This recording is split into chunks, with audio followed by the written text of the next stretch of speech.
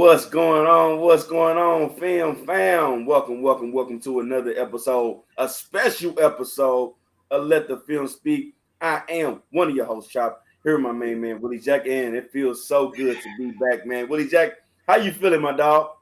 Here we go, Steelers. Here we go. Yeah, man, feeling real good, man. Feeling real good, man. Feeling like something cooking tonight, man. Feeling like we got something cooking tonight. I got you. Willie Jack, man, first and foremost, man, I want to thank you, man. Thank you for holding us down last night, man. I couldn't be here last night, but you held us down. You know what I'm saying? I had to go back. You know, I checked in for a little bit, man, but I appreciate that, too. I couldn't be here, but you held it down, man. And I'm so glad to be back tonight because tonight, man, is one of the biggest nights, man. It's draft night. You know what I'm saying? It's the first round. We kicking it off. Of course, it goes into the weekend, man, but we're gonna be here for that first round, man. We're gonna be tapping in, talking to y'all about the picks. You know, we're gonna run through everything, man. Do what we do on a normal basis, man. On an everyday basis, we're gonna give y'all what we give y'all, except it's the draft edition. You know what I'm saying? So I'm glad y'all in here tonight with your boys, Chop Willie Jack. So we definitely gonna give it to y'all. But first, we got house rules, man. We got house rules. That's like, share, and subscribe, man. That's the first house rule, man. Of course, become the newest member of the Film Fam. And I guarantee you we won't let you down. You know what I'm saying? And you know what, man? To that point, man, look at day one gang Jarrell, man. Look at day one gang Jarrell, man. First one in the building. And you know what he told the people? He said, hey, y'all hit that like button on the way through the door. You hear me? Right. Hit the like button on the way through the door. My dog Chop just said, man, it's house rules, man. You don't walk in nobody's house, don't speak, man. You walk in, say what's up, man, what's happening? I'm in here, still a nation. What's going on? Didn't make yourself real comfortable, playboy. Yeah, man. But yeah, I hope y'all excited. Because that's y'all see, I'm ready to go. And then last but not least, y'all can't forget, man, definitely got to hit that notification bell because how else are you going to know what me and Willie Jack got cooking up? And like I said before, I guarantee you we will not let you down. All right. Now, everybody knows this is the draft show, right? Draft kicks off 7 p.m. Central Time, sharp. You know what I'm saying? Me and Willie Jack, we got our setups. Got my TV set up right here. I'm going to be watching the picks come in as they go, man. So we definitely going to be updating y'all, talking about the picks and all that. But before we jump into that, Willie Jack, we had some news, man. We had news, and it's been some of the news that we've been talking about for a long time, man. Yes, sir. My dog, Willie Jack, I mean, since last year when Bold Predictions, he been talking to y'all about this. He gave y'all a rundown. He actually gave it to y'all and let y'all know what it was going to be. You know what I'm saying? I don't know why y'all wasn't paying attention or listening to us. We've been trying to give y'all this game for the longest. You know what I'm saying? It's up to you to take it. You know what I'm saying? We can only lead you to the water. We can only lead you to the water, man. We can only lead you to the water. We only lead you to the water. But without further ado, man, the deal has been complete, man. Lamar Jackson re-signs with his home, you know, where he wanted to be in the first place with the Baltimore Ravens, man. The deal is a 5-year deal worth $260 million with $165 million guaranteed. Willie Jack, I think you need to hit up Alexa, man. What you say now, Chop? One more time. I don't know if they heard you in the back. I don't think 5 years, $260 million, 185 guaranteed. The boy getting paid. Wait, Chop. Does that make him the highest paid quarterback in NFL history? I think so, man. I think so. I think with that deal, that puts him at 52 a year, right above the deal that was just signed by Jalen Hurts. So you mean to tell me? A year. So you mean to tell me, Chop, that when it was Lamar Jackson's time to set the market and continue the trend of quarterback signings over the last 10 years or 15 years or so, that as it was his next time, it was only right that he was going to be the next highest paid guy? It feels like deja vu for me. Because it feels like this is what I've been trying to tell people when they were telling me he's not worth. No, Willie, he's always hurt, Willie. You can't pay him that type of money, Willie. Well, yeah, he's won in the regular season. What about the playoffs, Willie? Huh? Didn't stop nobody else from getting paid. That's all I'm saying. And then here we go, man. There you go. Get paid, man. But the other part of that too, Willie Jack, that guaranteed money is that guaranteed money different. You know what I'm saying? Hey, but I'm gonna tell you, I said this on the show as well. You know, I should have pulled the footage. I said, if you don't guarantee the contract, the next thing I said was, you at least got to compromise and make him the highest paid quarterback. That was the You definitely did it. You know what I'm saying? That was caveat. But you got to come correct one way or the other was my thing. Like, they gave him just a poor ass contract and the guarantees was weak. So it can't be both. You know what I mean? So it has to be one or the other. You know what I mean? And so I take 52 a year as a consolation prize any day. Yes. But like I said, without further ado, man, that deal has been done. We've been talking about it back and forth. We've been talking about whether they should sign him, whether he's worth it, whatever the case may be. And hey, I back up what I said, man. I still stood on the side of I don't know if you want to give him the exact same thing or more as far as what Deshaun Watson was paid. That boy contract is fully guaranteed. That boy's still sitting. He got 230 guaranteed. You know what I'm saying? So that was his contract. And I wouldn't, like I said, I wouldn't necessarily think that Lamar Jackson was worth that, in which they didn't give him that full thing guaranteed. But like you said, Willie Jack, it's got to be a caveat to that. And the caveat was, all right, well, here go 52 a year. You know what I'm saying? And whether you end up, cashing in and getting all of that, that's on you. You know what I'm saying? That's on everything else that falls into place. You know what I'm saying? Probably some injury stuff in there too. You got to stay healthy and all that. So we'll see. And now that means ain't no more injuries, ain't no more playing injured, none of that stuff. We expect Lamar Jackson to be going all in. If he boy nicked up, he already was. He never you know stopped. He never stopped going all in.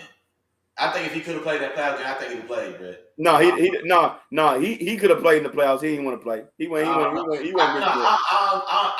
think he probably could have, but it wouldn't have been no good, man. I think he'd played if he really could have played and been himself. But like that knee, bro, like man, I don't know, man. I feel you. And then, well, there we go. Well, either way, the deal is done. He is back with the Ravens.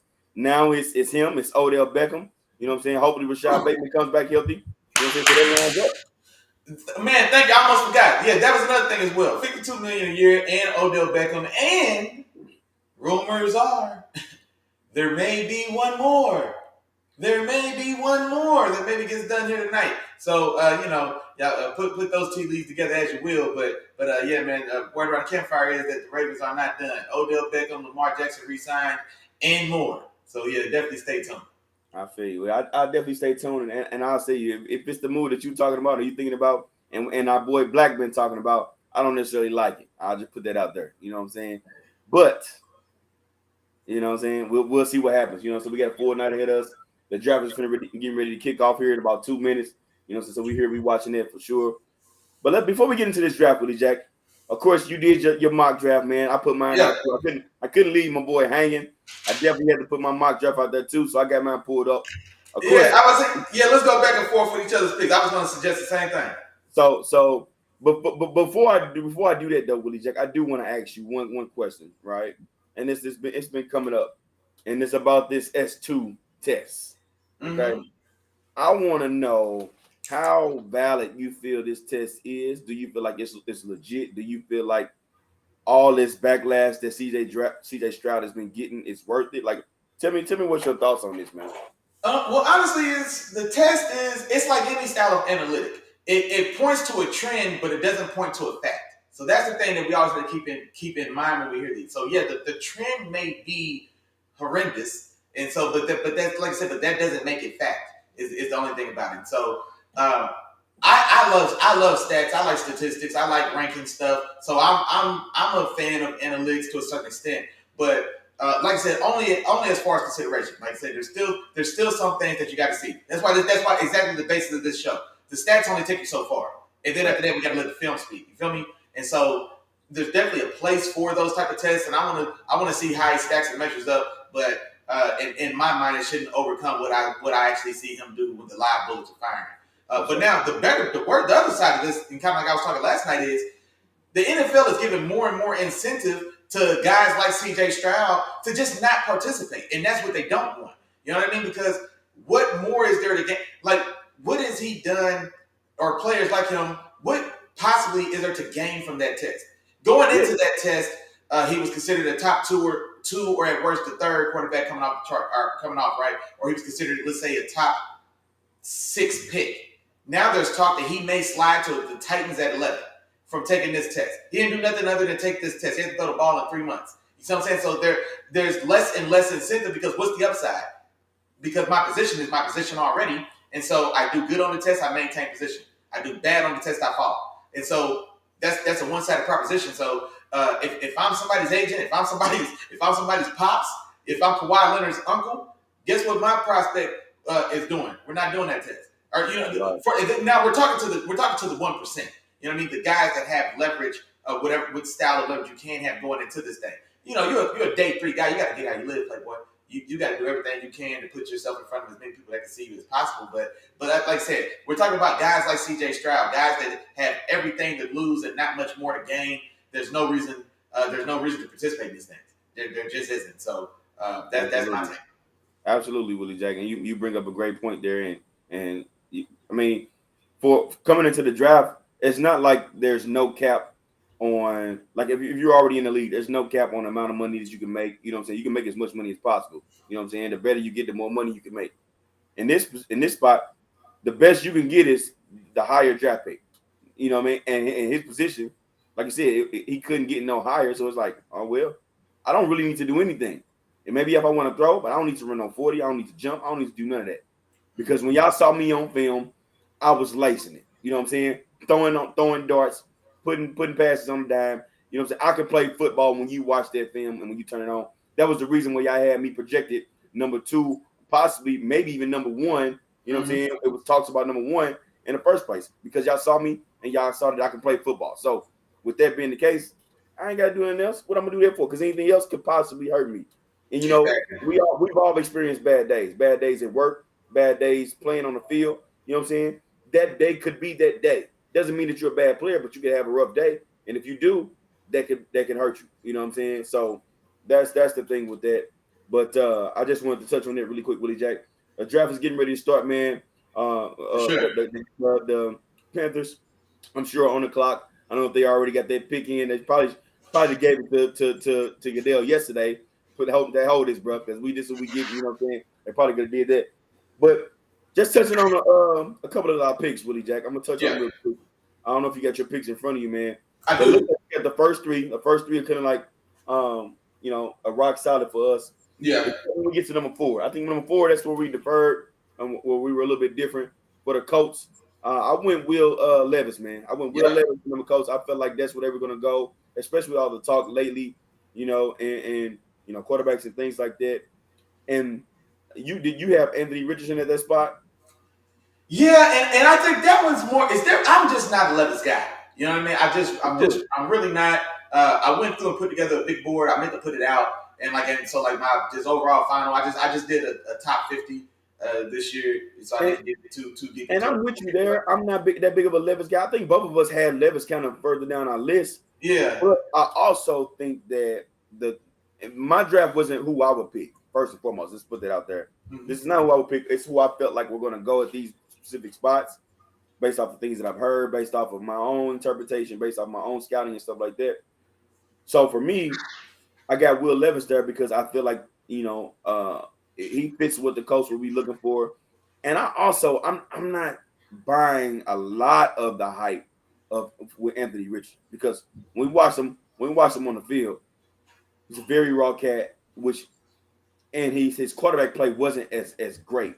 So for me, he's a prime drop candidate for me in terms of what he's fully capable of, or just his skill set. To me, his skill set screams a lot like Malik Willis coming into the draft last year. You know what I'm saying? And I think teams are going to look at it and say, like, I don't know, man, he might be another Malik Willis. And if so, then I don't know where he's going to be at this time. And I feel like he'll drop. His athletic ability is going to itself.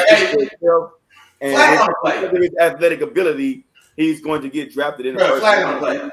Comparing to Malik Willis is a very gross oversight. It's a very gross, overstatement. He is light years away from Malik Willis. We're not giving Malik Willis. We're giving Malik Willis way too much credit to say that Anthony Richardson's game is reminiscent of his game. The only thing similar about them is that they're black and they're athletic and they're fast, they can run. You know what I mean? But Anthony Richardson is far and away a better quarterback prospect than Malik Willis. That's what Malik Willis, for catching all this flack he's catching, we have to remember he was a third string quarterback from a D2 school, or excuse me, from a AA school. So this is the guy we're critiquing. We're not critiquing Jordan Love. So they're on two different planets. But I do see what you're saying as far as there has been a lot of hype for Will Levis to go to the Colts since the beginning of the draft process. They were like he was like an Ursay guy, or he was a Manning guy with the Manning Academy. The Mannings, I guess, speak highly of him. And Manning is the guy behind Ursay's throne. So Manning is a Levis guy. That means Ursay's a Levis guy as well. So those guys have been connected from the jump. But if they really want, now he's athletic, but he's athletic in the sense of a guy like, Carson Wentz or Andrew Luck. They may run good times and the testing's there, but their game isn't.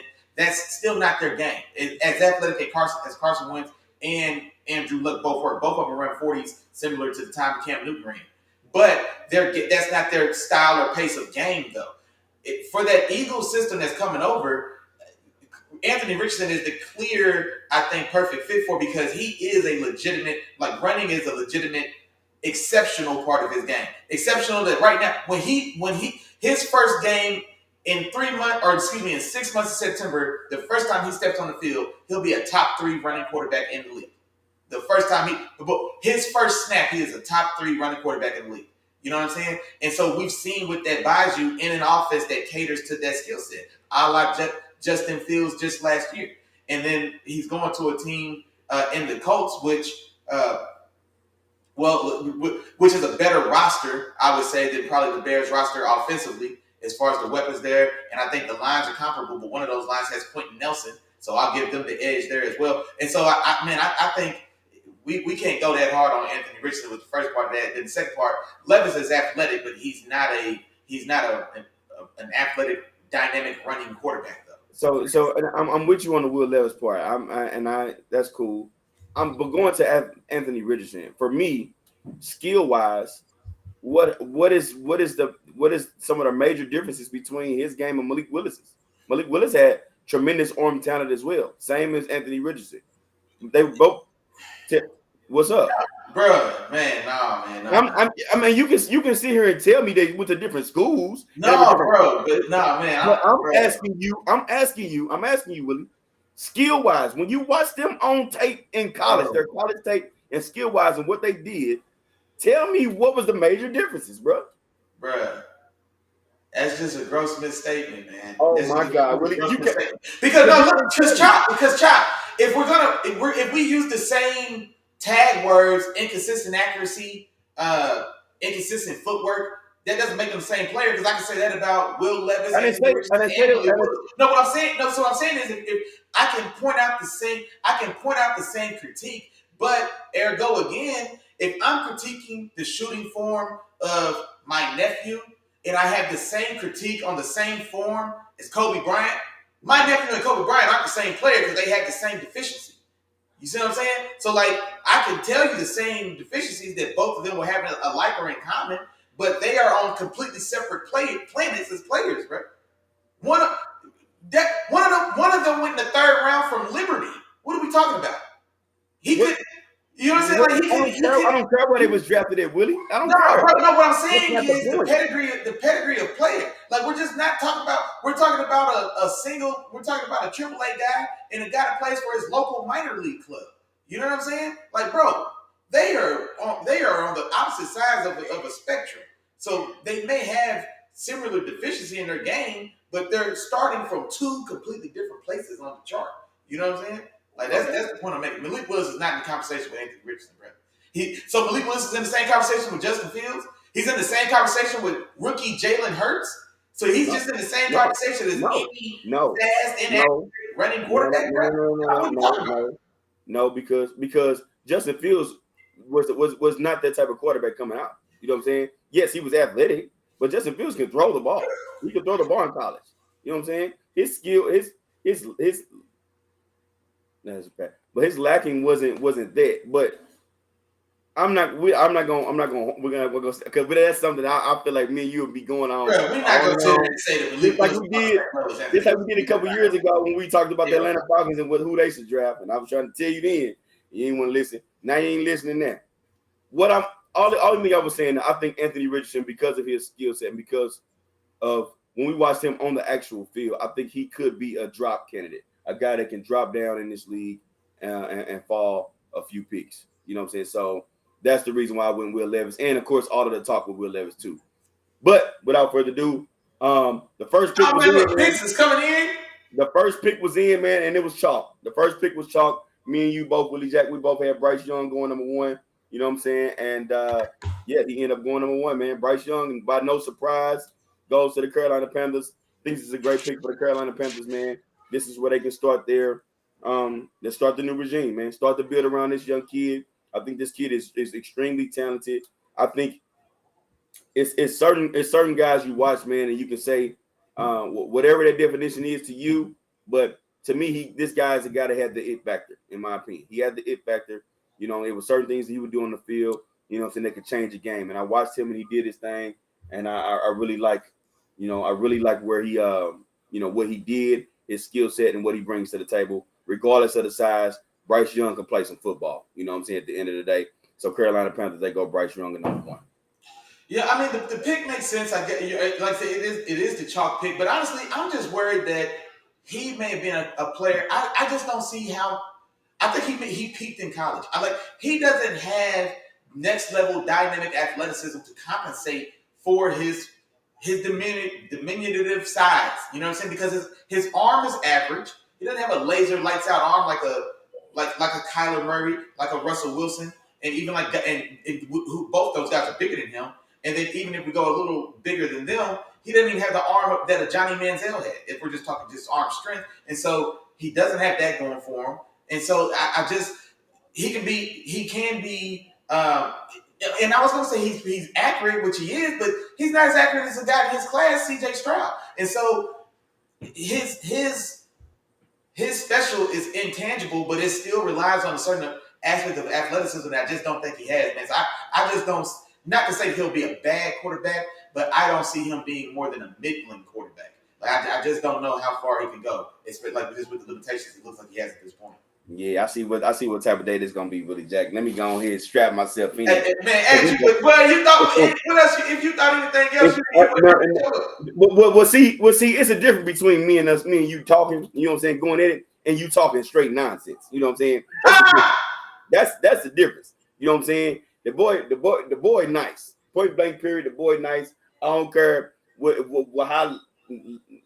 lack of strength. The boy, when he on the field, the boy play ball at the top level for Alabama, playing against some of the best competition you're gonna play against. The boy can ball. You know what I'm saying? Flat out, and that's just what it is. You know what I'm saying? He didn't have, a Jerry Jeudy, a Henry Ruggs, and all those Devontae Smith and all those plethora guys to throw to this past year. The boy still was ball. You know what I'm saying? So. Hey man, I feel like I hate that the public's been, or like the sports media is giving Alabama and Bryce Young so much grace because he didn't have the overwhelmingly top skilled players at his disposal 3 deep like every other year at Alabama. So this is the one year that Alabama's human, and the guys that everybody's complaining about, the guys that people are giving him a break about. Anthony Richardson in Florida would have broke his back to get them guys. What do you think Will Levis would have did to get the guys that Bryce Young was throwing to that everybody's complaining about? And so Bryce Young don't get no slack. He didn't carry no ball team. That wasn't the 2011 Auburn Tigers that he carried to a national championship like Cam Newton. No, that's not a complaint, man. See, you heard me wrong. He didn't get no slack because he doesn't have Marvin Harrison Jr. He's had Marvin Harrison Jr. plenty of times.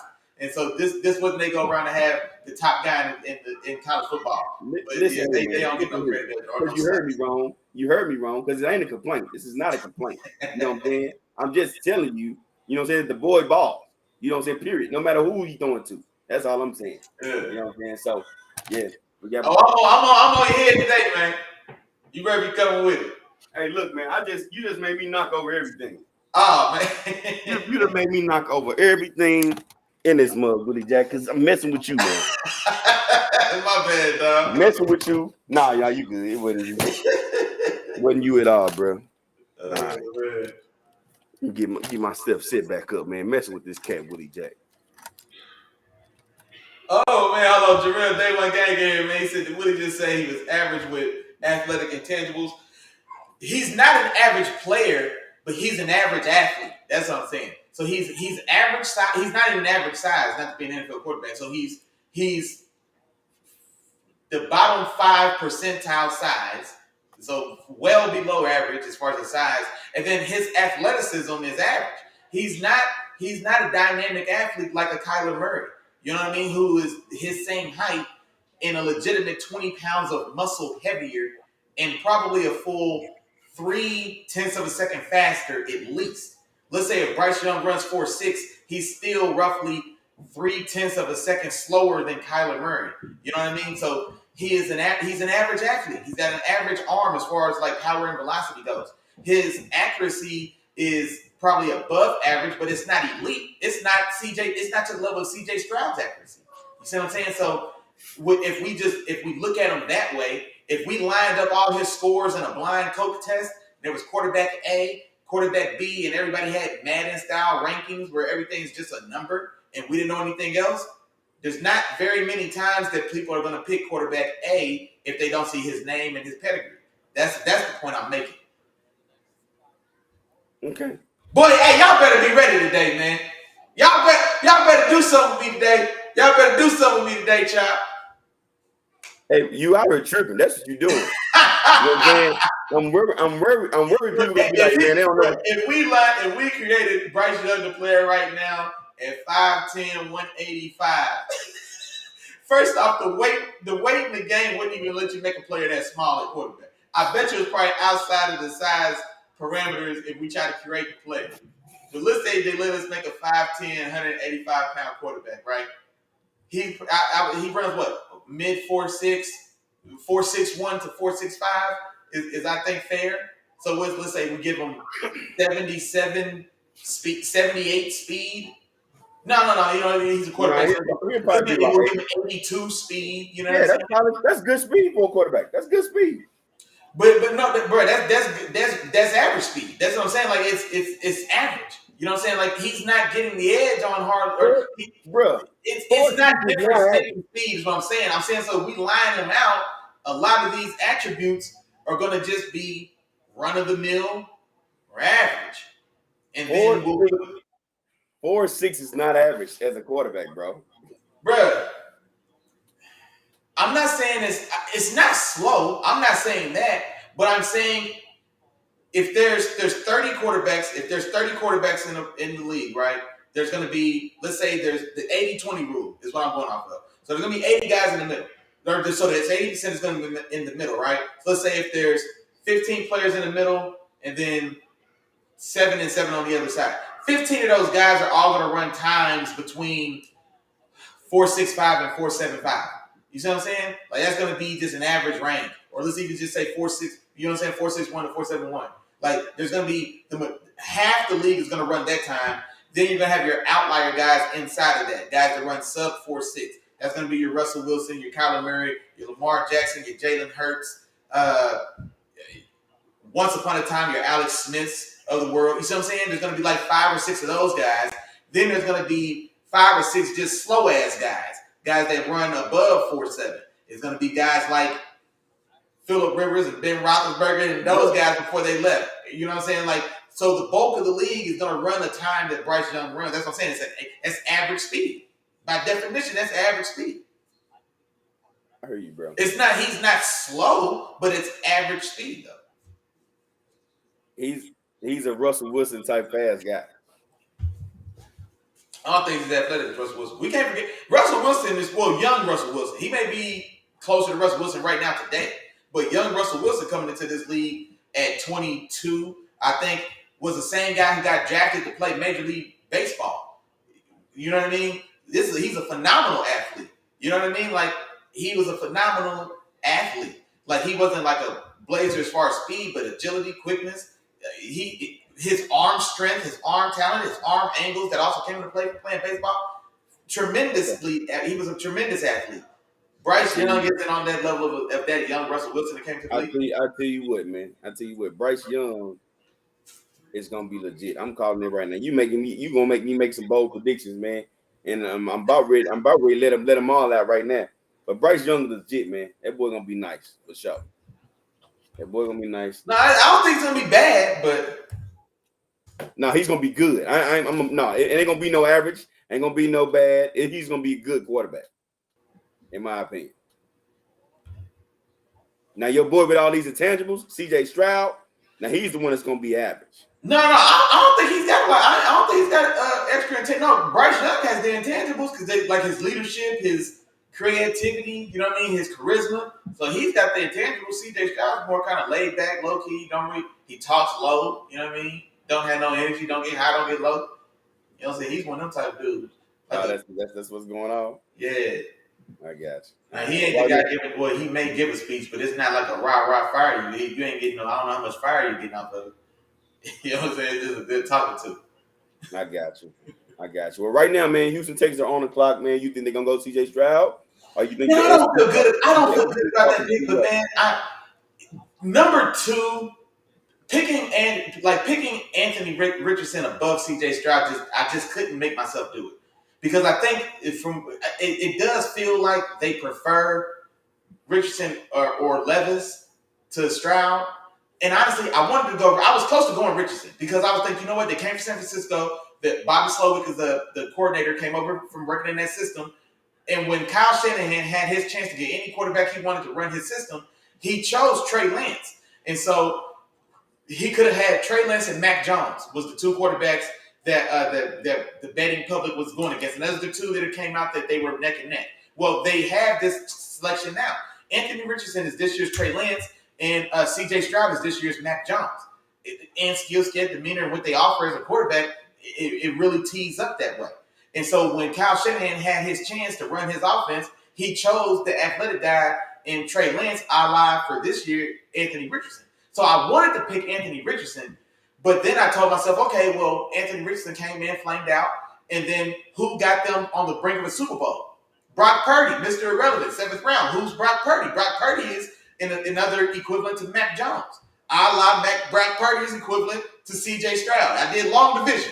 I don't know if y'all kept up with it, but that's what made me go Stroud. I said, okay, so they saw Trey Lance. They saw how far they can go with just a basic guy like Brock Purdy. And C.J. Stroud, if nothing else, can give you what Brock Purdy gave. And so that's how I talked myself into C.J. Stroud. But if they go Anthony Richardson, I wouldn't be surprised at all. But I don't think the talk around town is that it's less and less that it's going to be an offensive player or a quarterback at all, and that they actually go get their preferred pass rusher, and then they try to either circle back at 12 for the quarterback or trade up from 12 to come get a guy like Levis or Richardson. And so I'd be more surprised if it's a defensive player. I think the chalk pick is Stroud. Wild card pick would be, I guess, Richardson. And then, if they truly go a defender here, that's like, oh, man, they are playing with fire. Because I don't know if you get one of those guys. I don't know who's going to be left at 12. And then, honestly, I don't know. It's not guaranteed you can move up from 12 as well, even if you do have a chance to get your guy. So, they're playing some poker if they go that route. Yeah, my thing is with this pick is it wouldn't surprise me if they go defense either, especially bringing over D'Amico Ryans, him being a defensive guy, wanting to solidify that side of the ball, get things squared away with that. As they show him on TV as of right now. But it wouldn't surprise me if they went the defensive route, in which if they did, of course, I think a lot of people have penciled in Will Anderson at that spot. So who knows if he'll be that guy for that particular spot. But for me, this pick is simple for me. It's like, hey man, don't be silly. Just don't be silly. Don't try to overthink it. Don't over-evaluate these players, man. At the end of the day, what matters is what you saw on the field. There is a reason why C.J. Stroud was as high as he was. You know what I'm saying? So I feel like they definitely need to stick with that and go with C.J. Stroud. Let me cut you off, man. The Texans pick is in, and it is C.J. Stroud. Good. That's good. I'm proud of them. We both 2 for 2 right now, Willie Jack. We 2 for 2, man.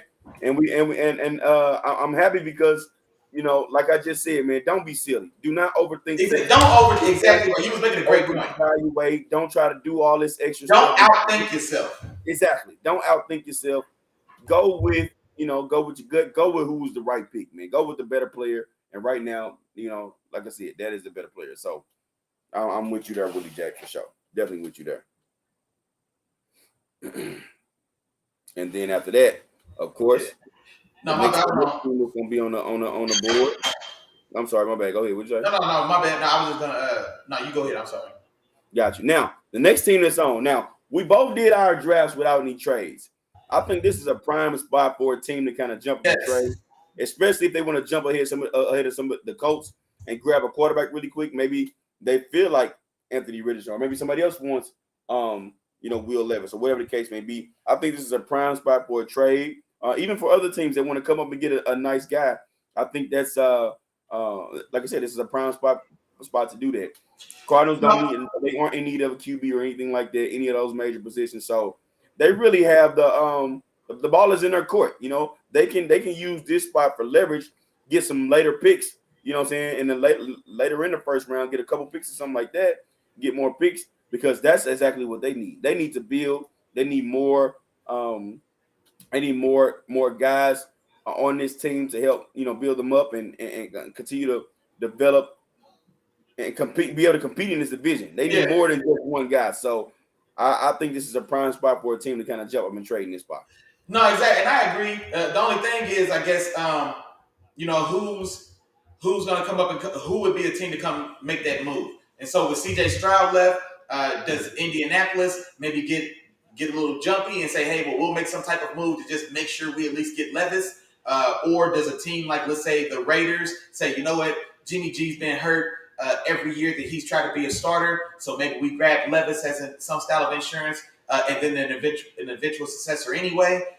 Or there's a team like Tennessee, new GM coming into town. Ryan Tannehill's on his way out. Derrick Henry may be moved either tonight or this weekend as well.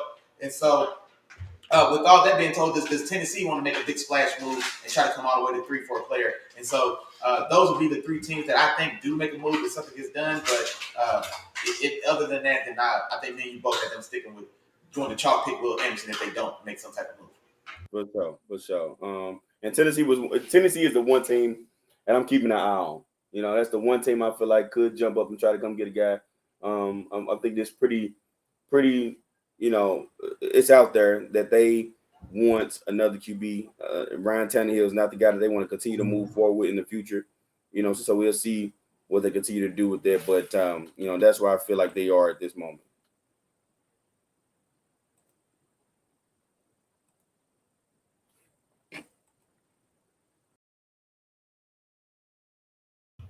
All right.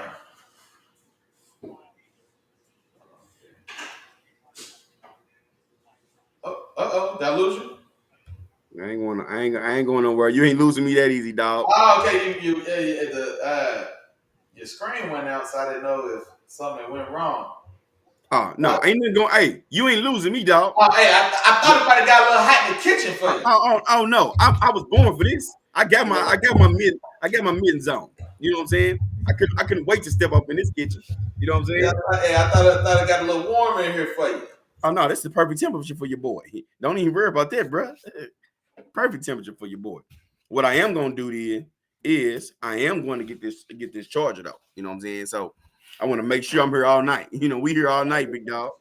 That's what. Oh yeah. Oh, we in this thing. Yeah. Oh, you can see. Oh, I'm real comfortable. Are you comfortable? Oh yeah. Lean back. Let me stretch on out. Yeah. Let me stretch on out. Yeah. Now, Willie Jack, let me ask you this too, though. Let me ask you this. Keep it going. So, if the Cardinals do not trade, of course, we talked about some trade possibilities. Okay. Do you think it's chalk? Do you think they're going Will Anderson with this pick? I just don't. I just cannot. I could not move up for Will Levis if it's me. And then honestly, I wouldn't want to move up for Levis or Richardson. Like I would love for them to fall to me.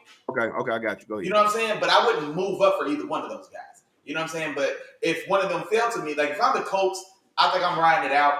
And I would prefer Richardson in this spot, kind of like I was saying before. But if somebody jumps me and gets Richardson at 3, and they had to pay a little premium for it, and then like I said, man, I'll take Levis at that point.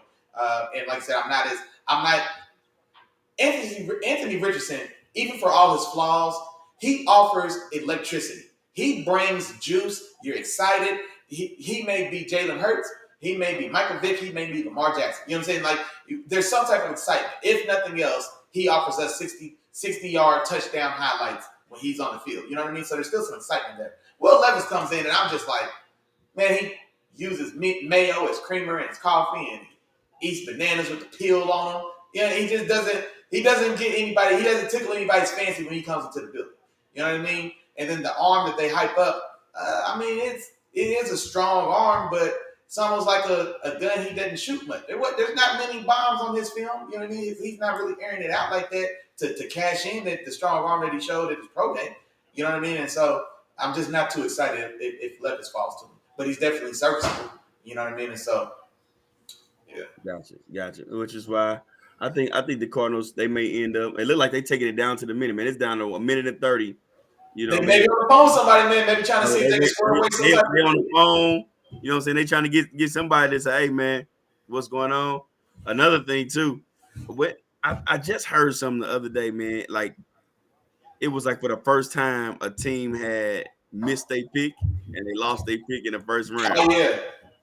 I was like, that's crazy, man. Well, I think it happened. You talking about it happened a while ago? I think it happened a while ago, yeah. Yeah, like maybe 12 years ago now or something. Excuse me, something like that. But yeah, that would be wild. And if I'm the owner, I'm pissed because there's no excuse for that. We should have had a plan in place. Like we have all this time, y'all getting paid all this money. Like there should be a plan in place. The worst thing we could do is just let somebody just to give a pick away. That's the worst thing we could do. So I'd rather you pick somebody. Yeah. Oh, Cardinals traded the pick to the Texans, so the Texans get another one. Oh, they come right back. Oh, it's a defender. Who is it? Will Anderson? I think Will Anderson goes right here. So Will Anderson, I think he goes right here. I think the Texans go back to back. They say, all right, cool, we got our quarterback. Let's go get somebody on the defensive end. Hey, and why not go get the guy that everybody's been trying to get, man? Go get a pass rusher and Will Anderson, which also a good move by the Houston Texans, in my opinion. I think the Houston Texans, with that pick, they moved back to the, let me see, not for the tick, but the Cardinals moved back to the 12th spot. And then I wonder what other picks come with that. Of course, we'll probably get some information on that pretty soon. But they definitely move back to the 12th spot for sure. So we'll see what other picks that come with that, because it has to be more than that. But I think with this pick, the Texans are going to go with Will Anderson, man. You say, well, okay, yeah. I mean, and that's a safe choice. Well, for me, I'm not as high on Will Anderson for sure. And so honestly, we talked about that. Is the pick in? No, go ahead. No. Okay, yeah. I was gonna say, I'm not as high on Will Anderson. Like Will Anderson. I don't want to pay for Will Anderson either. Will Anderson falls to me, I want to grab it, but I don't want to pay for Will Anderson. Keep going, Willie Jack. Keep going. Go okay, ahead. And so if it's me, if you got to spend or you got to pay for it, then I would think you're going for something that has the chance to be special.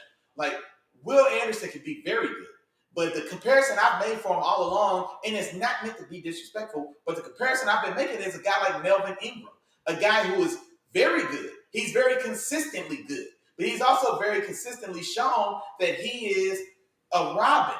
You don't want to base your whole team's pass rush defense around Melvin Ingram. So I'm not trading up to the 3 spot to get Melvin Ingram.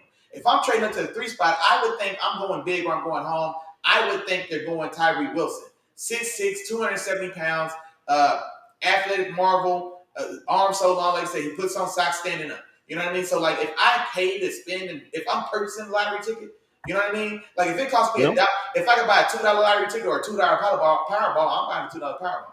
You know what I'm saying? I'm spending the same money. So I don't want to jump and spend for a guy like Will Anderson, who's going to be very, very good in this league. But I don't know how many oftentimes he'll ever be great in this league. Tyree Wilson may not ever be as good as Will Anderson, but he has a chance to be great.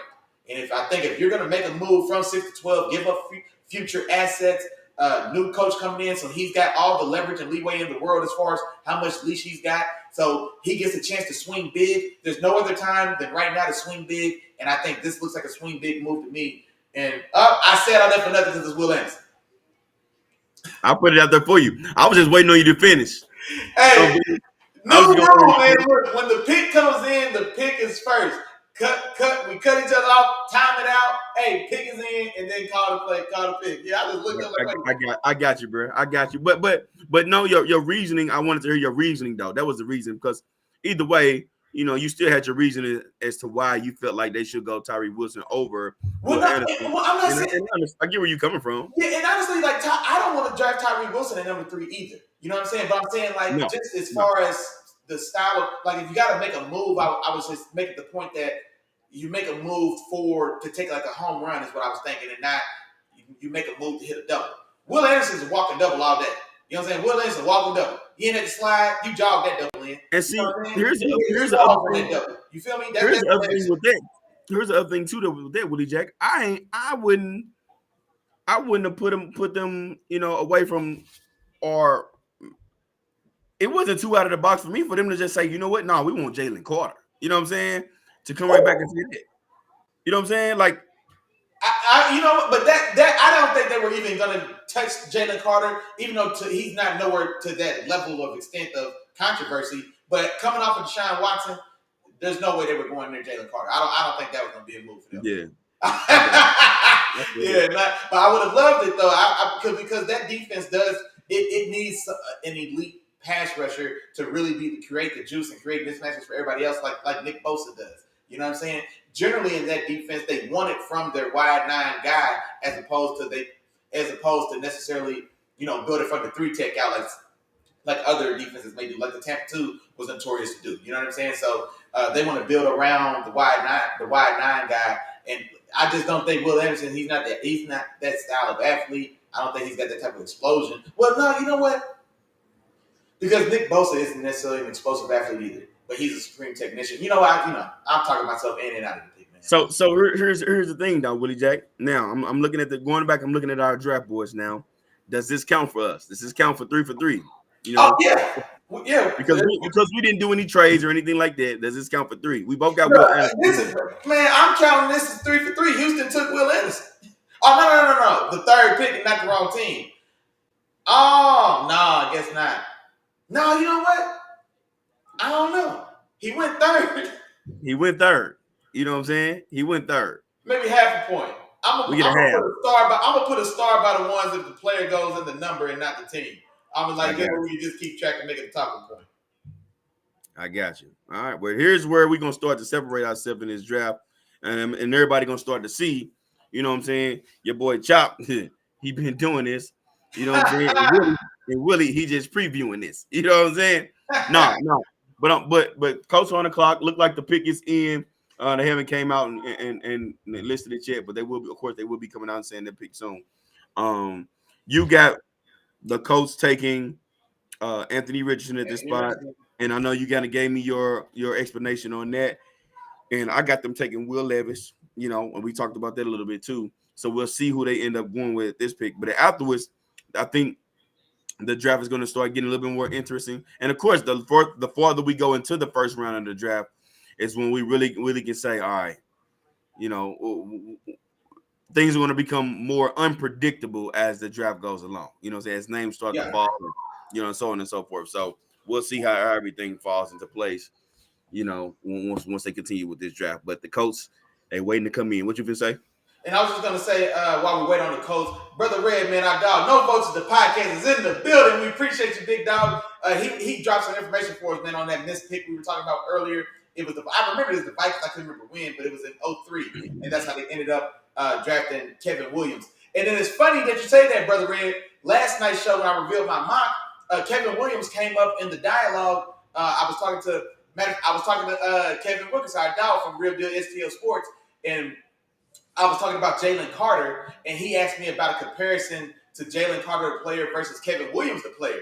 And so I was telling him, I was like, okay, I like that, because it made me think, because Kevin Williams and Pat Williams, the 2 D tackles back then, was nasty together. And so, and I was make comparison to Kevin Williams versus Jalen Carter. I think Jalen Carter's more explosive just as an overall athlete, and especially in the pass rush game, where I think Kevin Williams was more so power and more so kind of running based. Him and Big Pat boy. But yeah, so it's funny that Kevin Williams came up again. So shout out to him. Yeah, well, when Kevin Williams and Pat Williams in the middle, you can forget about running the ball against their Vikings team. That was a wrap. Yeah. You think about running the ball against them, you might as well forget about it. All right, dog. The follow-up question in the chat, Bray said, "What is the best player in the draft?" Bijan Robinson land. I don't think Bijan's the best player in the draft. I think on my final big board, I had him I think he was 3. I think I had Jalen Carter, Bryce Young, then Bijan Robinson. But I thought him going to the Bears. All right, Willie Jack, you were right, man. Anthony Richardson goes to the Colts. Yes, sir. Anthony Richardson goes to the Colts. All right. So there's the first spot in there where your boy Chop was wrong. You know what I'm saying? I was wrong. I thought they would have went Will Levis, especially with all the latest they've been talking about. Looks like Anthony Richardson is, man, it's pretty emotional at this moment, man, which is of course a dope moment, man. These boys is clean too, man. Dope moment And for me. who are you watching your coverage through? I'm watching ESPN. Okay, because I was watching PFF, PFF online, Yeah. but because normally I thought the PFF stuff is like faster or it comes faster, but I don't know. It's not doing for. I'm finna pick another broadcast. I was gonna watch a different one than you though, so we both have two different views. You know what I'm saying? For sure. That's totally fine. Whichever one. I knew my TV is usually a little bit later here in my basement because it's connected straight through the internet versus my the one upstairs is connected to my box. That one usually comes a little bit faster, but this is a decent speed for me. This is high speed for me. You know what I'm saying? As long as I'm getting these picks. But yeah, man, they go Anthony Richardson, man. This is their future. This is Oh their yeah. future. Um, is he a day one, Willie Jack? I Oh know yeah. we I Well, you know know we what? They talking brought over about him. Gardner Minshew, right? They brought over Gardner Minshew, and so honestly, I don't think that team and I'm a fan of Minshew. You know what I mean? So I like Minshew's game, but that team, Minshew doesn't. I honestly don't think the ceiling on that team is much higher with Minshew versus Richardson, and he's a guy where I mean him sitting back watching Minshew. I don't know what that really does for him. You know what I'm saying? If he was sitting back watching a more tenured or established veteran, a guy that can really drop him some jewels and nuggets and who's looking to be a mentor. Gardner Minshew is like 27 years old, man. He wants to play ball. So he's not carrying Anthony Richardson's backpack for him. You know what I'm saying? And so Anthony Richardson doesn't learn anything sitting behind Gardner Minshew.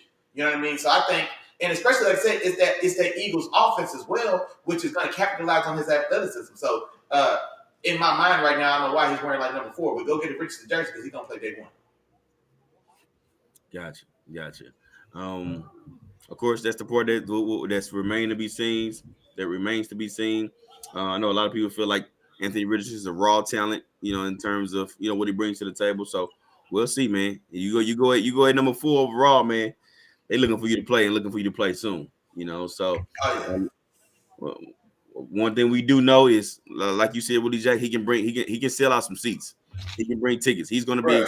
There's excitement and there's juice right now in that organization. Like I said, he's going to be it's just exciting. no question about it. His athletic ability is crazy. You know what I'm saying? So it's going to be interesting to see, man, what all he does, and it's looking like they did an NFL comparison, this is the thing, man. They went with my boy too, man. The NFL comparison they put Anthony Richardson next to was Donovan McNabb.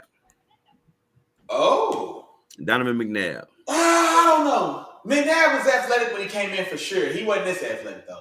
He wasn't this No, athletic not at all. Donovan McNabb. Donovan McNabb was never this athletic. This is a different level of athletic.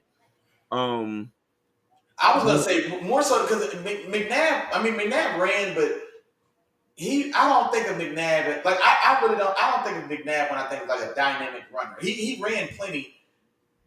I don't know. I just don't know if I McNabb, think of McNabb. McNabb has I some would things almost coming think too. even more McNair than McNabb. I just feel like McNair was the better athlete, and I think running was more a prevalent part of his game. And I don't think necessarily that McNair was quite the passer that McNabb was, even though McNabb wasn't tremendous, it wasn't great, it wasn't, tremendous. But I would almost let me lean more towards McNair myself. I got you. All right, man. Next on the clock, we got Seattle Seahawks on the clock, man. What do you think they do here, Woody Jack? You think they roll with Jalen Carter, or Oh, Jalen Carter coming off the board. you think there's a possibility that they trade? Like, what's gonna happen here? No, Pete Carroll's going to get the best player in the draft, Jalen Carter, and it's a real need on their team as well. So the Seahawks team, the weakness of that team last year was their defense. Pete Carroll's not going for that. You know what I mean? That's like a team. If a team that me or you coached was held back by the defense, oh hell no! It don't matter what we need on offense right now. You know what I'm saying? Like, no, I gotta get mine straight first. You know what I'm saying? Like, there could be a lot of things wrong with my team, but defense can't be one of them. You know what I'm saying? So he's going to fix that defense. They started last year, had an excellent draft Tyreek Woolen, your dog. You know what I'm saying? Looked to be a very young up and coming corner. Long, lean, fast guy. Probably one of the 10 fastest guys in the league. If you know what I'm saying, looking at his 40 time. They still got the young guy Jordan Brooks. They brought back Bobby Wagner. They went and signed Draymond Jones to help that defensive line this year. He signed like a $50 million bag in offseason from the Broncos, I believe. That looked for him to fill a role similar to kind of like Michael Bennett. He's like that kind of big body. He's a tweener between a big body base power end and an undersized one gap 3-tech. You know what I'm saying? Or 4-eye guy. You know what I mean? So Draymond is. They brought him over to be that piece. And so, yeah, now you need – who was the guy in the middle, man? They had Brian Mebane, but that's not Jalen Carter. They need another penetrator. You know what I'm saying? So he's definitely a very – they will build that front seven around Jalen Carter, like I said. So he'll be the centerpiece of that. And so I think that would just makes too much sense to me. And Pete Carroll's not worried about the perceived baggage. You know what I'm saying? Pete ain't worried about none of that. You know what I'm saying? I know he had to see my dog Reggie's mansion on the cliffs of San Diego looking over his water. You know what I'm saying? Pete ain't worried about none of that, man. Come in and play ball. You know what I'm saying? Keep it out the news if you can. You know what I'm saying? Pete ain't worried about none of that. Okay, got you. Well, it's always that cliche, man. It starts up front, you know, and I think that's where. They said that for a reason, big dog. You thought it was about y'all? Nah, them trenches, boy. Yeah. You know what? Really, I ain't gonna even. But you know what? It does start up front, man. Y'all help us out. You know what I'm saying? And it works as a unit. You know what I'm saying? Any good defense works as a unit. You know what I'm saying? You know, if I can cover a couple extra seconds, you know, that gives you a little extra time to get off that block or keep from getting hemmed up like you usually are being done. Hemmed up, get from getting hemmed up, and if you get there a little faster, makes that quarterback get rid of the ball. There you go. I ain't gotta cover as long. You know what I'm saying? So. Exactly. Of course, it works as a unit for sure. It works as a unit, but I think this is not a bad piece to, not a bad piece to build off of when you're talking about a defense. You know, especially when you already got some pieces in place. And who knows, man? With Bobby Wagner coming back over there, man, it frees up. I know that's one thing that I remember Ray Lewis talking about later in his career is having the dogs in front of him. You know, that's gonna eat up blockers, and that was the reason why he got so excited when they drafted Haloti Ngata the year with the Baltimore Ravens, because it was like, okay, now it freed up Ray Lewis to do what he does best, which is run sideline to sideline and be free. You know, because if he's free, if he's not blocked up, if he's not locked in, you know, with a tackle or a guard, the boy's making plays. He's all over the field. You know, everybody kind of knows how that goes. So, that's I think that's what he has the capability of doing. But not only that, definitely getting after the quarterback from the inside as well. So the pick is in. All right, who we got? The pick is in. He's on his way up to the to the podium to let us know who the Seahawks decide to get or if they decided to trade. So we're waiting on my mans to come up to the top, man. And I'm getting my setup together, man. So I feel like I'm getting these picks late. Well, they haven't announced it yet. I'm waiting on them to come. So who we got? Oh, Devin Witherspoon. Oh man, I love that. Oh man. Pete got a real dog, man. The dog they had in Richard Sherman, as far as his attitude, what he brought to that defense, oh man, they just got it back. Oh, the Legion of Boom is back. The Legion of Boom is back right now. Chop, when I talked about this player, and I made a video about it, the player I told you, the player I compared him to when he's still in the alley or running the field in the run game, I compared him to Earl Thomas. The Legion of Boom is back. Oh man, I love that.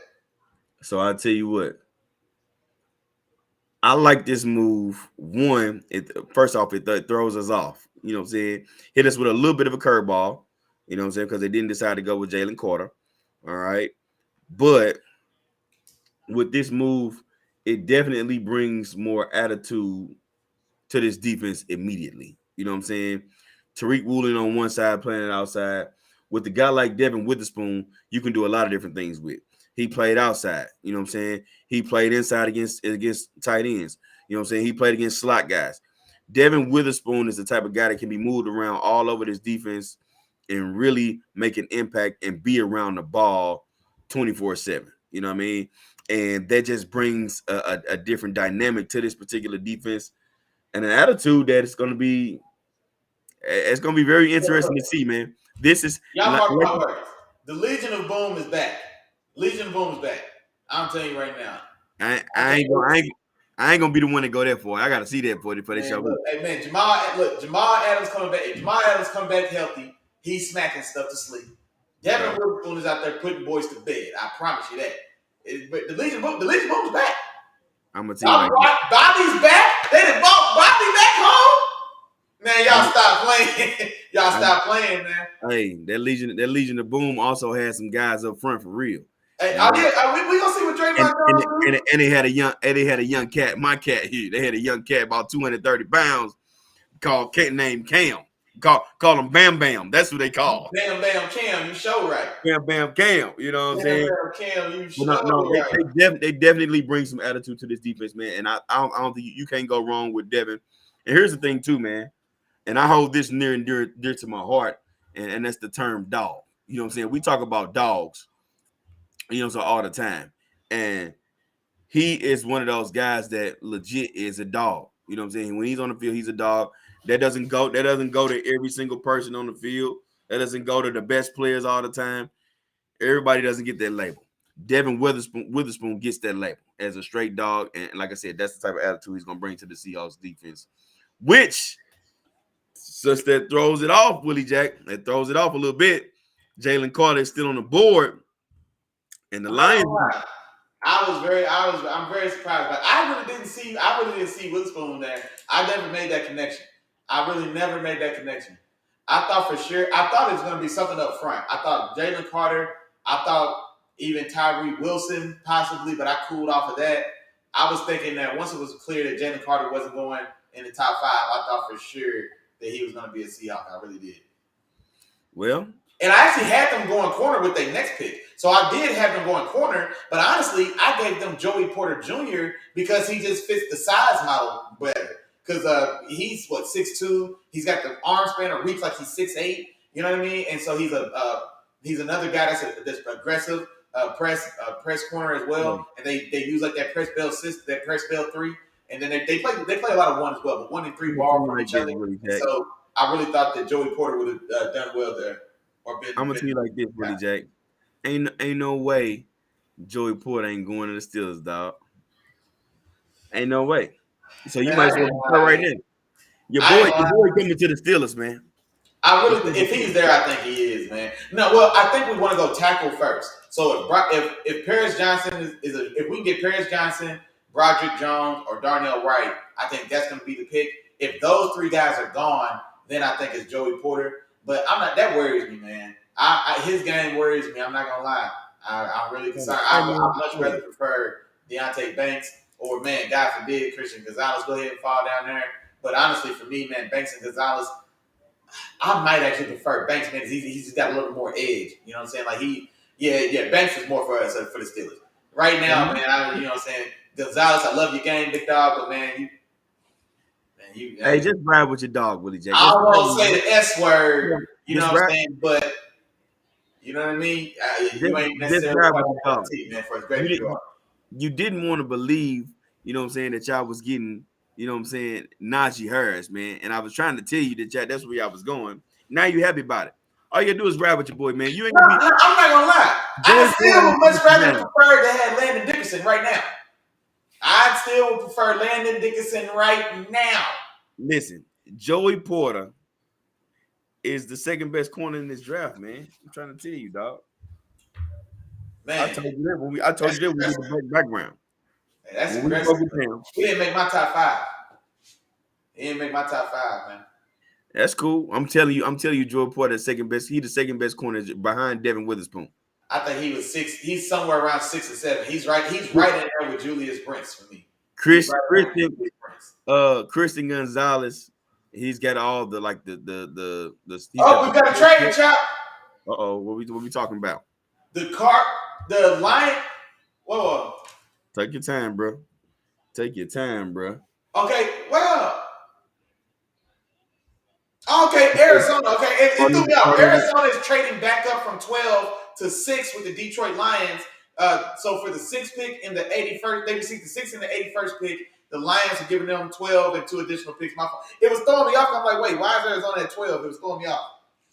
But well, I'm gonna tell you who's going right here. Then it's this prime Jalen Carter spot right here, baby.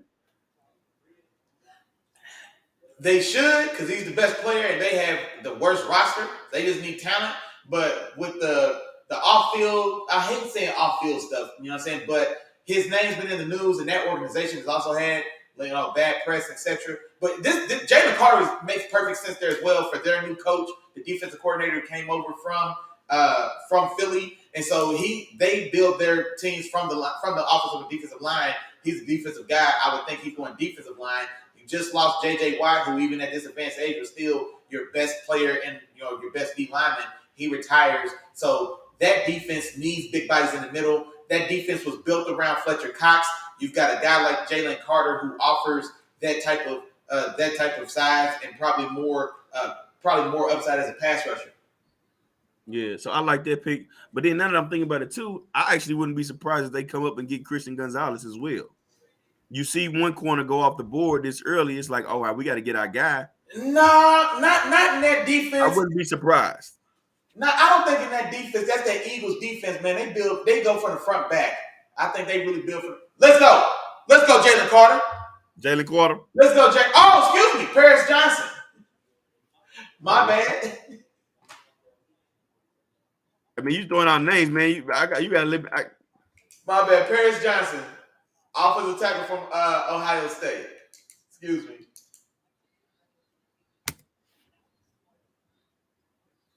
Oh, he amped too. Yeah, he was. Well, there you go, man. Paris Johnson Jr., offensive tackle, Ohio State. If the tackles start going this early, that means Pittsburgh's drafting a corner tonight. Then, if the tackles start going, if this starts to run on these tackles, there's some tackle needy teams ahead of us. So if this starts a tackle run, that's probably looking like my team is going for a corner. I don't know why you even discussing it with Willie Jack. I told you who y'all was getting. It ain't even you. Just relax, bro. And you know what's crazy?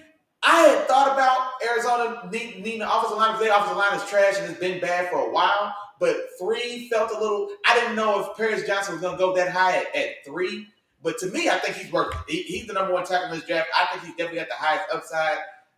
His size, his length, his athleticism, the level of his game coming in right now to his floor. Like, I think he's the type of guy that's built like a prototype, and that he's got for me, he's got the highest ceiling out of all these tackles. Well, he went at 6. He didn't go at 3. He went at 6. But but just the way that he's been getting talked about, I guess, to the mass public or like in the standard, sports media, is I've seen him mocked as low as 14, which was crazy to me. There's no way he's going to get past even a team like Tennessee, but I see him as low as like 14. Some teams even thought that he may even fall to 17 to us. And so as I was starting to question, it was making me wonder, like, okay, am I tripping? Or why am I so much higher on him than some people are? Man, this is where my draft board is getting, my mock draft is getting all discombobulated now, Willie Jack. Oh, man, yeah. Hey, you know what? I had Paris Johnson going to the Raiders next pick. See, Arizona been watching the show, bro. They heard me spill the beans that Paris Johnson was going to the Raiders next, so they had to jump ahead in Las Vegas to get Paris Johnson, man. I done stole Paris. I done cost Paris Johnson. I done cost the Raiders Paris Johnson. Because they was watching, and they was like, oh, man, he probably going to go because Willie Jack said so. So we going to hold it. Exactly. Okay. That makes sense. That makes sense, man. Makes sense. Exactly, man. All right. Well, now, man, the Raiders are on the clock. Paris Johnson is off the board. Do the Raiders go Christian Gonzalez here? Is this where they go ahead and bring in a corner? Do they go Jalen Carter?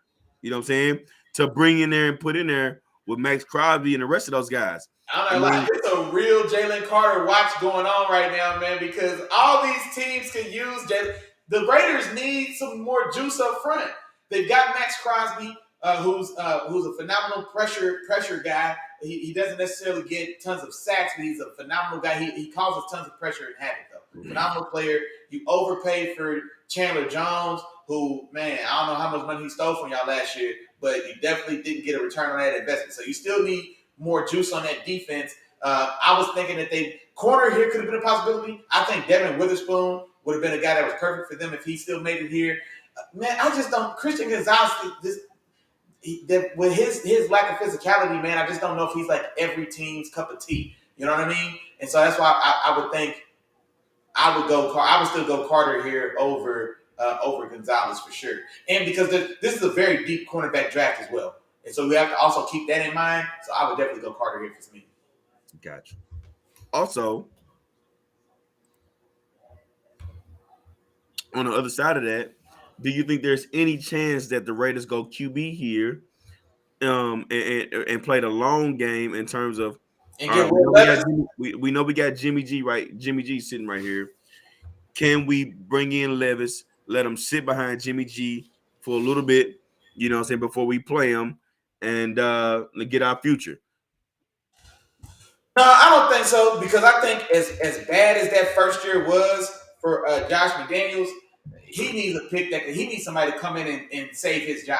Like I don't think this is it for Josh. As bad as that last year was, remember, they were a playoff team last year. They were a playoff team last year that should have beat that. Well, I'm not gonna say should have beat that. Maybe would have beaten the AFC champion Cincinnati Bengals in round one, if not for an errant call by the officials or an errant non-call or non-dead ball call by the officials that cost them a touchdown against the Bengals.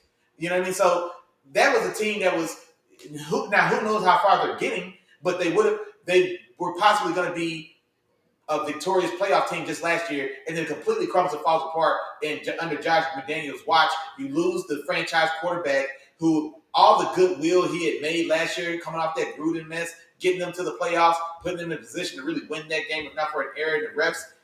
And then in 9 months, he's not even in the organization anymore. So with all that's going on with that man, I think he's got to go get somebody that can score right now. He needs somebody to get some buckets right now. I don't think he can plan too much for 2 years down the road when Will Levis may actually be able to step on the field and play. Gotcha. All right. Well, the Raiders pick is in. Okay. They're probably taking a minute to bring it up to the front. You know what I'm saying? So I know you want to look out too. So we'll continue to be on the lookout out for that. But then after that, after the Raiders pick, the Falcons are next, man. The Falcons are next. They'll be on the clock. Now, this is where I can probably get back on track with my draft.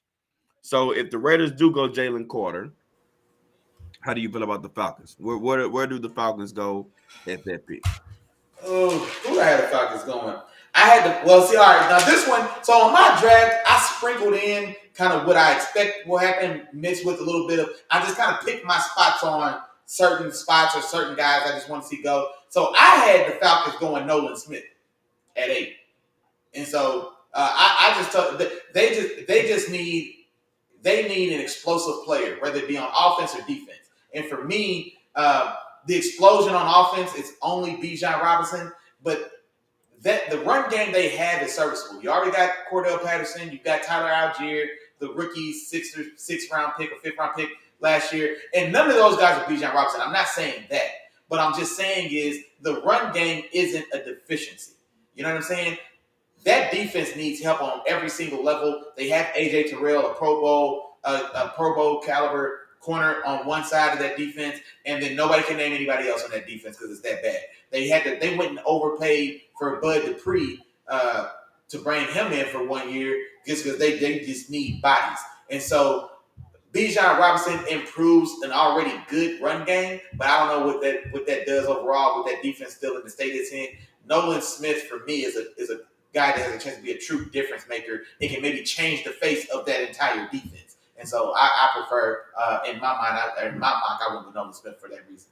For sure. And for me, for the Falcons, man, I had them going offense, man. I said this is where they take the star running back in Bijan Robinson, man. With the Falcons, I feel like he could be a guy that come in.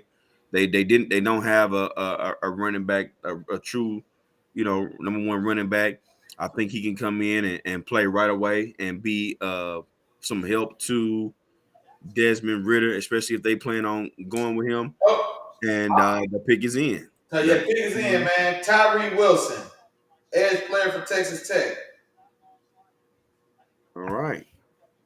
There you go. Raiders go Tyree Wilson, man. Okay. And with that one, it's I like it because it's more what you talked about, Willie Jack, in terms of his size, his length, just his strength, all the things that he brings without having 100% a lot of the technique that we usually look for in our edge guys or defensive ends.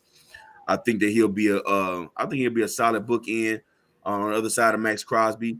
I think that they can actually, build something off of this, especially if he pans out. If Tyree Wilson pans out, and becomes what he's, capable of being, I think that's not a bad pick for them. Hey, look, hey, what's that boy got? I don't know. That boy clean, ain't Hey, the he? boy, Hey, those flowers.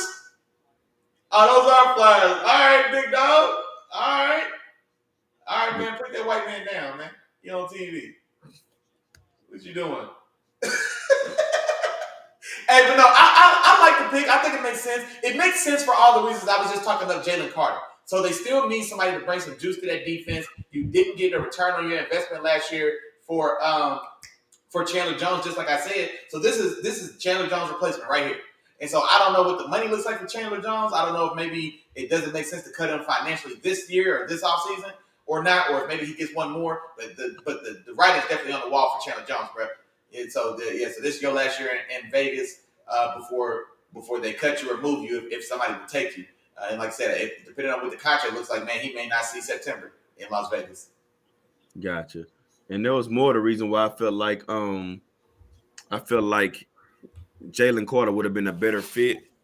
Well, we know Chandler Jones wasn't necessarily the answer, but I do know that he's experienced enough that if you bring a guy in like Jalen Carter, he's going to attract people. You also got Max Crosby; he's going to attract people to him, and you give Chandler Jones a lot more of those. I think that makes him better. Like the same with when you got T.J. Watt and Alex Highsmith. but yeah, or Alex Highsmith, or even when you guys had Bud Dupree. Bud Dupree is not that guy on his own, but when he has T.J. Watt in the game, and then also, what's your tackle? The tackle I can't forget. Yeah, And when you have both of them on the field at the same time, they're the ones getting all the attention. That frees up Bud Dupree. That frees up Alex Highsmith. That frees up whoever they put right there. So I think that Jalen Carter and Max Crosby, I think they could did something similar for Chandler Jones and his ability. But just the one thing you do know is that he does bring experience, and he has had. No, I get what you're saying, but I think his as bad as he was and as expensive as he is, I think they're looking at. I think they're looking. I think he probably made like 16, 18 million dollars last year. And so let's say if it's another year coming off as bad as that year was for them last year, or for him last year, with them, did he get hurt actually miss some games as well? And he's older. I think he's 34, 35. So it was time to replace him anyway. And so I can see why maybe they did that. And Tyree Wilson doesn't have, near the baggage that Jalen Carter has right now. And so I can see why they went that route instead of the Carter route. For sure. Facts. But Carter for me is just the better player. So I'd have went Carter as well. Like, you know what I'm saying? Like you, I'd have went Carter. All right. Yeah. And like you said, Willie Jack, we're going to continue to be on this Jalen Carter watch, man. Next up, man, Atlanta Falcons. Atlanta Falcons are on the clock, and their pick is in. You know what I'm saying? Their pick is in.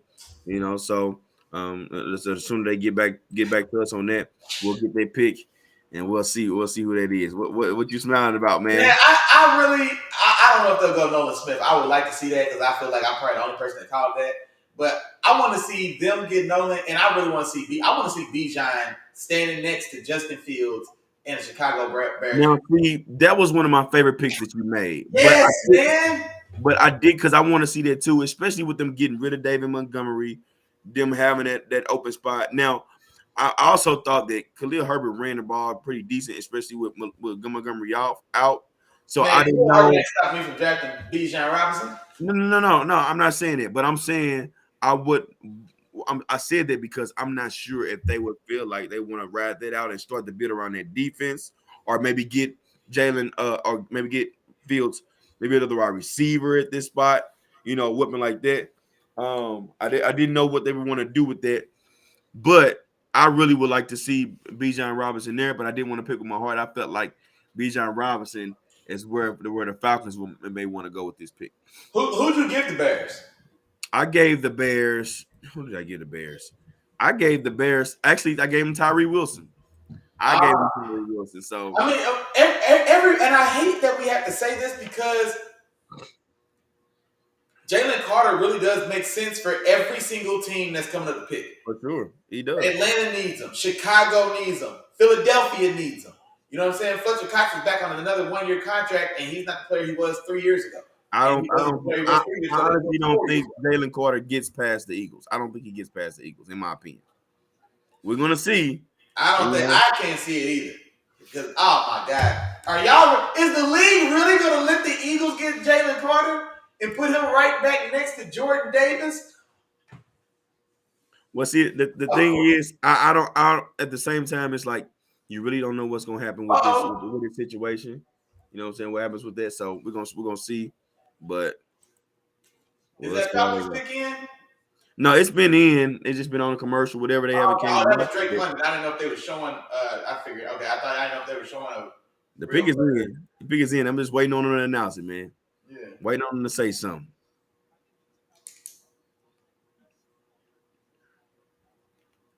Yeah, number 8.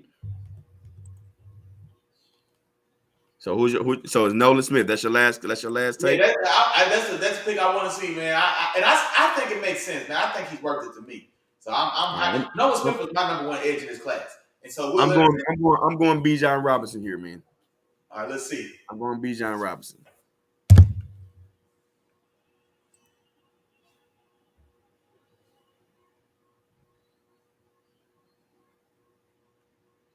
Come on with it, man. Make this pick. Right? They got us on here, man, waiting on this pick.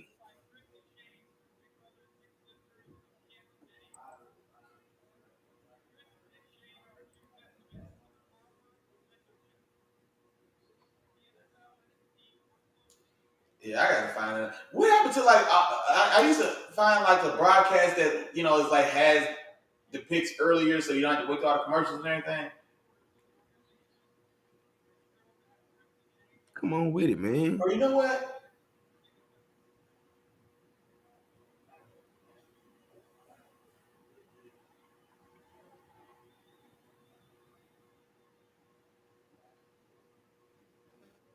There you go. There you go. Thank you. Say, who is it? Bijan Robinson, baby. Damn. Bijan Robinson. You know what, Willie Jack? For me, man, like I said, it makes sense, man. It does make sense. And it goes back. I wanted them in Chicago, man. I feel you. I'm with you there. I'm with you on that, Willie. I think I'm agreeing with you on that. But it goes back to this, man. Whenever you got a young quarterback, man, the best thing to do is put them next to, or put some talent right next to him. You know what I'm saying? Marshall, the coach did it when they brought Marshall Falk over there next to Peyton, and Peyton became one of the best to ever do it. You know what I'm saying? But you know what I'm saying? You can put some talent next to him, man. Take some pressure off of him. When you're trying to groom somebody, hey, you know what? I'm gonna make it easy on you. Hand it to that guy next to you. You handed it to him. You ain't never lied. Dang, that's what I wanted. That's what I wanted for Justin Fields. Like, look, man, let's take some of the pressure off Justin Fields. I don't know what type of step he's gonna really take as a passer from this year, but we can save some of the pressure of needing him to take a big step, and we just hand the ball off to Bijan. Damn. All right, this the Chicago Bears and Matt Eberflus's defense, which needs a dominant 3 tech to work at his best. You've got the best one in this draft. You've got the best one in the last draft. You've got a guy who's probably the best D tackle to come out of the last 3 drafts. This lines up perfectly for the Chicago Bears defense. We're gonna know if the Bears pass on him here. I mean, but that's what every team needs him. Every team needs him. I don't know, man. I can't imagine the Bears passing him. I'm so surprised that he made it here, but I can't imagine the Bears passing him. So let me ask you this: They can't. Is he their next Akeem Hicks? Wait. Oh, I'm ahead. I just found some. I'm ahead. What you mean? What? Hold on. Go ahead. Go ahead. No, you go ahead and talk. Go ahead. Go ahead. I think this the first. I think it's the second time they had it wrong, bro. Are you looking at where it says Eagles pick is in? Yeah, that sounds like they're a trade. Yeah, oh yeah, the Eagles traded with the Bears. Yeah, Eagles moved up a spot. That's Jalen Carter, boy. So you think the Eagles going there? You think the Eagles going Jalen Carter? The Eagles are going Jalen Carter. We're gonna find out. The Eagles are going Jalen Carter. I can tell. I would bet money on that.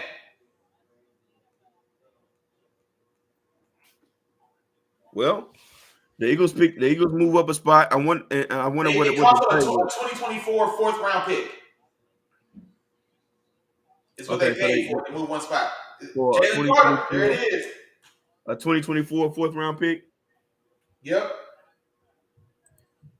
And Jalen Carter's pick. They ain't pick him yet. They just showing him. I'm watching PFF. PFF announced it as Jalen Carter. Okay. They amped too. They up in the room. They all standing up in the room, man. I almost had him fall into Philly, but the same way I felt about Philadelphia, just not letting them pass. I felt that way about Seattle. I really thought that Seattle was gonna. I thought that Pete Carroll was gonna go get himself a real SOB to put in that front man and really and then like I said, come back at 20 for the corner. And so that's how I thought it was gonna play out. But if I didn't put him with Seattle, then I would have put him with Philly. Dang.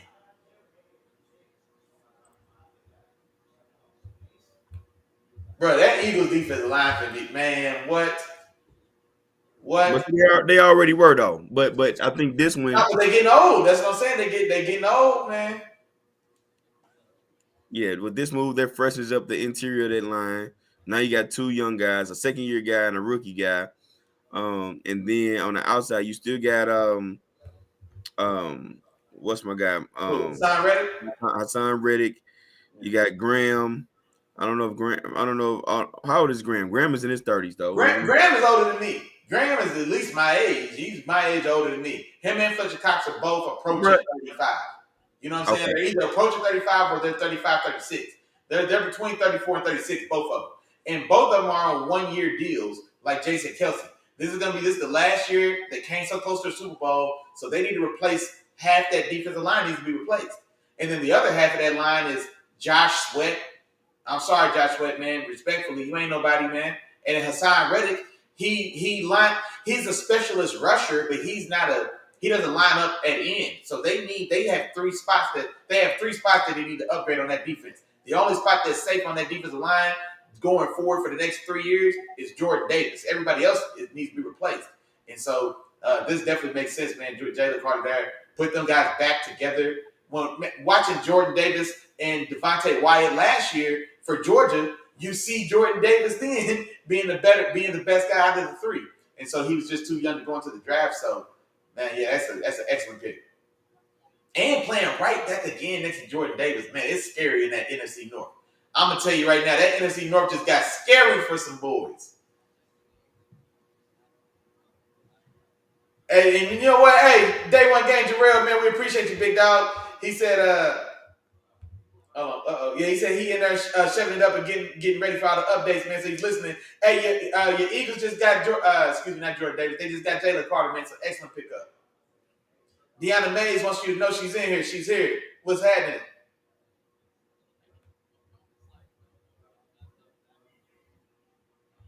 Yeah. Oh, my mom. I thought it was somebody that you knew. Hi, Miss Diana. I get my mom like, sharing, and subscribing. Hold down on Three Amigos. Appreciate you, mama. They held it down, man. Yeah. Hold it down. Hey, Willie Jack, and I don't know if this is true, but I think I may have seen something about this Chicago Bears pick too. That's right after this Jalen Carter pick. All right, go ahead. Oh, you already seen it? Okay. I don't know if it's true. It may have been, but it looked like your boy out of Tennessee is going there, man. Darnell Wright? Yeah. I had Darnell Wright going at 10 to the Eagles. And so I wanted Bijan there, and then that's why I put Darnell Wright 10. Dang. But I think it makes sense. I can see it. I wanted them to get some type of offensive difference maker, man, because they did a lot of work on that offensive line already. So Braxton Miller is the left tackle they found last year. He played above the line ball, man. So he's a viable left tackle. They signed right guard Nate Davis away from the Titans this offseason. And then they moved Tevin Jenkins, the right tackle they had drafted out of Oklahoma State 2 or 3 years ago. I loved him back then. If Chop remembers, man, he was a big nasty, ugly mauler. You know what I mean? He wants to throw haymakers in the mud. So I really love that guy. And they had moved him to guard. So I wonder now, with Cody Whitehair being an obvious weakness on that offensive line, I think Darnell Wright comes in. He starts day one at your right tackle, and he's going to play at a Pro Bowl level if I have anything to say about it. And then Tevin Jenkins, I think, is going to stay at guard and maybe just transition to left guard. And then they'll either let Cody Whitehair try his hand at center. If I remember right, I think he has center flexibility when he came out of Cody Whitehair go to Northwestern? Or something like that. No, Kansas State. I think Cody either went to Northwestern or Kansas State because something with purple, if I remember right, when he was coming out. But anyway, so they double down on that offensive line and get some more protection for Justin Fields and definitely improve their run game for sure. Gotcha, for sure. All right, man, and that's the thing too. If Tevin Oh, my bad, Ruth. I was just gonna point out that the order of tackles drafted matches my tackle rankings. Paris Johnson #1, Darnell Wright #2. Hey, I was early on Darnell Wright too, man. When I found Darnell Wright, he was like a 4th round. He was in the 4th round somewhere or something like that. Yeah, man. Well, I'm gonna say this, man. With them going in their position, I wonder if Tevin Jenkins bumps or if Darnell Wright moves to the left side. I know Tevin Jenkins has been struggling with injuries since he's been in, but he's a guy that I think we both kind of had it on the top 5 list. Mm-hmm. It's just a matter of if he can stay healthy. No, I think he stayed healthy last year. He was injured his first season. He missed I don't know if he missed all the season his rookie year. I think he tore a ligament in training camp, I think. And I think he either missed all the year or maybe he got to come back at the last 4 games or something like that. But I think he played last year and he played at guard and he had a decent year last year at guard. But so it looks like they're going to leave him at guard. He'll probably, I guess maybe he'll move to left guard since they brought in a free agent that plays right guard like Nate Davis. And so I think Darnell Wright goes to right tackle because, like I said, the left tackle and the right guard last year were Tevin Jenkins and Braxton Miller, and they're the only two. They were the 2 best linemen they had. So I think both of them probably stay in the starting lineup. Darnell Wright just slides right in at right tackle, and then they brought in Nate Davis as a free agent to play right guard. So I think that moves Tevin Jenkins from right guard to left guard, which actually I think makes more sense. Normally, your left guard is normally your power guard because he's the one that, generally speaking, your 3 tech is on the strong side or the quarterback's right side. And so normally that's like where your Aaron Donald lines up, or you know what I mean? So your right guard, you normally want to have be the better athlete of the 2. And then also he's the guy that pulls on counters. I mean, they can both pull. You know, the move, commonly the move guard is your right guard and the power guard is your left guard. Gotcha. So that makes sense, yeah. Hey, that Bears offensive line now, that Bears offensive line is going to be top 10 here sooner rather than later. I like how that sounds right now because Darnell Wright is going to be a monster. Dancing Bears, what I call that boy. He's going to be a monster. I really like Tevin Jenkins. And like I said, left guard's going to suit him fine.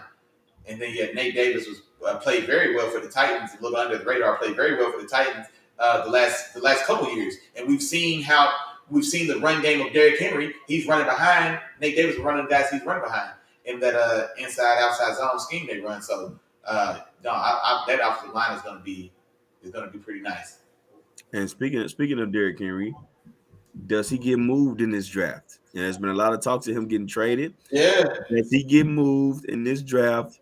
You know, maybe for a couple of draft picks or for the Titans to move up, or whatever the case may be. Is he moved during the draft? I don't know. No, he's not getting moved tonight. Nobody's trading a first round pick for him. But if he does get moved, I would think honestly it's probably going to be on day 3. No, it could be tomorrow. It could be a second round pick, but it had to be like a. I don't think it'd be an early second. Honestly, no, realistically, I don't know if you give a second round pick for Derrick Henry. As good as he is, he's still a running back. He's still approaching 30. He's got to be what, like 28. He's been a little nicked up himself.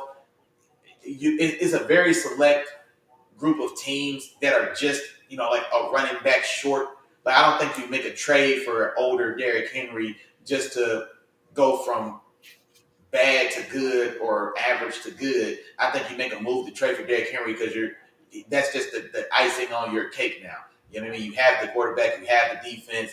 You know what I mean? So he's just the missing piece to really compete and make a run, and not just for a team to compete and just try to be a wild card team.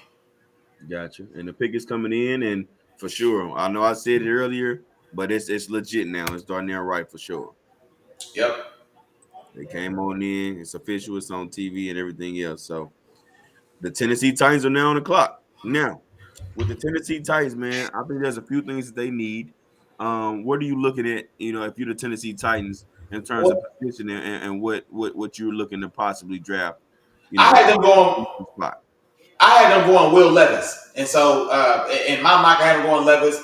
Ryan Tannehill is on his way out. You know what I mean? And so whether it's this season, this is his last season in Tennessee. Will Levis can expedite that if you want to just cut ties now, or you can take the route that Pittsburgh did last year with Mitchell Trubisky and Kenny Pickett, where Ryan Tannehill gets 4 games. He gets 4 or 5 games to show you that he can finish this year out as your quarterback. If he's not performing or the team is responding, you go ahead and pull the plug and you start the learning process for Will Levis. And so with Will Levis being there, you didn't have to move to go get him. He fell right there to you. I would say Will Levis, especially with the rebuild talk, because just like we're saying, there's rumors about Derrick Henry getting moved this weekend as well. And so there's no reason to, there's no reason to, like I said, get that process accelerated and go with the guy, I guess, in Will Levis. Got you. Speaking of the quarterback position, if they did go quarterback here, I honestly would prefer them to go Hendon Hooker. I would like to see Hendon Hooker at this spot for the team. There's no way at 11. There's no way at 11. He's not even gonna play this year, and he's gonna wait. He's 25 now. He's injured. He's not gonna be eligible to play this year. This whole rookie season's gone. Just not at 11. I wouldn't be surprised, or I would like to see him get drafted in the first round. I want to see all the players get drafted, but no way at 11. If you want Hendon Hooker, you could trade down in the 20s, I would think, and safely still be able to grab him. You know what I mean? So I don't think you have to pick him with the 11th pick if that's the way you want to go. Well, as I was saying, if they were to go quarterback, I would like to see them go Hendon Hooker over Will Levis. I think Hendon Hooker is a better quarterback than him. But I actually think they're going to go Jackson Smith and Jigba here. I like them going receiver here. They went and got one last year in the first round, in which he showed some plays that he can every once in a while. Pick is in. Yes, it is. The pick is in. He showed he can make some plays. They tried to replace AJ Brown, and they also showed a glaring need for a second receiver. So I think this is where they can go and get a Jackson Smith and Jigba. He can step in. If they happen to keep their guys, then you got a guy that can come in and pretty much, and pretty much step in almost right away and be effective. No, I got you, and that pick makes sense as well because they need weapons. Letting AJ Brown go, it was just a mistake. There's no other way around. It was a mistake. It was one of many mistakes that cost the last GM his job. They drafted Treylon Burks. I mean, in fairness to him, he was a rookie last year. We don't know what the player he's going to be. So he still has a chance to prove himself a valuable part of that offense. But Jackson Smith and Jigba would definitely be the centerpiece of that passing game going forward, and definitely be, he definitely would be an immediate upgrade. But it looks like they actually go offensive tackle with the pick, Peter Skoronski from the tackle from Northwestern. So he's going to be the pick for the Titans there at 11. Yep. And I just saw that too, Willie Jack. I was getting ready to let you know where they were going. So yeah, they go. Peter Skoronski. Tackle was, or offensive line period was a need for them. Now whether Peter Skoronski ends up sticking and playing tackle, or guard. That's left to be seen. I guess we'll see and get things figured out whenever they get to that point. Um, I don't think it. I imagine with the competition and everything that's going to be happening and in practice, it won't take them long to figure out where he's going to be. Especially if they move him down in the inside for a little bit, and he has to go see our boy Jeffrey Simmons. If he has to see him a couple times, they're gonna find out real soon if that boy can get out there and play some guard, or if he's gonna have to stay out there at tackle. So we'll No, see. I think he has to stay at tackle. I don't think he doesn't have this. He doesn't have the strength, man. He doesn't have the play strength, the anchor to really get in there at guard, man. So like I said, when you playing inside, you gotta be able to bang in a phone booth, man. You gotta be able to dig a guy out who's 6 inches across from your nose, and you get 2 steps to move the biggest guy on the field on defense. You get 6 inches to move the biggest guy on the other team's defense out the way. You know what I'm saying? So that's just nothing but just raw power, and it takes a lot of massive girth to do that most of the times, and he doesn't have neither. So I think he stays at tackle. They signed Andre Dillard to a pretty decent free agent contract from the Eagles to play left tackle, and so I would imagine signing Andre Dillard, he is strictly a pass protecting left tackle, so he doesn't offer much of anything in the run game. So I imagine they're going to leave him on the left side. So I would imagine that Peter Skoronski probably goes to the right side, is what I would think. Just the way the money talks, because I just don't know if you want Andre Dillard on the front side, especially for a team that really wants to run the ball with Derrick Henry. Gotcha. But all in all, I think this Peter Skoronski pick is a pretty decent pick. I think he is a guy with some good intangibles, some good skills. I like his technique. He was my top lineman coming out in this particular draft. So I feel like he can be a great addition to this particular team, so that they can do a lot of the things that they like to do. You know what I'm saying? So we'll see how that plays out as well with him. Being added alongside guys like Derrick Henry and having to protect Ryan Tannehill too. What were you gonna say, Willie J? I was gonna say I'm 3 for 3 on my tackle rankings. I had Johnson, Darnell Wright, Skoronski, and that's the order they went. 3 for 3. Come on now. Now here's the question for you. Did somebody actually draft with this 12th pick? That 12th pick has been traded 3 times tonight so far. It went from Houston to Arizona to Detroit. Does Detroit stay at 12 and use that pick? And if so, who they got? Who you got them taking? I do think they stay at 12. Now this is a very interesting pick. And now a lot of the top guys are off the board here. I wouldn't be surprised if they go Christian Gonzalez here. Now I think this is man. They brought over a few different guys in terms of CJ Gardner Johnson. They brought over they did get rid of Jeffrey Okuda, but there's an opening at the outside corner spot, man. And I think Christian Gonzalez can come in, and I think this is the type of scheme that he can play well in. You go out there, go play man to man. That's one thing he can do. He can play man to man. Now he is still gonna have to get physical. He's gonna have to show a little bit of a little bit more of that, to show that he can really compete.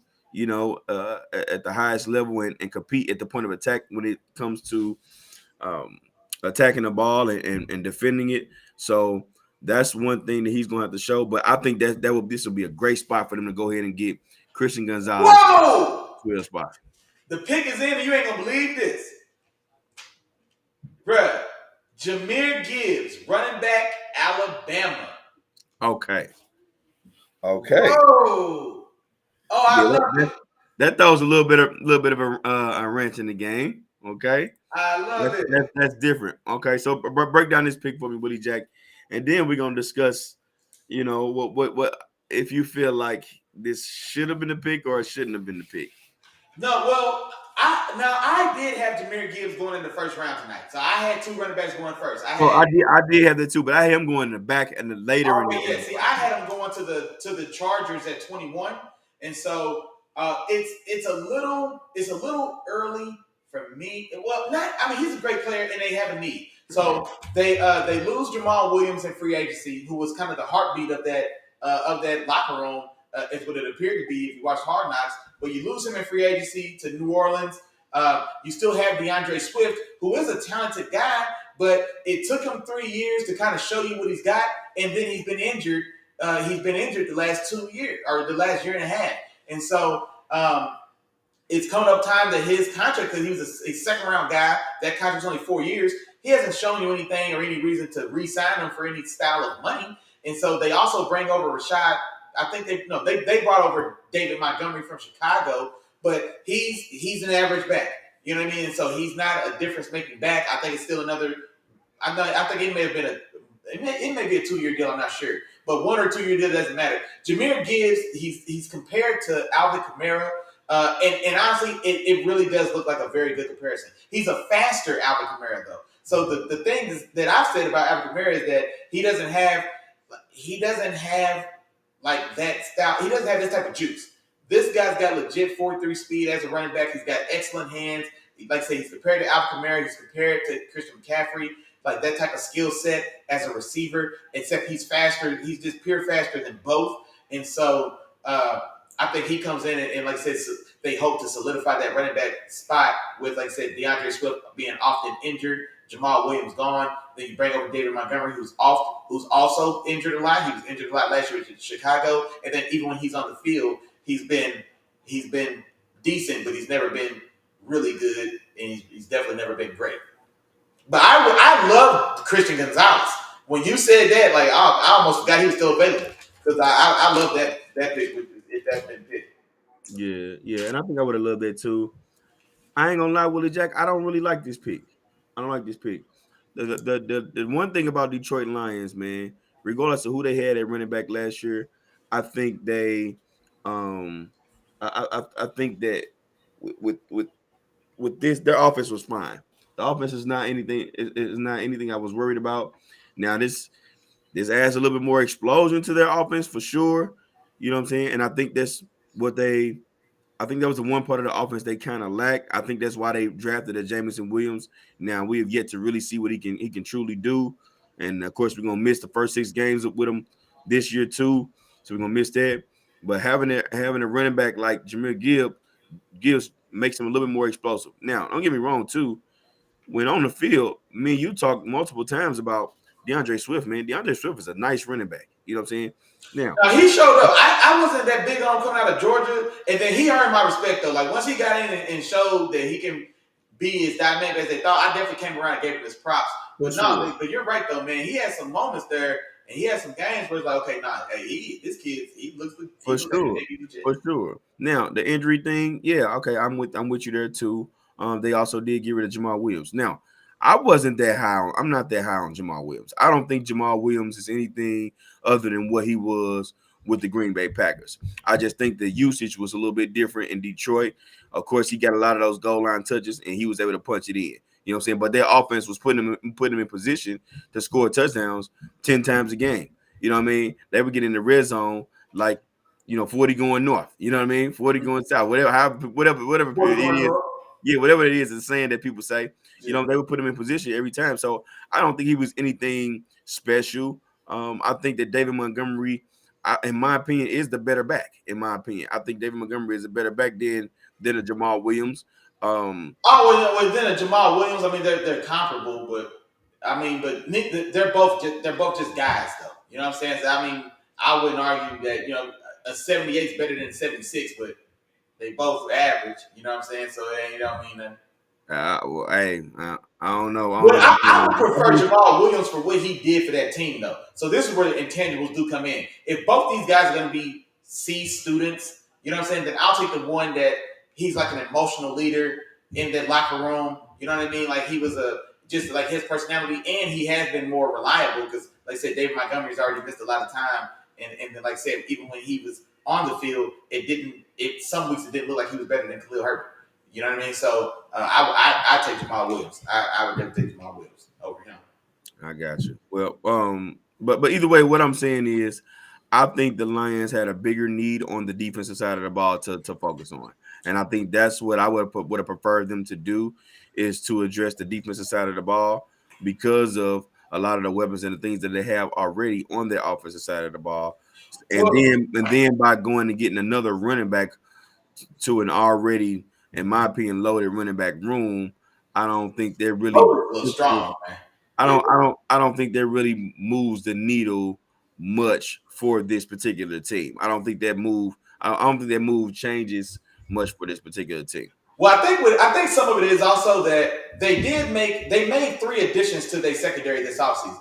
And so they made those moves because they didn't want to be, I guess they didn't want to be forced into drafting a corner. And so they got rid of Jeff Okudah. They signed Cam Sutton to $30 million deal. You signed Emmanuel Mosley and you signed Chauncey Gardner Jr. So they brought in three starters in that secondary. And so, and they still have that other guy, the Owana Rike. Man, I can't never think of his name. So I think Christian Gonzalez for the value and Devin Witherspoon for sure because Devin Witherspoon was a blue chip guy. Like I definitely could see why that pick makes sense for me as well. But I can see how they're looking at it. Like, look, we signed three DBs, we're not drafting a fourth one, and we got a guy here that we still like. So I can see maybe why they went somewhere else. I still don't necessarily know if I would have went running back personally, but I can see why because they lost not only Jamison Williams is suspended for 6 games, but they cut 2 more receivers. That room is just light now because 2 receivers got cut. James Williamson and another dude got suspended, and then 2 more got cut. And so they just need some style of offensive weaponry. And honestly, he's got legitimate receiving skills like a Christian McCaffrey, where there's talk that he could split out if he need to, so they could get creative and maybe use him to supplement the explosiveness that you thought you were going to get from Jameson Williams. And I'm sorry, that Green Bay pick is in as well. I don't know if it's in on your screen. Do you see it? Yeah, I actually just put it up on our screen. So Okay, there you go. the Packers at 13. I was anxious to see where it was going to go. I think they could have went multiple places with this, but they go edge. They get Lucas Van Ness, man, and they bring him in to add to the pass rush of this Green Bay Packers team. So this is a new Green Bay Packers team, man. And this is a team I'm interested to see too. Of course, they don't have as much. I guess you could say flair or I don't know what words you want to use since they traded away Aaron Rodgers. I think he definitely brought something to this team. Now I think the Packers are looked at as more of like, all right, who are y'all going to be now? What team are y'all going to be? With Jordan Love now coming in as the starter moving forward, he's the guy for sure. You got to build around him. You've seen a little bit from your young, as our guy Tom likes to call him, Baby Moss. You've seen a little bit of explosiveness from him this past year. But there was also with Aaron Rodgers at quarterback. Who is he with Jordan Love? Do they build that connection? Does Romeo Doubs take the jump, make that second-year leap? They get rid of Robert Tonyan at tight end, so would they go tight end here? Would they draft another receiver to add to their receiver room? There's a lot of different things that they could have did right here. Instead, they continue to address the defensive side of the ball, and they go Lucas Van Ness. What you think of this one, Willie Jack? Honestly, I like earlier in the process, I had a mock where I had Van Ness to them because he had so much hype coming in, but then I hadn't really got to study him myself. Once I studied him, I wasn't overly impressed with Van Ness. I thought he was a extreme version. He's on the far spectrum of one trick pony. You know what I mean? Just launch myself at you, straight line bull rush power, but he still doesn't necessarily always disengage as well or use his hands as much as he should. And I felt like he stalemated too many times. Like he would get good pressure for 3 steps, and then it's like he just doesn't know what to do at this point, or he doesn't. There's nothing after that. Like, okay, I'm firing off. I'm getting pressure. He does have tremendous power, but he's still so raw and unrefined that it's not always. It doesn't always nothing. Something doesn't always come of it. But I did have a mock before. In my last mock, I gave them Jackson Smith and Jigba. I talked myself into saying that the Packers are going to stick it to Aaron Rodgers, and finally draft a receiver in the first round to get him the bird on the way out. But it also made sense because I do think that receiver room needs a go-to guy. Christian Watson, he's not a guy that's you're gonna build offense around, like kind of like I think you were just saying. Romeo Doubs as well. So Jackson Smith and Jigba could have been a guy to actually base an offense around in your passing game and be an easy soft target for a new first-time full-time starter in Jordan Love. But before I had Jackson Smith and Jigba, I had to go in edge rusher as well, but I had Will McDonald. So I'm very high on Will McDonald. Will McDonald, for me, is arguably my second favorite edge rusher behind Nolan Smith. And so I had them going Nolan Smith in one of my more recent mocks before I changed it in Jigba. All right, here you go, Willie Jack. I got some news for you, brother. What's that? Some news that's involving your team here. Oh, we moved, did we? Y'all moved up, man. Y'all moved up. This is y'all spot right here, man. We This is traded y'all with the spot. Patriots? Y'all traded.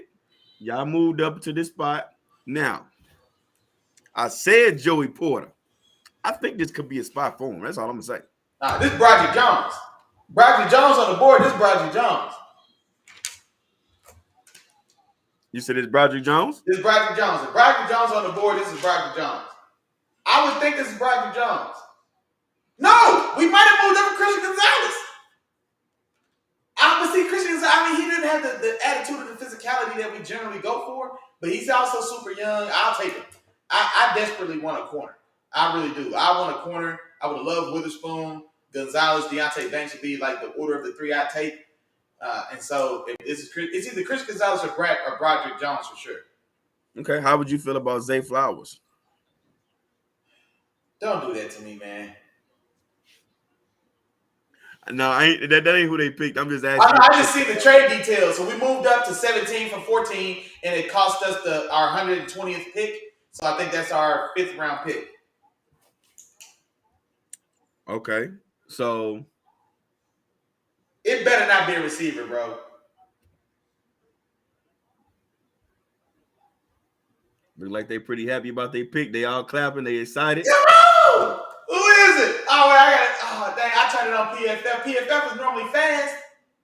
They slow right now. I should turn it to see the pick walk out. Well, the pick is in. So we waiting to see. And yep, you're right, Willie Jack. It's tackle Broderick Jones, man. Ah! Ah! Y'all stop playing with me, man. Y'all stop playing with me, man. This dude got a terrible towel, man. And of course I do. What you thought, man? Let's go. Congratulations, Willie Jack. You got your tackle, man. You got your tackle. Broderick Jones, man. And like you said, man, that the Patriots, they get the 17th pick, and they also get a 4th round pick this year from the Steelers for the Steelers to move up and get this tackle, man. They go and get Broderick Jones, one of the 4th ranked tackle, a fourth tackle taking this round. So yeah, man, y'all add to the offensive line, which I love the move.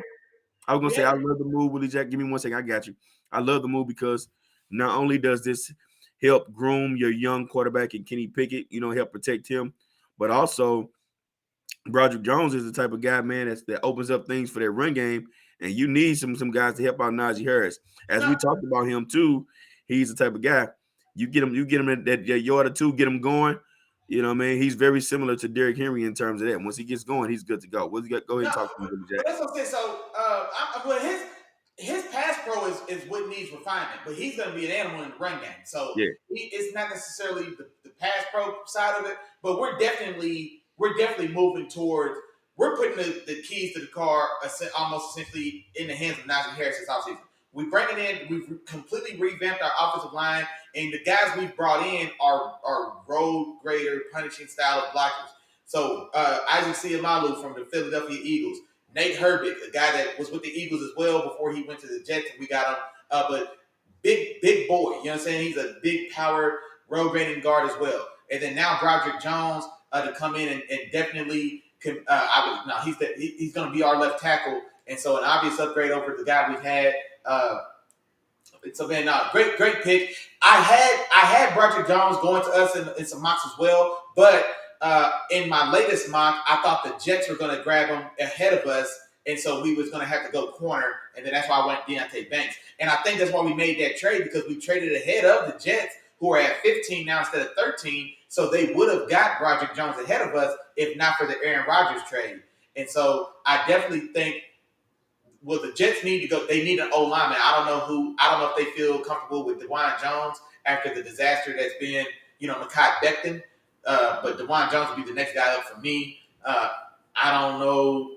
This feels too high for me for Anton Harrison out of Oklahoma. But I love the pick, man. I love the pick, Chop. And I should say, Paris Johnson had the highest upside of the tackles for me, but Broderick Jones is the second highest ceiling as far as out of the tackles for me. So, like I said, he's super athletic, super strong already. He's just wild and loose with his technique. But assuming we can get that coached up, man, great pick. Great pick. Build a wall around Kenny. That picket fence we've been talking about. They building that picket fence, Willie Jack. Build that picket fence. Let's go. Hey, well, I ain't mad at that pick, Willie. I ain't gonna even lie to you, man. I think that's a solid pick for y'all. And it just let me PFF just let me know, man, you ain't paying for it, so you ain't getting this. You know what I'm saying? And let me know, hey, we gave you the top 14, you ain't getting no more. That's what PFF just told me. That's what they told me, man. They said you gotta pay for this subscription, dog. You want this, you gotta pay for it, bro. Are you like watching it, or you trying to like read live up or something like that? No, I had their website pulled up, and that's how. Well, you can watch. They got a draft YouTube show. That's what I'm watching in the background. Okay. I got another one in the background. Don't worry about it. I got them all over the place, man. So we're gonna get these picks. Don't worry about it. We're gonna get these picks. Yeah. So the Jets on the clock, Willie Jack. Jets on the clock. We have about 5 minutes left until they actually pick. Who do the Jets go here, man? I'm hearing people talking. I'm actually seeing a lot of people talking in on YouTube as well. And you know, some other things that I'm looking at. Some people saying, look, man, this is a 1-year thing for Aaron Rodgers. We're going to get Will Levis. What are your thoughts on that? Hell no. You just spent the number 1 pick last year on Zach Wilson. Now it didn't work out, but Will Levis, I don't think Will Levis is the guy I'm going to try to duke out and replace the future. Like, hell no. And Aaron Rodgers ain't letting you draft a quarterback right now. He just came over here. He's coming to win. Y'all brought him over here to win. Y'all gave up that pick that cost y'all Broderick Jones to win now. Y'all in win now mode. That offensive line is terrible. So Broderick Jones, I would take a chance on Broderick Jones. He's the next tackle up for me. But also, I would like to add to that. DeJuan Jones? Or excuse me, DeJuan Jones, excuse me. I would like to add to that defense. I've had mocks as well where I gave them Joey Porter Jr. because of his size profile. So that Jets defense borrows from that Pete Carroll Seattle defense, and for the same reasons I said that I thought that Joey Porter would fit with Seattle at 20, I think he can fit for the Jets at this pick. Pair him with Sauce Gardner on the other side. You got 2 corners. Both corners are 6'2", 200 pounds, aggressive as hell, excellent jam and press corner men. And now, like I said, Joey Porter definitely has way more ways to go with his technique and nuance at the position than Sauce. But this time next year, and that can be, they haven't seen a duo like they had the potential to have a duo like they had back when they had Revis and Cromartie. You know what I mean? Like 2 dominant, all-pro style of corners on the same team, both relatively, or these guys even younger. But I would love to see that as well. Gotcha. Well, here's what I'm thinking, Willie Jack. So you got the Jets here, and I'm with you on that. You know, in terms of, I think they need to win now. You got Aaron Rodgers. You know, you got Garrett Wilson.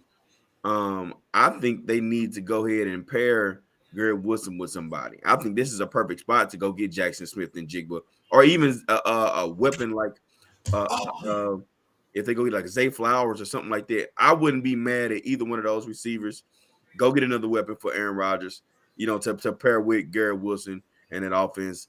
Of course, you're going to get your boy back. My boy back, I was talking about him last year. He started off the season on fire until he got injured.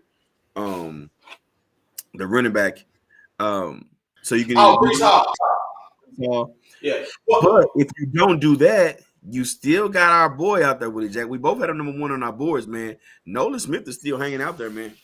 I'm not gonna lie, man. I thought about that as well, but I think I want Nolan Smith to stand up because they do run a base 4-3, and I mean they could have him stand as play it like more of a Leo, but I just.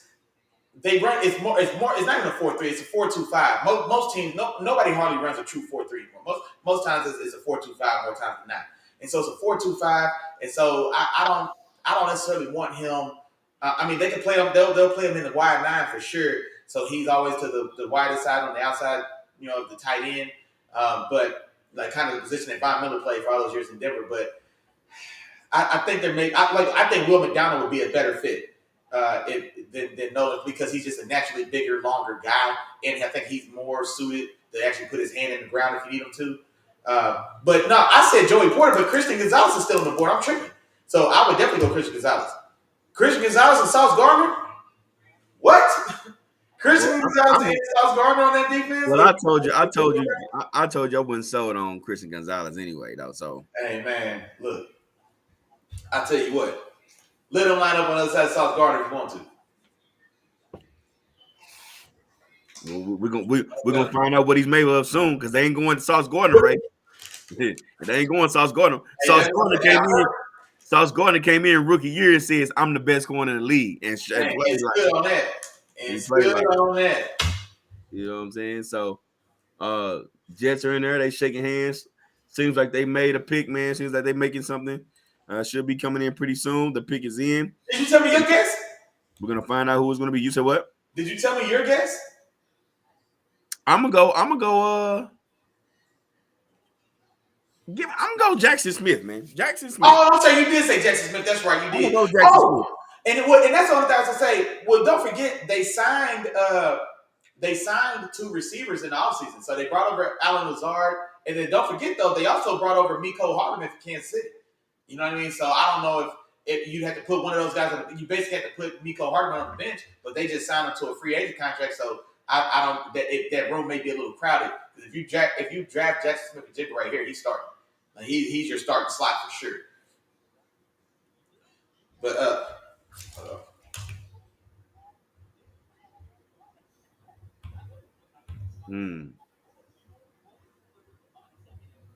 Let me see what this is gonna be.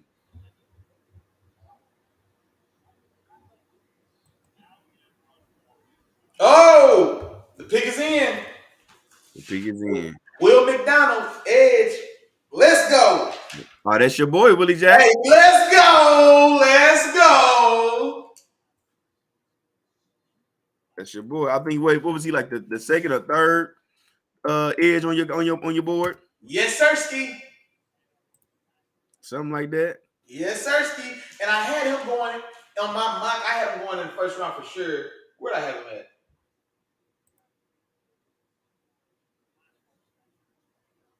Where did I have him at? Oh, I had him going to Detroit at 18. Yeah, I had him going to Detroit at 18. I had looked at him at Green Bay, and I looked at him at even Houston at 12 if they'd stayed there. But yeah, so the Jets get Will McDonald, man. That deep, man. Yeah, that's something nasty. Hey, well, that's another guy, man, coming off the edge. Shows a lot of promise. That's one thing he can do. If you put his hand in the dirt, man, he can come off of that edge. You know, he shows that quickness, shows that versatility, shows a lot of agility and change of direction. So that's what he definitely brings to the table. And you, of course, you got the inside of that locked up with your boy Quentin Williams. Let's go. Yeah, Quentin Williams. And then of course you got the linebacker play behind them, you know, to get the job done and stop that run. And then of course, you know, you already know you drafted your boy, you know, Sauce and what he's doing against receivers week in and week out. So they got some stuff, man. They got some stuff to work with. And Aaron Rodgers is we'll see, man. We'll see if he's the missing piece for this Jets team. Hey, our dog, man, friend of the show, Tom Walker in the building, man. He said the Texans going to the Super Bowl, man. He's really liking their draft. So shout you out, man. Hey, I'm not gonna lie, man. Very aggressive. And what's crazy, Daniel Jeremiah from NFL Network, he called the Houston's draft. Number 2, he gave them C.J. Stroud, and he had them trading back to number 3 for Will Anderson.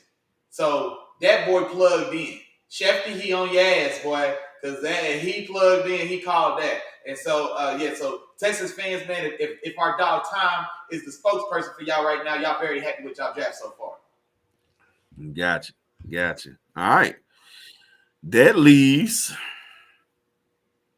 the Washington. I mean, hold on. What you call him, Willie Jack? I'll let you name this. That's Magic Johnson's Football Commanders. Yeah. Magic Johnson's Football Commanders is on the clock.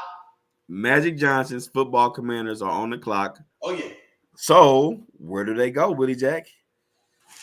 Dalton Kincaid was who I gave him. So they bring over Eric Bieniemy. Eric Bieniemy is bringing with him Kansas City Chiefs and Patty Mahomes offense.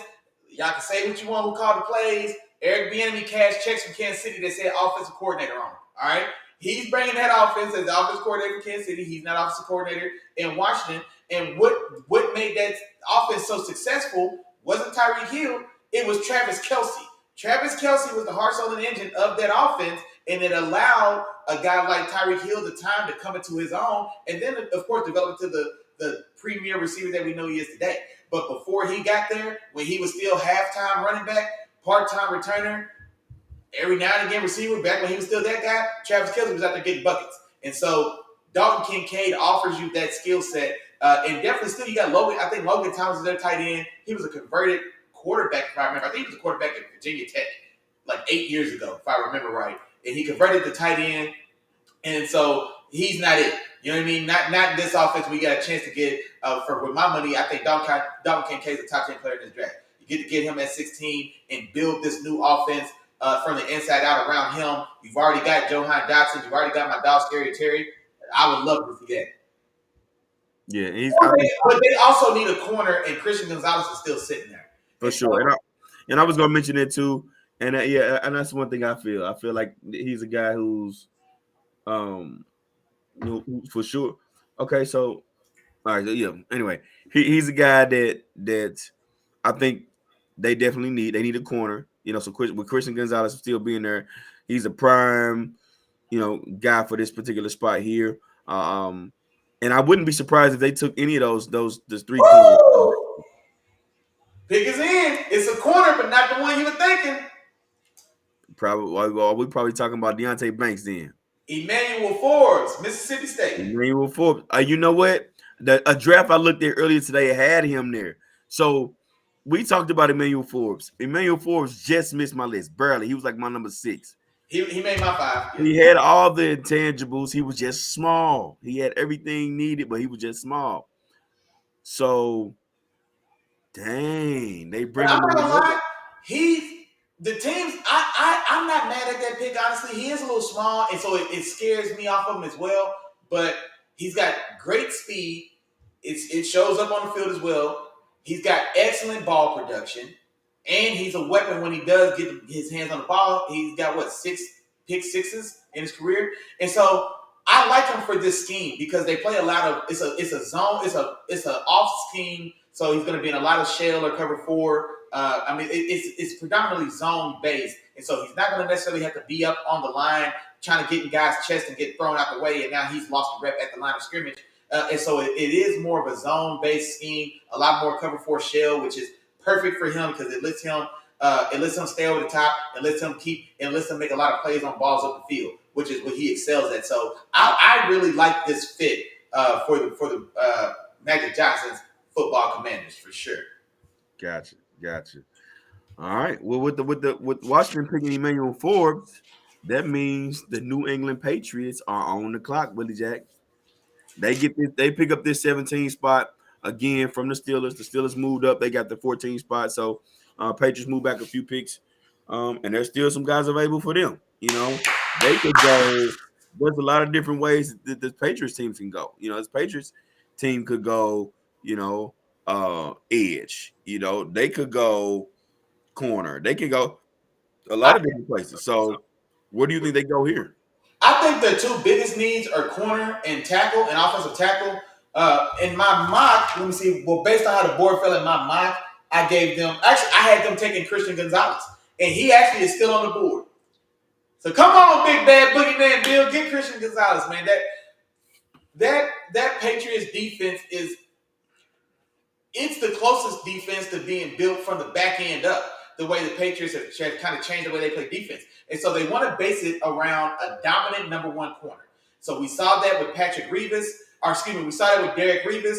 Derek Revis got replaced by Akeem Talib. Akeem Talib got replaced by Stephon Gilmore. Stephon Gilmore got replaced by J.C. Jackson. And then J.C. Jackson leaves in free agency to the Chargers. Now, he had a piss poor year and he got injured, but the Patriots never filled that void. So they have a lineage of dominant number 1 corners, and this last year was a year they didn't have that guy, and that defense was way worse off because of it, for the way that Bill liked to set up his defenses.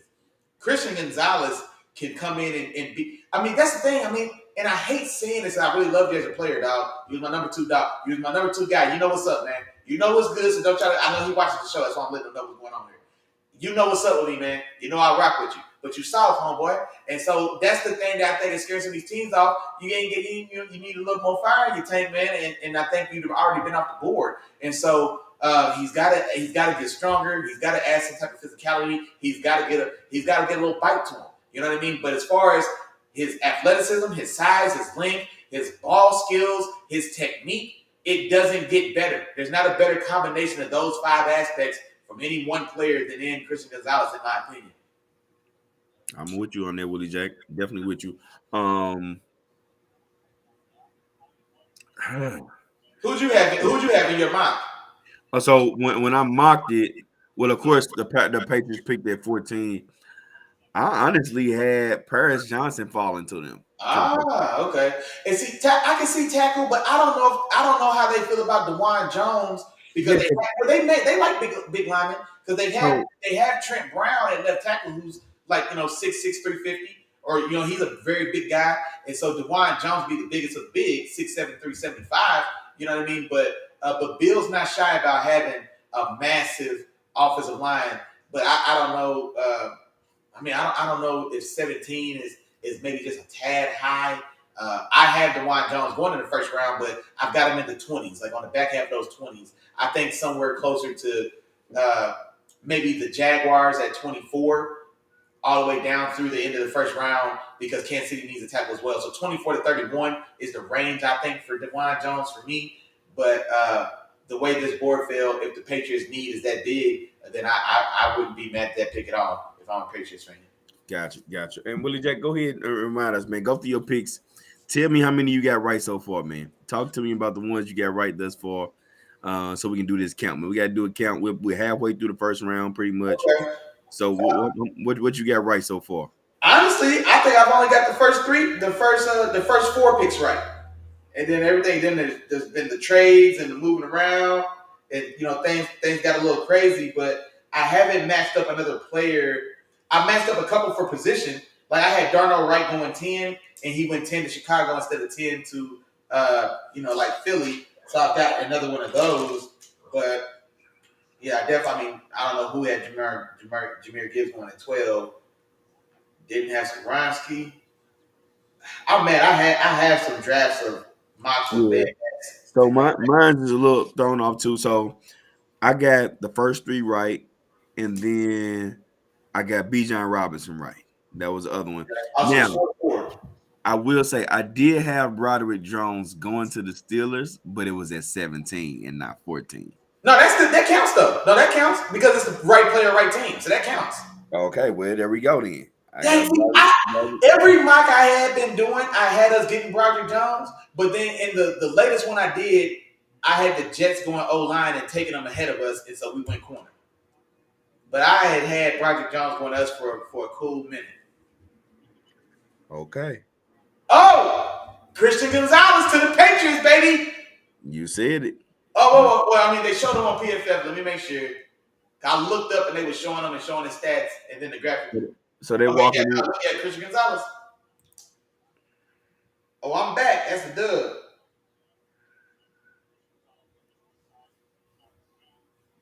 Oh, so yeah. Okay, so okay. Yeah, I had him go to the Patriots. Okay, then. There we go. Christian Gonzalez, man. And just like you said, Willie Jack, Christian Gonzalez, he's a guy that he has all the skills, man. All the skills are there. I'm talking about from technique, footwork, ball skills, speed, athletic ability, like all of that he has, coverage, mirroring ability, anything you need in the corner he has, except for the dog, the oomph, the physicalness. So if there's one thing that Bill Belichick can do, Bill Belichick can coach some defense. You know what I'm saying? I think he can get things together. And worst case scenario, even if Christian Gonzalez never gets physical, he's gonna turn the ball over. He's gonna find that ball. He's gonna get to the ball. You know what I'm saying? And that's something you really can't, you can't coach that. He has a knack for that. And it's one thing to get there, then be able to break it up, but there's another thing to be able to get there and turn that ball over. You know what I'm saying? Nobody complained about Deion Sanders when Deion Sanders was doing it because he wasn't tackling the soul. You know what I I mean? mean, man, they go too hard on Deion, man. Golly, it wasn't that bad. Okay, it really ain't too much different between what Deion was doing and what Christian Gonzalez we've seen from Christian Gonzalez so far. No, but see, Deion wasn't soft. Deion was putting paws on boys. Like Christian Gonzalez gets pushed around. Absolutely. Okay, I'm with you there. I'm with you there. He's like, hey, look, I'm not gonna risk a shoulder jumping at Christian Okoye. Like, you got a 260-pound linebacker. I just seen Deion piece up a couple receivers on the field. Just straight Hey, up. that's what I'm saying. Yeah, Deion wasn't nothing about Deion soft now. We gotta be careful now. Prime watched the show now. I'm trying to get tickets. They play TCU up the street now. Don't. Hey, Prime. He said that, Prime.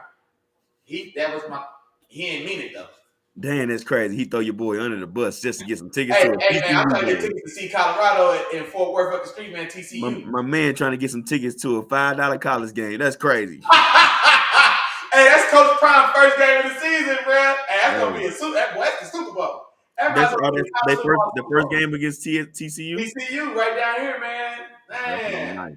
That might as well be the Super Bowl. Yeah, them boys gonna beat the sleeves off TCU, man. I don't know now. TCU just went to the national championship. I mean, they got smoked by Georgia, but Colorado won one game last year. I think if we got to temper those expectations, man, he's gonna have some time. He's bringing his players in. He's getting the players that don't want out, but you got to give him a year or two, man. Give him 2 years. Man brought so many guys over there, man. It's crazy. Hey, man, you ain't lying. Hey, he said we ain't hard to find. You know, Coach Frank, we ain't hard to find. He said, "I'm coming." And I'm coming to get you. For sure. You know what I'm saying? I'm coming. You know what I mean? Get you. All right, man. And with that being said, now we have the Detroit Lions back on the clock. I'm pretty sure they wish that Christian Gonzalez was still on right after that. But the Detroit Lions are back on the clock now. Who do they go get right here, Willie Jack? This is a different spot for them now, man. Yeah, I had them going with Will McDonald, but he's already gone. I think like the attitude and aggressiveness and just the player that Nolan Smith is, I think he would fit right. Dan Campbell would love him some Nolan Smith.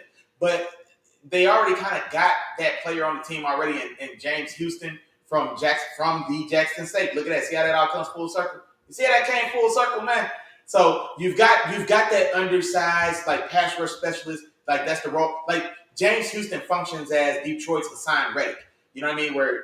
So that's the role that Nolan Smith would come in and take over. But if you're asking me, shit, he's coming in and taking that over because it's Nolan Smith. You know what I'm saying? So it wouldn't stop me from drafting him. But I don't know if maybe they, like I said, if they want to go a different way, or if I think they really want a traditional, real deal bookend across from Aiden Hutchinson. Like, I think they want like Lucas Van Ness. I had some mocks where I had Lucas Van Ness going to the Lions at 18 because I think he's a good complement to Aiden Hutchinson. So I would think if it's not going to be a corner, Joey Porter Jr., it could be Joey Porter Jr., or I would think a defense, like an edge player, is what would be my guess. Yeah, and I know another thing they needed is a defensive tackle. I don't know how highly you think of Kalijah Kancey. Yeah, and I had some mocks with him going there. The only they have Aleem McNeil, the big nose tackle from I want to say North Carolina State. They got Aleem McNeil, and they got Levi Azukariki. What's up? What Felix and a DK Uzama. Hey, I like him a lot. I think this feels a little rich. Who do they draft? Oh, they drafted linebacker Jake Campbell from Iowa. Hmm. And so I've got like mocks that I've done like second round mock drafts, and I've had them get Jack Campbell in the second round. And I'm not gonna lie, I am not a Jack Campbell guy. I thought I was gonna like him a lot more. He's 6'5", he's 250 pounds. And surprisingly, at the combine, he ran like 4.5 at the combine, like 4.49 or 4. Like he ran a very good time, and he's huge, 6'5", 250. That speed did not show up on film for me. He looked clunky. He's a big body finesse linebacker. He's 6'5", 250. He ain't breaking wet paper towel. You know what I'm saying? Like he's late on all his run keys. he doesn't. It's rare that he really brings some. He doesn't always bring that 250 with him when he gets there. You know what I'm saying? Like he doesn't. I don't like the way he engages linemen. Like at 6'5", 250, he should be able to shock and shed. He should be able to like boom, give you know what I'm saying, really shock and hit tackles. Like, you know what I'm saying, like stop their momentum or like slow them down and then shed and get away from them. You know what I mean, or make a play because that's what he's built to do. You know what I mean? But that's not his game. He's a power forward that plays point guard. You know what I'm saying? But he is excellent as in zone coverage, especially. He gets good depth. He's got good eyes in zone coverage. He can get his hands on the ball. He's got a couple interceptions under his belt. I think he returned one for a touchdown. But I did not like his run fits at all.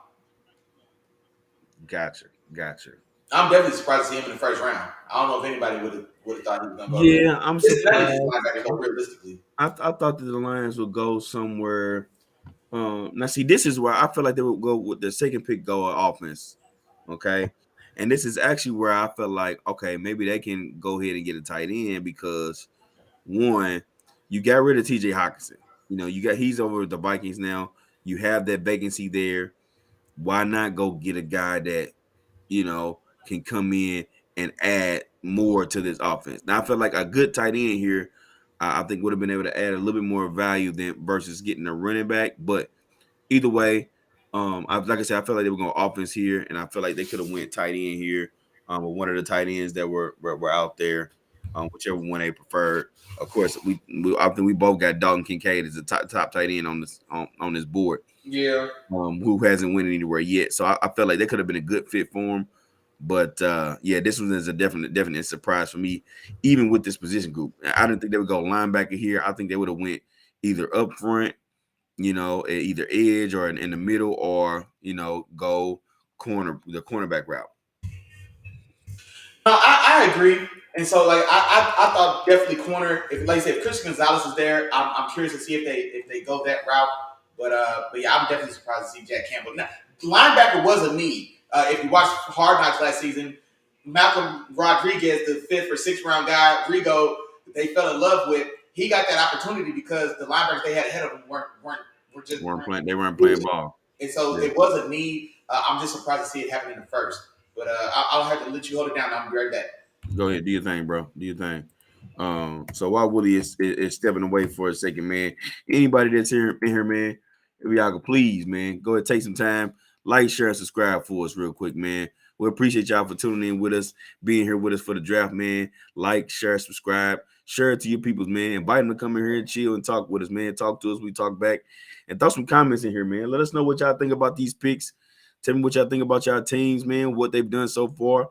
I know I got my, you know, I'm a Rams fan. Everybody know that, man. I got my jersey on, but we ain't picking in the first round. So, and we ain't did nothing. I'm just sitting here enjoying everybody else, man, watching everybody else's teams, you know, make these picks and, you know, go through the process and, you know, decide whether, you know, your teams are making it run and moving forward, or they moving the wrong way, you know. So which direction your team is moving in. That's what I'm trying to see. So, man, if y'all in here, man, like, share, subscribe, share the video, man, you know, and invite people. Tell them to come on in, man. Any and everybody is invited.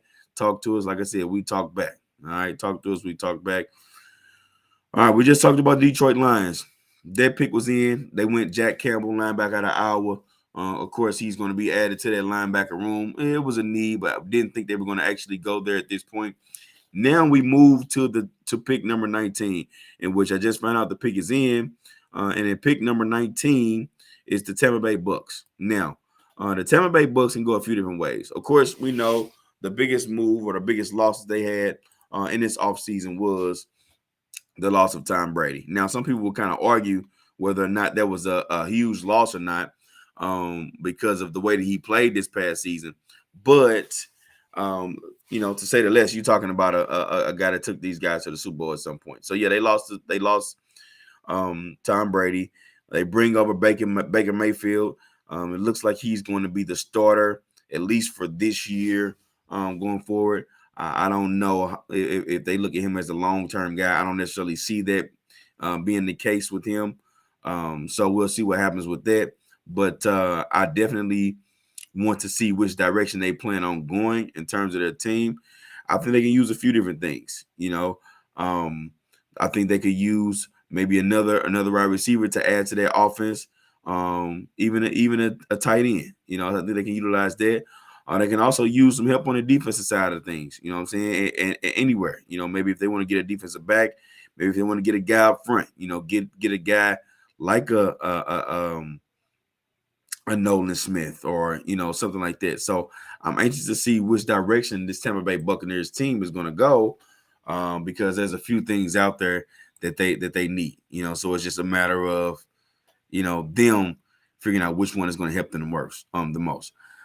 My man Scoop in the building, man. Scoop say Eagles going back to the bowl. He said they got Georgia starting D. And hey man, you absolutely right, Scoop. You know what I'm saying? They went and brought back Jalen Carter to pair with the big boy they got last year and Davis. You know what I'm saying? They paired them in the middle. Them some big boys right there, strong. They moving people around. And Jalen Carter is definitely, one of the best players in this draft and arguably the best player in this draft. I think if somebody made that argument, I wouldn't have too much to say about that. It's arguable, it's respectable. So we'll see what happens with that. But yeah, they continue to add to this defense. Willie Jack talked about it that they are a older defensive line. So by bringing Jalen Carter and adding him to that defense, man, that's special right there. And I think another thing that's kind of underrated was the fact that the Eagles brought back James Bradbury and Darius Slay, two guys who were almost getting ready to go. You know what I'm saying? So, and yep, Dave, you just said it. I was just talking about it, but yeah, they brought those two guys back. I think those are very underrated moves, by the Eagles because, like I said, at one point during this offseason, those were guys both talked about as possibly being out the door, but they keep them and they continue to add to this defense. If Jalen Hurts continues to add on to all the things that he's improved on this past season, and this team continues to move forward, hey man, you're talking about another special year for potential special year for this Philadelphia Eagles team. So I'm anxious to see, what that's going to look like, for them moving forward. Did you talk about that Tampa Bay pick they picked him?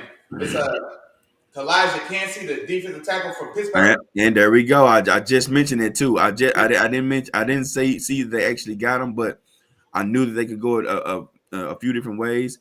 Kalijah Kansey, I like that pick.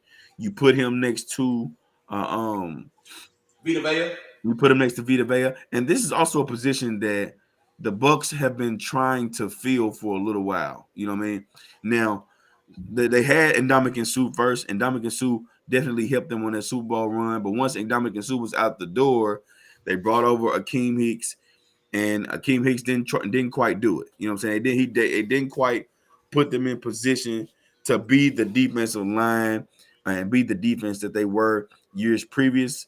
They weren't stopping the run. Other teams were running all over the Tampa Bay Bucs this past year.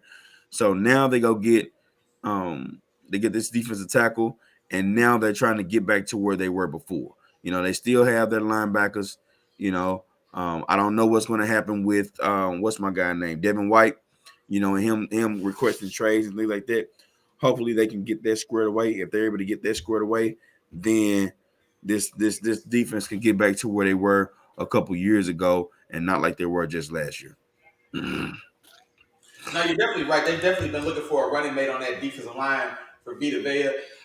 I like the player. I had him going in the first round as well. I have him going to Cincinnati, but the reason he definitely needs to be next to he needs to be next to a big boy. I mean, he needs to be next to a BJ Hill in Cincinnati, which I was thinking, or DJ Reader, or a Vita Vea, because somebody's got to eat the double team that'll allow him to stay singled up in rush 1-on-1. Because as explosive and dynamic as he is with his first step, I love his pass rush ability. He's got the best rush package of any pass rusher in his draft, bar none. So he's got the excellent package of moves. He's got great, violent, fast, active hands. Like I said, his first step is excellent. He's got he can generate pretty good push on his bull rush because like I said, guards they got to gear up for his speed rush, and so when he chooses to time that up, he's able to get pretty good push on his bull as well. And so I definitely like the player. He is a little bit he may be forced to be a little of a specialist, like I said, because of his kind of smaller size. But lining him up next to Vita Vea, I do like that. Now the only thing is the Tampa Bay runs a 3-man front, and so it's not an even 4 front. So in a 3-man front, I mean, it's you're lining up generally. You're lining up in position to be double teamed, and so that's the only thing that's just troublesome or worrisome, or just like wondering how they plan on dealing with that. Or I guess they're not worried about it; they're comfortable. But I would have preferred him in a four-man front, just let him be a one gap penetrating go getter. But it just three man fronts are typically more two gapping, and so I'm curious to see how they fit that in. For sure, for sure. So I do like the pick though. So I do like the direction the books go with that. There's a lot of different directions they could have went, but I do like that one. Do you think there was any possibility of them going QB at that spot, Willie Jack? Do you think there was something they thought about? I entertained I entertained Will Levis going to Tampa Bay, and so I had that on some of my mocks for a little while. But just the more and more look, I don't have Will Levis as a first round quarterback personally, and so it was just so hard for me to put him in a mock. But I think they had to have looked at Will Levis. But the reason I end up taking Will Levis away from them in this pick is because I don't know what Will Levis offers me that Kyle Trask doesn't already offer me.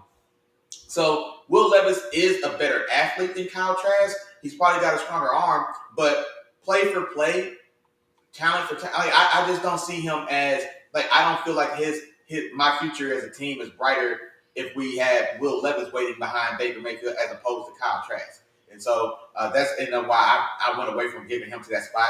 But I would imagine it still had to be a conversation at some point. Gotcha, gotcha.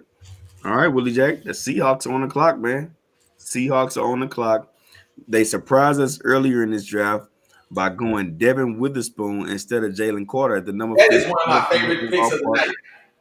That is one of my favorite picks of the night. That Devin Witherspoon pick, like his attitude and that scheme, man, that is just going to be lights out. I can't wait to see that. But I had them going Joey Porter. This is where I had Joey Porter Jr. going, but they already got their corner at 6, and so now I would think they go D line. I think they were going to go defense. This is going to be a defensive draft in the first round. Corner and D line. I just had the D line up top and the corner down here. So maybe now they go the other way. I'm not sure who's left though. I'm gonna take a look at my big board here because Nolan Smith is still there. Nolan Smith. And to me he reminds me of what's the Bennett. No. Now he's not Bennett. Style. No, he's not Bennett. Bennett was the big body guy. Cliff Averill. Cliff Averill and was the speed one. But I'm talking about with his skill set. I know Cliff Avery was a speed guy, but when I watched Nolan Smith play, Nolan Smith, you couldn't tell him he was 230 pounds. You know what I'm saying? With the way that he played, with the way he got off blocks, you know what I'm saying? A lot of his game wasn't just running past people and trying to beat people around the edge. He would face guys on, you know what I'm saying, use his hands. And I think his skill set was a lot like Bennett's, is what I was meaning in terms of that. Not necessarily his size, you know what I'm saying, but the way that he played, in my opinion, it looked a lot like what the skill set of Bennett. Now you're not gonna move him around the defensive line. I mean, he doesn't get bullied or pushed around, but I don't know, man. Michael Bennett's probably one of the more underrated players of probably the last like 20 years for sure. But no, I don't think he could play that role in the league, man. Like Michael Bennett. No. That's not what I'm saying. I'm not saying he's gonna play the exact same role because Michael Bennett, they moved him up and down that defensive line for the Seahawks. You know what I'm saying? He could play just about anyone on the defensive line. But I'm talking about in terms of his playing style, in terms of the way he uses his hands, the way he gets off blocks, when he's on the edge, things like that. Nolan Smith is not just a pure speed player. Don't get me wrong, he's fast. He's a 4-3 guy, 4-4 guy. He's fast, but he doesn't play with just his speed alone and just utilize it like that. You know what I mean? Mm-hmm. The pick is actually in. Dang, man. I've had this pick up as well. Man. Who is it? Jackson Smith and Jigba. I love this pick. Jackson Smith and Jigba goes and fills out the rest of that receiver room. DK Metcalf as your big body explosive, big time possession receiving threat. Tyler Lockett as your smaller, quicker, shiftier, still a pretty good up the field threat as well. And then now you've got Jackson Smith and Jigba to really get loose and eat up all that yardage underneath. Man, I think it just perfectly balances that receiver room. Excellent the draft so far for the Seahawks. I love that pick. Yeah. So they solidify. They round out their receiver room with DK, Tyler Lockett, and Jackson Smith and Jigba. And they got some. The one thing they have is they got smart players, man. They got smart players and they got legit guys. You know what I'm saying? Devin Witherspoon, we know what jumps off of the screen at you. You know what I'm saying? Devin Witherspoon is a guy that's gonna make plays. He's gonna be near the ball all the time. You know what I'm saying? So he's bringing that to the table. But the other thing we don't see a lot of, because those are the things that jump off, is the fact that he is a very smart player. He knows the situation. He Oh, great. studies film. The reason he's able to get a lot of those highlight plays and highlight hits is because he watches film. He reads the plays and say, "Oh, I remember seeing this on film," and that gives him the ability to attack so fast. So that lets you know, so he's a very intelligent player. You know, so that's one side on defense. And then we talked about Jackson Smith and Jigba. You know what I'm saying? And the one comparison that we both that I mentioned, you know, that Willie Jack kind of agreed with me on was the Reggie Wayne comparison. You know what I'm saying? Jackson Smith and Jigba was not going. He's not a 4-3 guy. He's not a burner.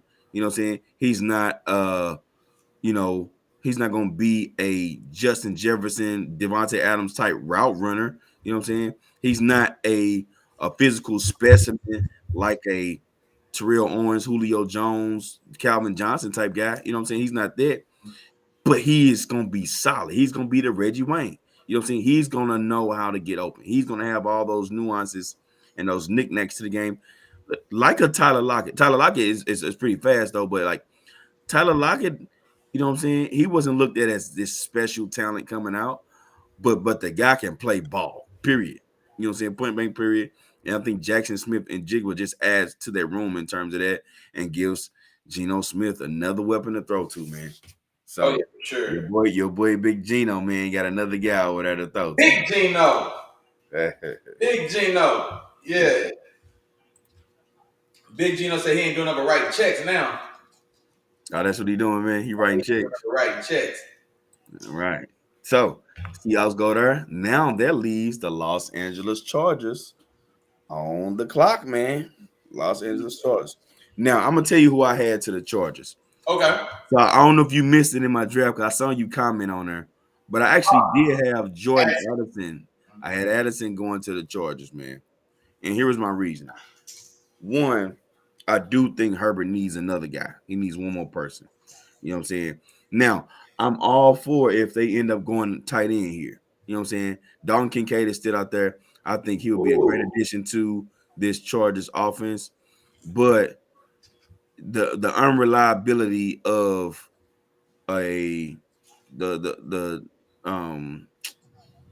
Mike Williams with his injury history and Keenan Allen with his injury history. Neither one of those guys can seem to stay on the field for a full season together. I think you try to go get you another receiver, another guy, you know, that can create separation to make to make it to where there's easy throws for Justin Herbert, and to just make this offense more dynamic. You go get a guy, you know, that can run routes, they can get open, they can do a lot of those things, and I think Jordan Addison will be that guy. Now, there's another guy, a couple other guys out there, and Zay Flowers. You know, he's explosive, and what he can do with the ball in his hands. And then you got Quentin Johnston out there as well. But I don't think you go get either one of those guys. I don't think you go get a Quentin Johnston. Quentin Johnston is, to me, he's too similar to a Mike Williams, and I don't know if you really want that in your offense. I think you want to add something a little different. I think Jordan Addison brings that. So that's who I got mocked to them. But like I said, I wouldn't be surprised if they did go tight end here.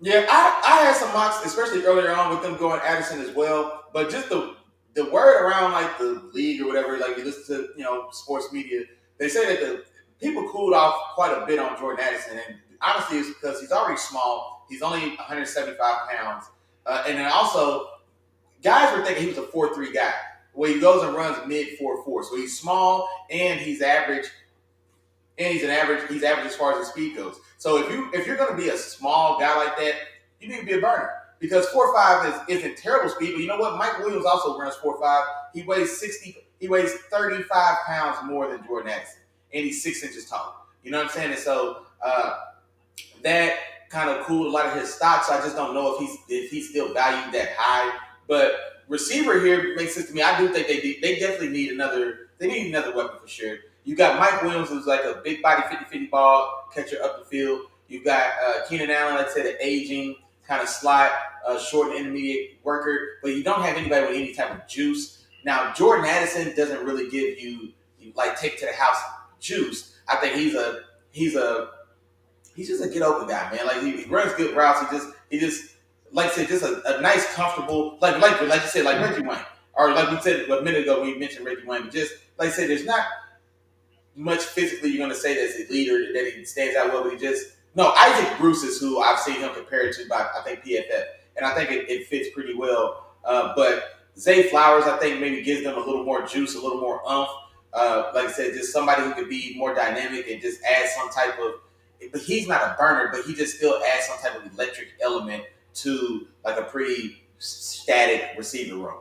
But honestly, man, I don't know if either receiver is going to go here though.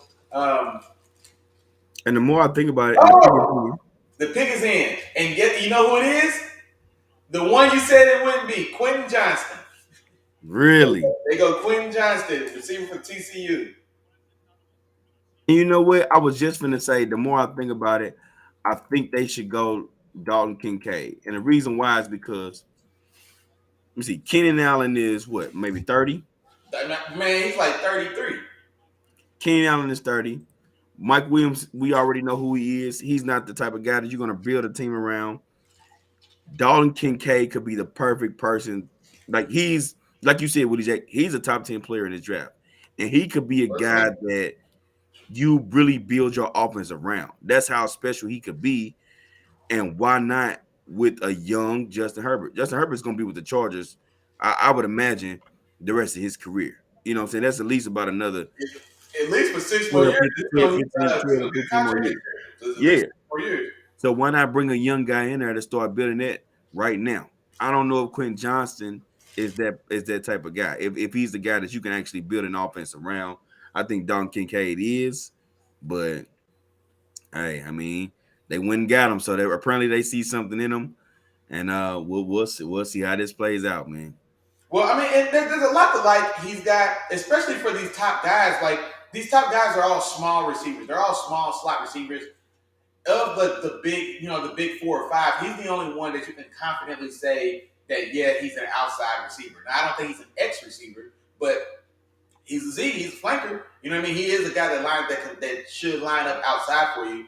Now the only thing is he's got size. Well, he's slimmer. He's slimmer for sure, but he's got height like a Mike Williams does. But his game is completely different from Mike Williams because Mike Williams is just an up the field 50-50 catcher.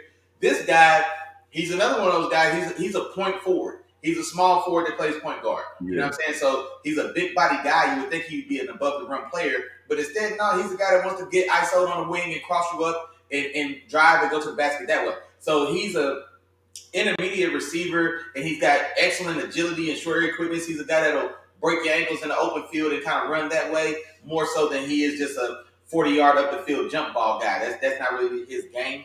And so he offers a lot of the things that probably Zay Flowers was going to kind of help bring to this team. He does it, but he's bigger, faster, stronger than Zay Flowers. And so I guess I can see what maybe they were going for there. Okay, I got you. So I got something for you, Willie Jack. So the Ravens on the clock at 22, man. Mm-hmm.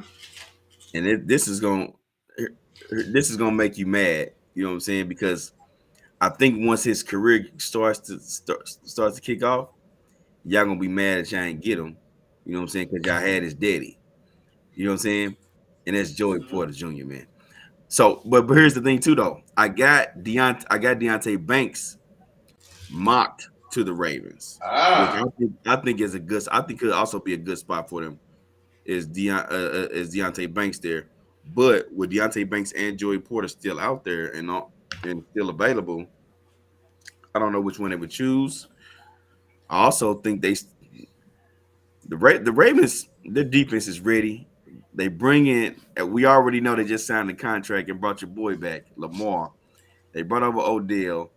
if they not done, I would rather the Ravens get a receiver in this draft versus making a trade for Hell no. There's no Hollywood. receiver. There's no receiver good enough in this draft to draft over. Well, none of the, if any receiver you draft right now, it's another Rashad Bateman.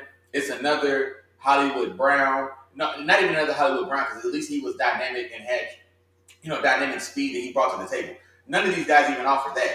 And so I don't think they draft a receiver. I definitely think it's going to be a cornerback for sure. Because that cornerback room, let's not forget, that defense lost like 6 corners last year. Remember when it got crazy? Harbaugh they started making all these weird calls and going for all these extra fourth downs and being ultra aggressive on like third and fourth downs because they just didn't have bodies in that secondary. So I definitely think they need a corner. For me, the next guy, for me, it's not even a question. For me, it's easily Deontay Banks. I don't want to see them get Deontay Banks. I think Deontay Banks is a player. He's going to be a little raw, but his athletic profile, his tenacity, the things that I like or I think I see in his game, I think he's going to be his just be really special. Jordan Porter for me, man, I don't want to see him go there because of the Steeler lineage. You know what I mean? So I don't want to see it for that reason. But as far as the player goes, there's a chance that he could. There's a lot of things that he can clean up in his game, but I do think he's just limited. He's stiff. He's limited athletically, man, and he's always going to have issues with shifty guys that he can't get his hands on. And then even when he gets his hands on guys, you can't be as physical in the league as you are with your hands on receivers as you are in college. And so I think he may struggle I think he may have a longer or a harder adjustment to the league because of the speed and agility and just the quality of receiver and the fact that he can't use his hands the way he used them in college. And so that's what worries me there. But I'm not saying I'm out on him, but I think he's a guy that in year three, it maybe comes together end of year 2, year 3. But he's always going to have issues with being stiff and shifty guys that just completely lose him at the line of scrimmage, and then he doesn't have the speed or athleticism to recover, and he's dead in the water. I got you, man. Hey, man, I see some Namdi, man. I see a little bit of Namdi in him, man. I think he has. I think he has an opportunity to be something good, something. I see a little something different in him, but we'll see how that kind of plays out too. But yeah, right now I have Deontay mocked to him, so we'll see if they go Deontay. We got Deontay Banks, and add to that cornerback room with Marlon Man, and Peters. the Ravens could be hella petty right now, man. That's super. Don't do this, Baltimore. Don't do this, man. Look, just on the strength, man. Just don't. Just y'all be cool. You know what I'm saying? Go somewhere else. Right? Don't do that. What you mean? Where you think they should go? Away from who? Cam Smith. Cam Smith from South Carolina is who I gave him. Because I don't want Deontay Banks to go there, and I don't want Joey Porter to Or go they can there. get Keely Ringo. Yeah. He actually, because he's a. No, I mean, I'm just not how I think Keely Ringo is a free safety, I mean, maybe not. He's a safety to me. I think he would be better served transitioning to safety for sure. But I don't think he's a first round guy. I mean, but he's an athlete. He's like 6'2", 205. He runs like low 4.4, high vertical and all that stuff. So he's a specimen that way. Man, they showing the numbers of these quarterbacks, man. Deshaun Watson, 230 guaranteed. Kyler Murray, 189.5 guaranteed. And then they just showed Lamar Jackson, and it's 185 guaranteed. Them boys getting money, boy. Man. Uh-oh. Talk to me. Who is it? The pick is in. Receiver from the University of Boston College, Zay Flowers. You are a Baltimore Raven. I don't know. You say receiver. But see, that's what I said, man. But that's why I said I didn't think that they should have, but I understand it because one, first off, you can't count on Odell Beckham to stay healthy. You know what I'm saying? As good as he is when he's playing ball, you can't bank on that. You can't bank on him being able to be there for you the entire season. That's just what it is. You know what I'm saying? So that's one part of that. I know there was a lot of talk with when it comes to what's his name? DeAndre Hopkins, making a move for him. I don't know if Now, you I think that's still on the table you think it's still out there. because it wasn't gonna be a first round pick anyway. So I think that's still on the table. But do you still try to make that move though? Now with them having Oh those three yeah, guys. nobody's talking me off of DeAndre Hopkins. Not at all. None of these guys are talking me off of DeAndre Hopkins. If you just drafted Justin Jefferson, Jamar Chase, like these guys coming in, then we can talk. None of these guys have the pedigree or the cachet of. This is a very mediocre. Well, not mediocre, but all five of the guys drafted tonight would have been behind the last, like, I don't know the highest. Like, let's say so. Jackson Smith and Jigba was the first receiver this year. He's probably the fourth receiver last year. And you know what I mean? He's the number one guy this draft. The first receiver, he was the first one that went. He didn't go to pick 20. You know what I'm saying? Like, we had, what, two guys going to top 15? Chris Olave. No, three guys going to top 15 last year. Chris Olave, Gary Wilson, and Jameson Williams. So, Zay Flowers, Jackson Smith, and Jigba, none of those guys are going to get drafted there. It's interesting because I didn't expect Jahan Dotson to go as early as he did. And so I wasn't as high on him. I think you did like him a little more than me. But so maybe there's an argument that maybe Jackson Smith and Jigba would maybe go ahead of Jahan Dotson, maybe just the perception of how they were coming in. But at the earliest, the best receiver in this class was the number 4 receiver last year. So it's just not a special class at all, in my opinion. You know what I'm saying? So I'm definitely taking D-Hop. D-Hop has got good ball left. He had this suspension. He came back, and he's got tons of good ball left, and he's motivated. So I would definitely still give D-Hop some run. And he's affordable. His contract is super friendly now as well. I believe like all the big money is already paid out. So are you ready for this bold prediction? Okay. D-Hop, he done, bro. What's it? D-Hop what? Done. Again, playing on more? His days of good ball are behind him. I don't know about that. Well, he's not his top 5. I don't think he's like a top 5 guy anymore. Healthy D-Hop can still be a top 10, 12. Put it like this. Okay, let's put it in this perspective. I'd rather have Zay Flowers paired with this Ravens offense than D-Hop. D-Hop will get you. This is my thing. Mark Andrews is the number 1 guy over there. You bring over Odell, right? If Odell stays healthy, he's gonna need some targets. You know, you have if Rashawn Bateman should be coming into the season fully healthy. Then you draft Zay Flowers. Zay Flowers is another weapon. With what they have right now on their team, you don't need a DeAndre Hopkins to come in there and DeAndre Hopkins is a 10 or 12 target a game type of guy. Lamar Jackson ain't even that type of QB. You know what I'm saying? I'd rather in place of Flowers, though, right? So they wouldn't all three be there. It'd be either D-Hop and Odell or Odell and Flowers. So it wouldn't be all three of them together. Right, but what I'm saying is I'd rather have Zay Flowers paired with that unit, with the rest of that unit, than D-Hop paired with the rest of that unit because Zay Flowers is dynamic. And one thing he definitely has over D-Hop is when he gets the ball in his hands, he can score from just about anywhere on the field. You know what I'm saying? So, and he don't need 10, 12 targets a game. You know what I'm saying? Those targets can go to other players. And Lamar, what D-Hop is a target monster. You know what I'm saying? He's gonna eat up a lot of different targets. Put that playmaker in there and Zay Flowers, man. I like him. I like his fit better with Lamar Jackson in that type of offense than I do D-Hop with that type of offense. All right, now let me tell you why you're wrong. Okay, tell me why you think that I'm wrong. Go ahead. But the things that make Zay Flowers, the things he gives you, it's more of the same. So he's going to offer you a lesser proven and to a lesser just overall extent. He's going to bring to the table that you're getting from Odell. He's going to be your shifty guy. He's going to be your electric guy. He's going to be your dynamic guy. He's going to be your quick dump, get the ball in his hands, let him make that miss and take it 40 yards back. Odell is giving you that. You need a complement to that skill set. The complement to that skill set would be DeAndre Hopkins. And here's another thing as well. Lamar Jackson's game trends more towards a receiver like DeAndre Hopkins than it does Zay Flowers or Odell Beckham. Because he's Lamar Jackson. He's not a downfield passer. He's gonna work the intermediate parts of the field. That's why the center and intermediate parts of the field. That's why Mark Andrews has the production and the target share that he does, because that's just the style of quarterback that Lamar Jackson is.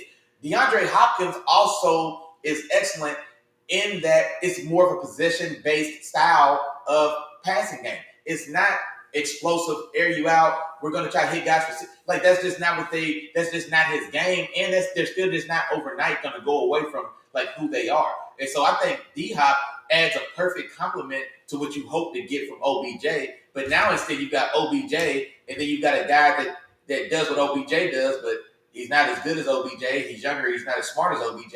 And you know what I mean? And so he's out there doing the same thing that OBJ's trying to do.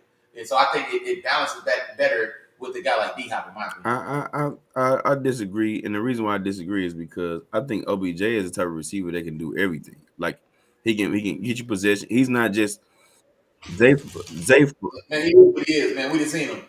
He is what he Right, we is, seen him. man. We seen him do everything. What you talking about?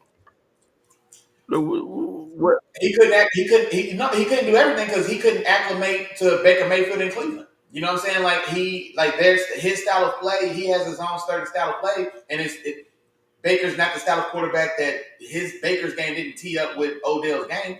Like Odell wasn't able to just change his game and turn into Jarvis Landry. You know what I mean? And be a possession guy. I mean, it's just not his game. You know what I'm saying? So I still think he is what he is. He's 31. He's not changing who he is. You know what I'm saying? So I don't necessarily see him converting himself into an intermediate possession guy at this point. You know what I mean? I'm not a believer in that. If you're a good receiver, you eat no matter who's the quarterback. I'm not a believer in that, because I think Baker Mayfield was just trash, and he's still trash. You know what I'm saying? Like I don't understand. I don't understand what and he's not the type of like. Right. Be that as it may, man. Look, the point. Well, if that's what I see what you're saying. No, well, you gotta be. You still gotta produce. So like, you can't just. It's one thing to not have a great quarterback and your production struggle, but it's another thing to not have a great quarterback and you're just a complete non-factor. We've seen quarterbacks produce. DeAndre Hopkins made his name producing with quarterbacks who we can't remember their names now. Andre Johnson. Shit, AJ Green made us believe that Andy Dalton was a viable top 10 starter in this league or somewhere around it. You know what I mean? So we've seen guys have underperforming or just not great time at the quarterback position, but you won the ones. And I'm not meaning to take away from Odell's game. He's phenomenal. You know what I'm saying? I'm not saying that, but I'm just saying like he's not just gonna show up and be a different player now that he's playing with Lamar. I think players are who they are. You know what I'm saying? Like, his game is his game for a reason. That's what he's done since college. It's what got him to this point. So I'm just saying it's less realistic, if you ask me, to expect that Odell Beckham is just going to come in and be a completely different receiver than he's ever shown to be, because now, now I know I'm playing with Odell, look with Lamar. That's just not who he is. I guess what I'm trying to figure out from you though with Jack is what doesn't Odell Beckham do? You know what I'm saying? I don't feel like you said when I watch Zay Flowers is a guy that, you know, he needs to be polished when it comes to his route running. You know what I'm saying? He's not a possession guy. You know what I'm saying? You're gonna when you rock with Zay Flowers is gonna be a guy you give in the rounds to and all that type of stuff. Like that's what you're gonna do with Zay Flowers. Whereas I can line Odell Beckham up in the slot and the outside, wherever I can have him run any route in the book, and he can run a route and he can get open. Who they draft? Who got drafted? Oh, okay. I didn't want to interrupt you. I just want the Vikings take Jordan Addison. Hey man, I've had Jordan Addison going to the Vikings in my dress as well. One of them I had him going there too. I ain't gonna lie to you. Yeah, dang. That they needed somebody. I did like this pairing with him and Justin Jefferson. I think it's the perfect pairing. You know, especially with them losing Adam Thielen. I like that pairing. Yeah, and then because like I said, I had changed because like I said, from everything I've been seeing, it was sounding like everybody was just cooling off on Jordan Addison, and so in my new mock where all the receivers were dropping, I still had Jackson Smith and Jigba going like top 15, but the next receiver I had I think was to the Vikings, but I gave him Quentin Johnson instead because they were around the campfire was just that teams were just not in love with Jordan Addison after his pro day or after his combine. For sure, for sure. Well, yeah, I think this is a good pick, man. Good guy to come in and replace Adam Thielen. Adam Thielen was a good Robin alongside, Justin Jefferson, for the years that he was there. And you need to get another guy like that. And I think Justin Jefferson is one of those receivers that can do it all. So, get you another guy that can also get open on the other side, and be able to make his own, especially with them already having the weapons and, like I said, Justin Jefferson, and then of course adding T.J. Hockenson. We've seen what T.J. Hockenson can do alongside some weapons too. So, of course, as like last year, I like the Vikings offense. You know what I'm saying? I don't think they had many problems scoring points. That wasn't the thing with them. So. Mm-hmm. Oh, there's a trade, but no, I'm thinking like you as well. I would have thought they went. I think they need more help on the. Well, no, I'm not gonna lie. I thought receiver was a need, honestly, because you lose Thielen. Everybody's already putting four guys on Justin Jefferson everywhere he goes on the field. So you've got to find somebody to ease some of that pressure. KJ Osborne didn't necessarily show that he can step up and be a real number two to keep the teams honest. Oh, it's just a pick for so just one spot gets traded. Jacksonville and the Giants switch spots. So 24 and 25 switch places. Jaguars give the Giants pick 160 to move up one spot.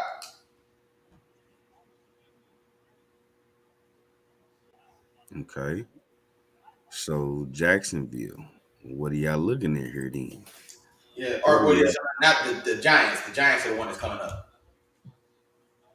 Oh, yeah, Giants on the clock. Okay. Yeah. They got Brian Branch here. I like that fit. Yeah, I do. Or no, did I say that right? Giants and Jack. Yeah. Okay. Yeah. Yeah. No. Brian Branch. The Jets are one of my favorite places for Brian Branch because of the style of defense they run. So the defense coordinator for the Giants is Wink Martindale.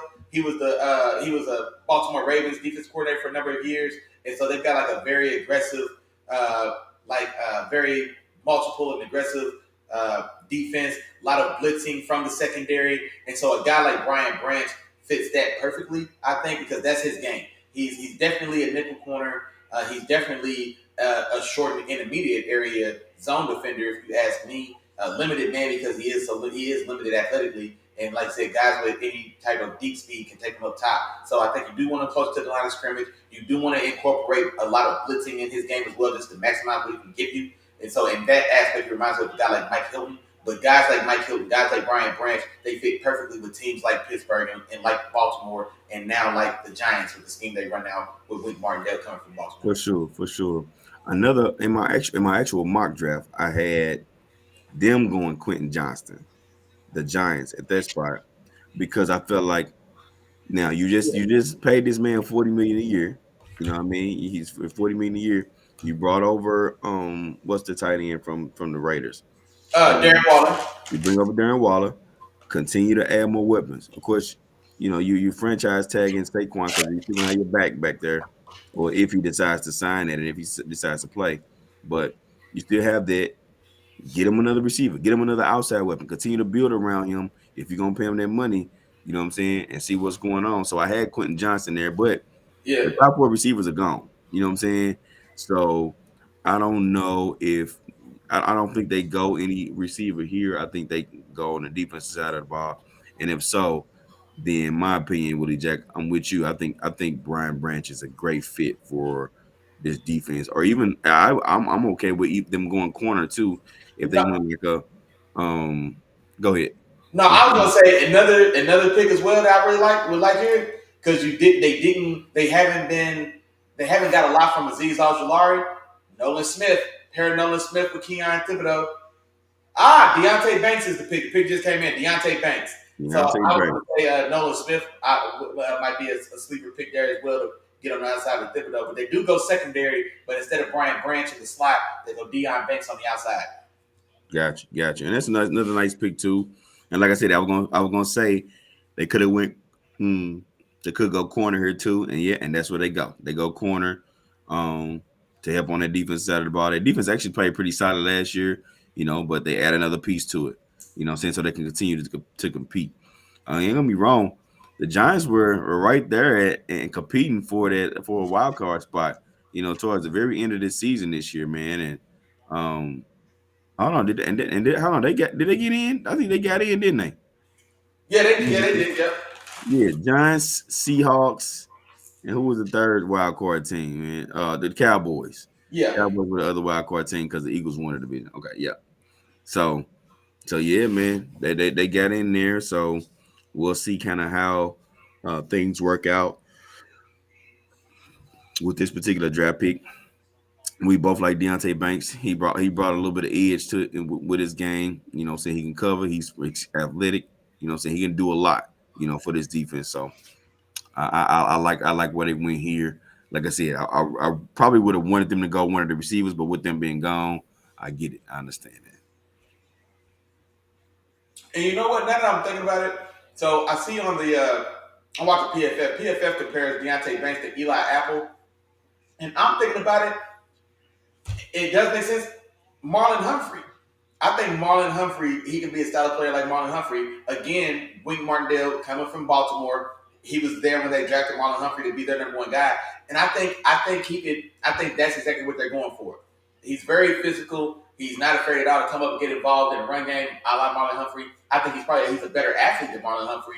Uh, but no, I think dang, I wish I'd thought about that before. I could have said that. Yeah, but Marlon Humphrey, I think he puts me in mind of him, especially going into this defense with Wink Martindale. So no, I like that pick. I like that pick a lot. For sure. Um, And yeah, now so let's the see what Giants Jack pick again, with that one pick. and the Jaguars are waiting, man. I wonder who the Jaguars are gonna take. So I get in the mock. Now here is where I had. Now this is also because I had Joey Porter gone already. Okay, I had Joey Porter gone in my mock. So I actually had the Jaguars mocked for Keely Ringo. This is where I had Keely Ringo going later in the draft. I don't know if they'll actually go here. I think there's a couple better players that are still out there. Um, Now I had this is where I had Brian Branch. mm, This is to where I had the Brian. Jaguar, to the Jaguar. They Okay. definitely have a need at secondary in the secondary, and I'm surprised they trade with the Giants and let the Giants take a guy like Deontay Banks. They could have used Deontay Banks. They definitely need help in their secondary. But yeah, we'll see what they pick. But I think they also need a tackle, or they may need a tackle or some tackle depth. But they lose Jawan Taylor at free agency. He goes and signs that contract with the Chiefs. They still got Cam Robinson, but I saw something today that said Cam Robinson is expected to be suspended for maybe up to the first 6 weeks of the season because of a potential PED violation. So he may be out. They already were going to have Walker Little, the tackle from Stanford, who he hadn't played football in I think 2 years before he went to the draft. I think one was because of injury, then maybe one for the COVID year, so something like that. He had an extended amount of time that he missed playing ball coming out of Stanford. They still draft him pretty high. He goes in the second round. He was slated to get his chance to start now at right tackle with Jawan Taylor being gone, and now with Cam Robinson being suspended, you got Walker Little making his first, I guess, appearance as a full-time starter. Maybe they want to go ahead and get another tackle as well. Antoine Harrison still on the board. I think maybe he would fit kind of what they want to do. I don't know how they feel about DeJuan Jones, but Antoine Harrison or Brian Branch, I still think that still makes sense. Or even like you're saying, Joey Porter, because they need a corner as well. But if I had to guess or rank it, I would say Brian Branch first, then maybe Antoine Harrison, and then maybe Joey Porter would be high. I rank those three for the For sure. Jaguars. Gotcha. And now that you mentioned it, I do like DeJuan Jones for this Jaguars team, man. I think he'd been a good idea, good addition for this team. I'm sorry. There's another trade.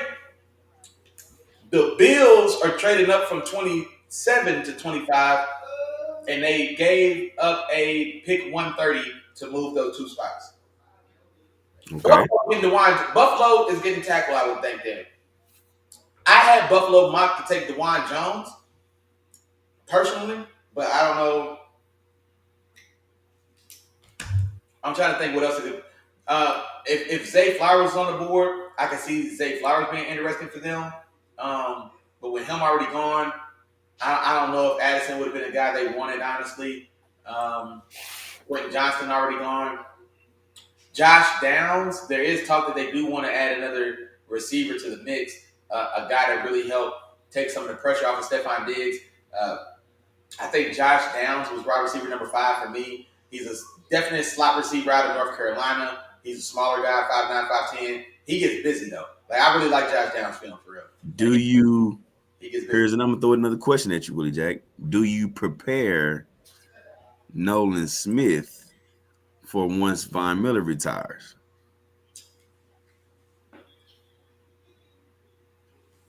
Wait a minute.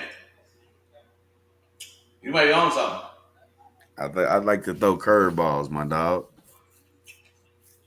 I see. That's still the thing. Like, I just don't. I'm nervous to have Nolan line up just strictly as a traditional like edge or defensive end. Like, I think he needs to stand up, man. Or I mean, now Vine's gonna play wide 9, so he would play the wide 9 side for they would play up that way for sure. But I still just think like it. I don't know, man. I just don't. I'm worried to put him in a forefront. Oh, the pick is in. I don't think I've seen this one coming, but I love it. Dalton Kincaid. Oh, I love that because I was just talking about another receiver, Zay Flowers, like a third receiver, even Josh Downs, because those are going to be guys in the slot that really kind of work in the field. Dalton Kincaid is a slot receiver. Dalton Kincaid is a slot receiver. Dalton Kincaid is the number 1 slot receiver in this draft. Oh, I love that. Hey man, he ain't no slot receiver, man. He a tight end. But Big Josh gets his Kelsey. Big Josh gets his this is a great move for the Bills and Josh Allen, dog. It really is. That's a great move. I like that one, dog. Yes, sir, Steve. I like that one, dog. I ain't gonna even lie to you. I like that one. Let's go, Big Josh. So Dalton Kincaid, that means he comes in, of course, replacing Dawson Knox. Of course, they still got Stephon Diggs on the outside, but now you got a weapon that can work inside. And I know who I'm drafting in my fantasy leagues. Man, what? Man. You know who I'm drafting in my fantasy leagues, dog. I love that. That's a great pick. Dalton Kincaid. That's a great pickup. Great pickup. Man, they need a tackle like nobody's business. They definitely need some help in that O-line. But man, okay, that's a great pick. So with Dalton Kincaid being picked right there with the Bills, I think that sets up back-to-back tight ends being drafted. Oh, you think Michael Myers going next? I mean, you mean what's his name? You mean Jason Witten 2.0? Is that who you said? Man, look. Nolan Smith. Let Nolan Smith get on the other side of Michael Parsons. I don't know how I like that, dog. Let Nolan Smith get on the other side of Michael Parsons, man. I don't like that one, Willie. Man, look. I think Nolan Smith can play. I've said that as well. I think he also play a little off ball. And so letting him and Micah both rotate. Well, Micah now plays full-fledged edge. But I think Nolan Smith can be the Michael Parsons role we saw his rookie year where it was 50-50. But now he just plays this rush outside linebacker. Nolan Smith can fill that void because there was something special about Micah doing both. I really think Nolan Smith could develop and do that. And at this point in the draft, like who are you taking? I don't like Michael Myers. Michael Myers, there'll be another Michael Myers and within these next 2 drafts. Next year, there'll be a Michael Myers next year. The guy next year is already better than Michael Myers. Bowers from Georgia. So Michael Myers isn't the difference maker to me in the first round. Hey. I'm trying to look and see, man. Nolan Smith for me is my last top 10 player in this draft. Here's the bottom of the first round. That scheme is ready to use a guy like him as well. I'm looking down my list. Nolan Smith might be going to the Jaguars, man. Jaguars. Dallas. Well, word around the fire. I'd rather have word around the fire is that Dallas also wants another O lineman, because they're revamping their O line, and so either guard or tackle. They've got Tyler Smith, that kid the rookie that kind of came in and played very well 2 years ago. I think at left tackle, he played a little left guard last year, and so they and then Tyler Smith is probably on his last year. They redid his deal, and so like a tackle. Where DeJuan Jones is right there. DeJuan, that's what I was about to say, man. DeJuan Jones, man, get big body DeJuan Jones out there, man. Quit playing. I take it. Get that wall of Dallas back up and running.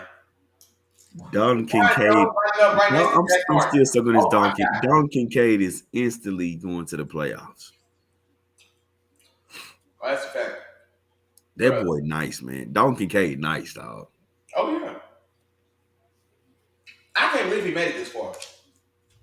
I really thought somebody was going to bite and grab him way earlier than this. I had him going 16 to Washington, but man. Who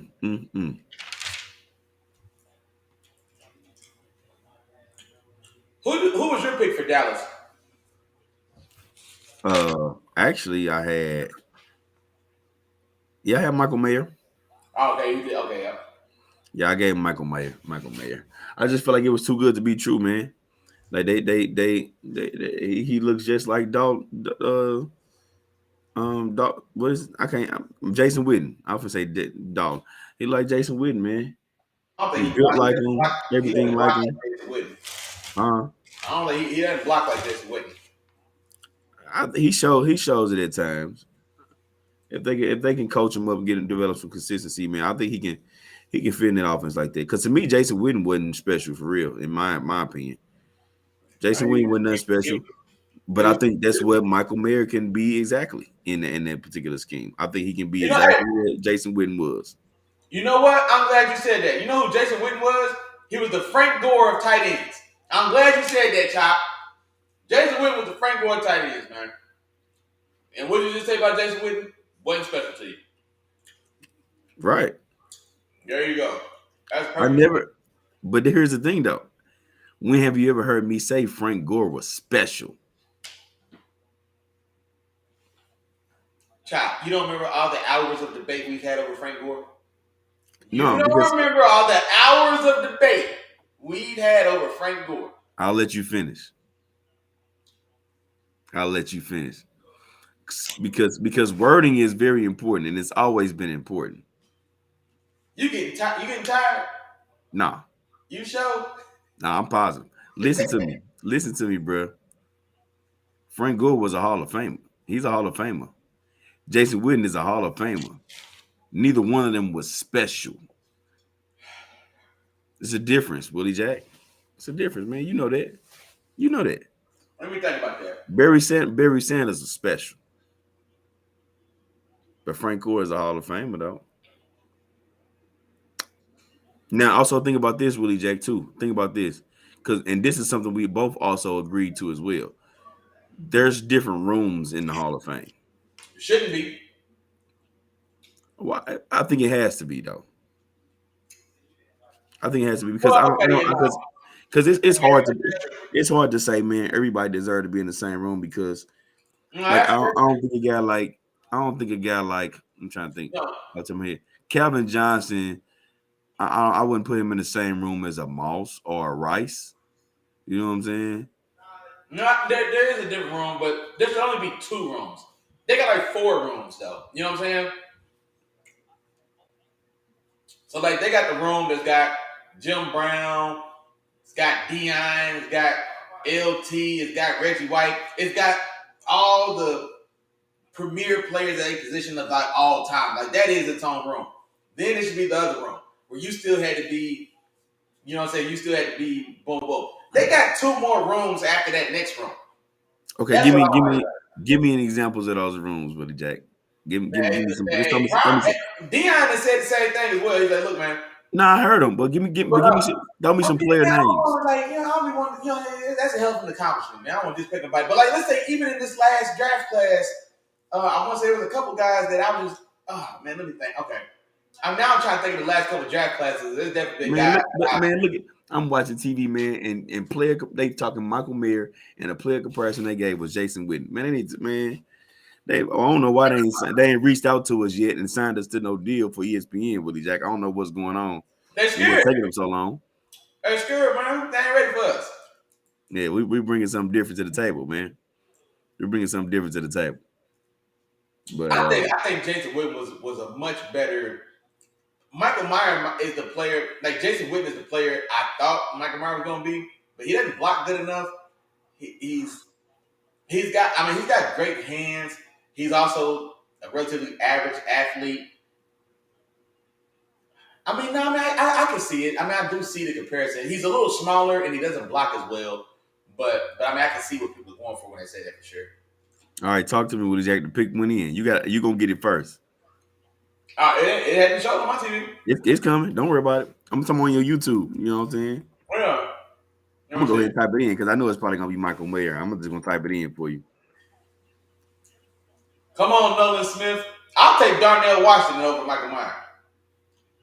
Or Sam Laporta. I got Darnell Washington and Sam Laporta over Michael Meyer. I had Sam Laporta over Michael Mayer, but I just think that's who they're gonna get. I wouldn't. It wouldn't surprise me because that has been the talk around town type of thing. You know what I mean? But Yeah. Talk to me. Michael Mayer.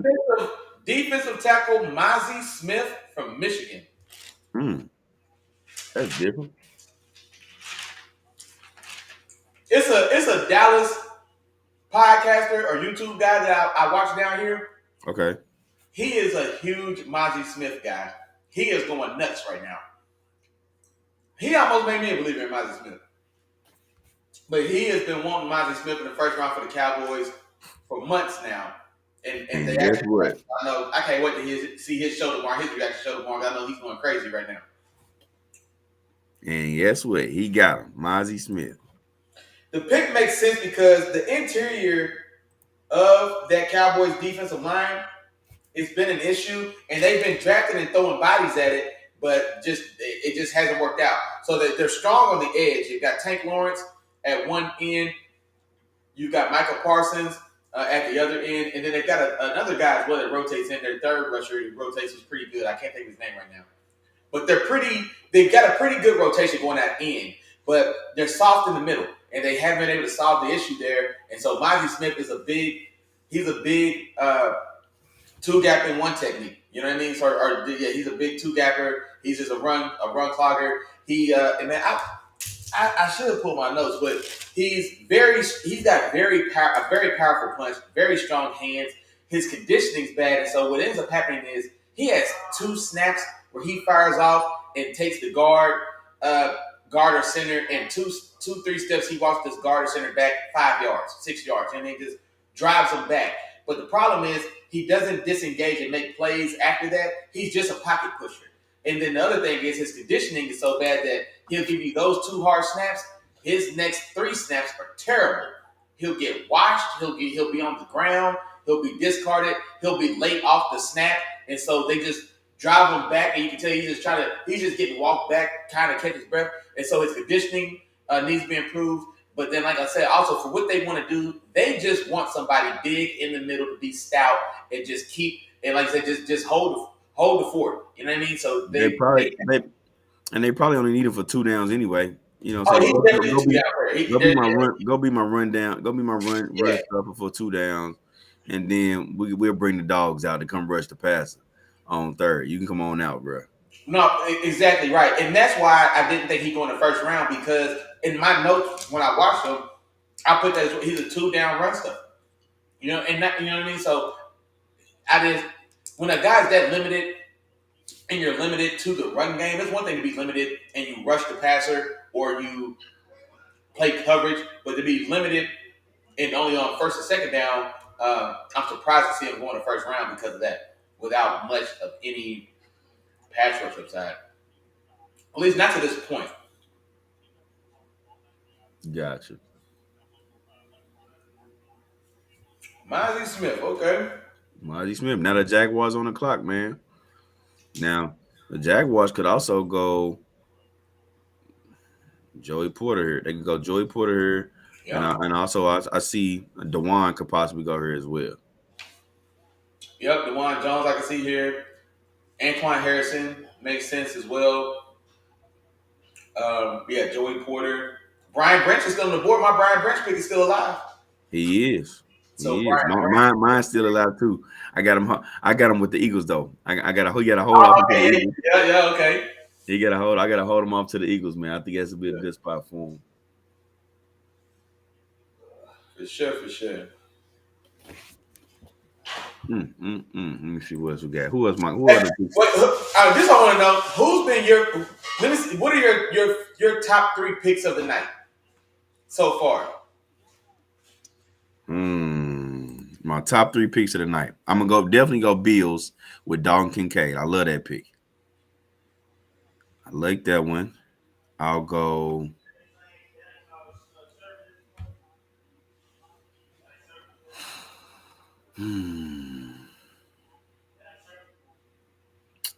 That's one. I'll go. This is tough. I'll go Eagles with Jalen Carter. Okay. And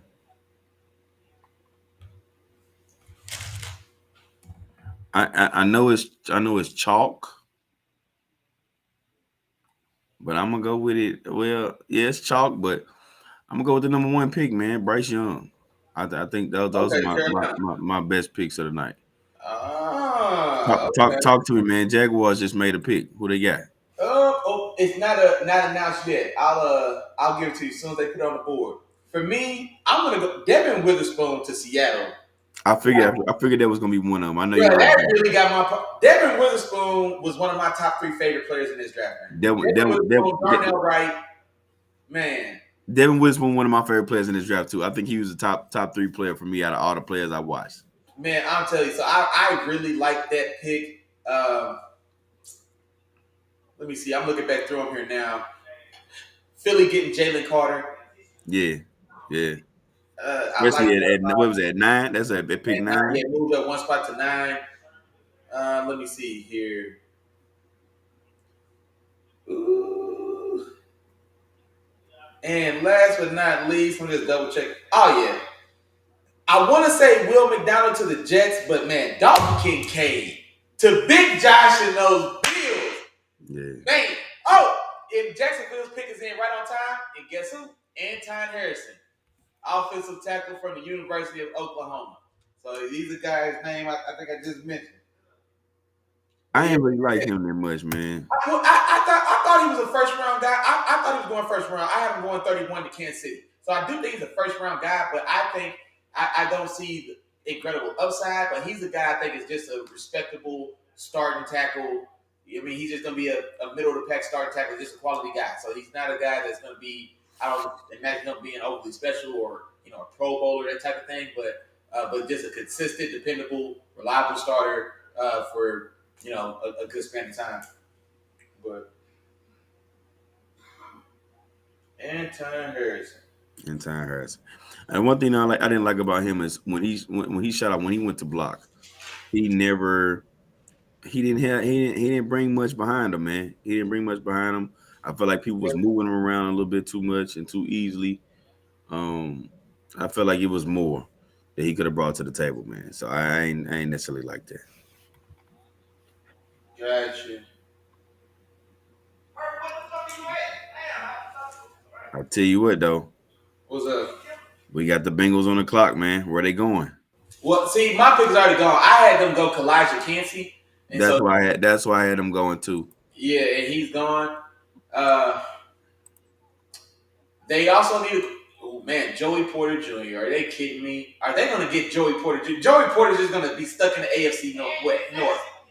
Gosh, they definitely need corner help. They've rebuilt that. They've had some change of face in that corner room, especially in the safety side as well. So they drafted Dax Hill last year to prepare for the loss of Jesse Bates, which they had this year.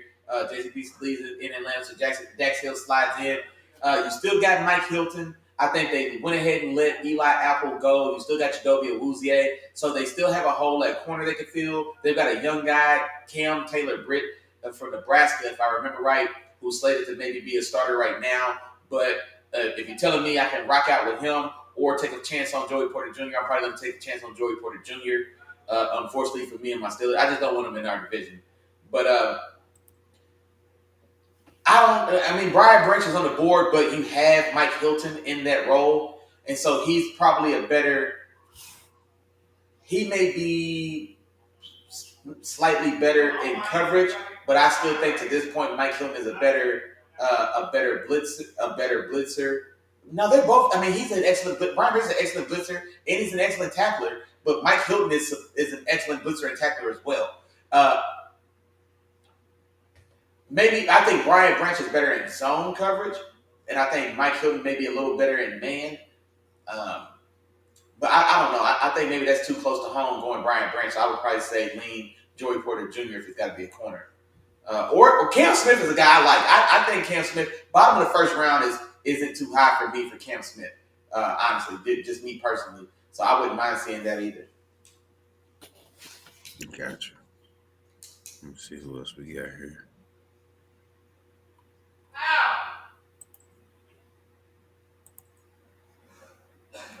Who's on the clock?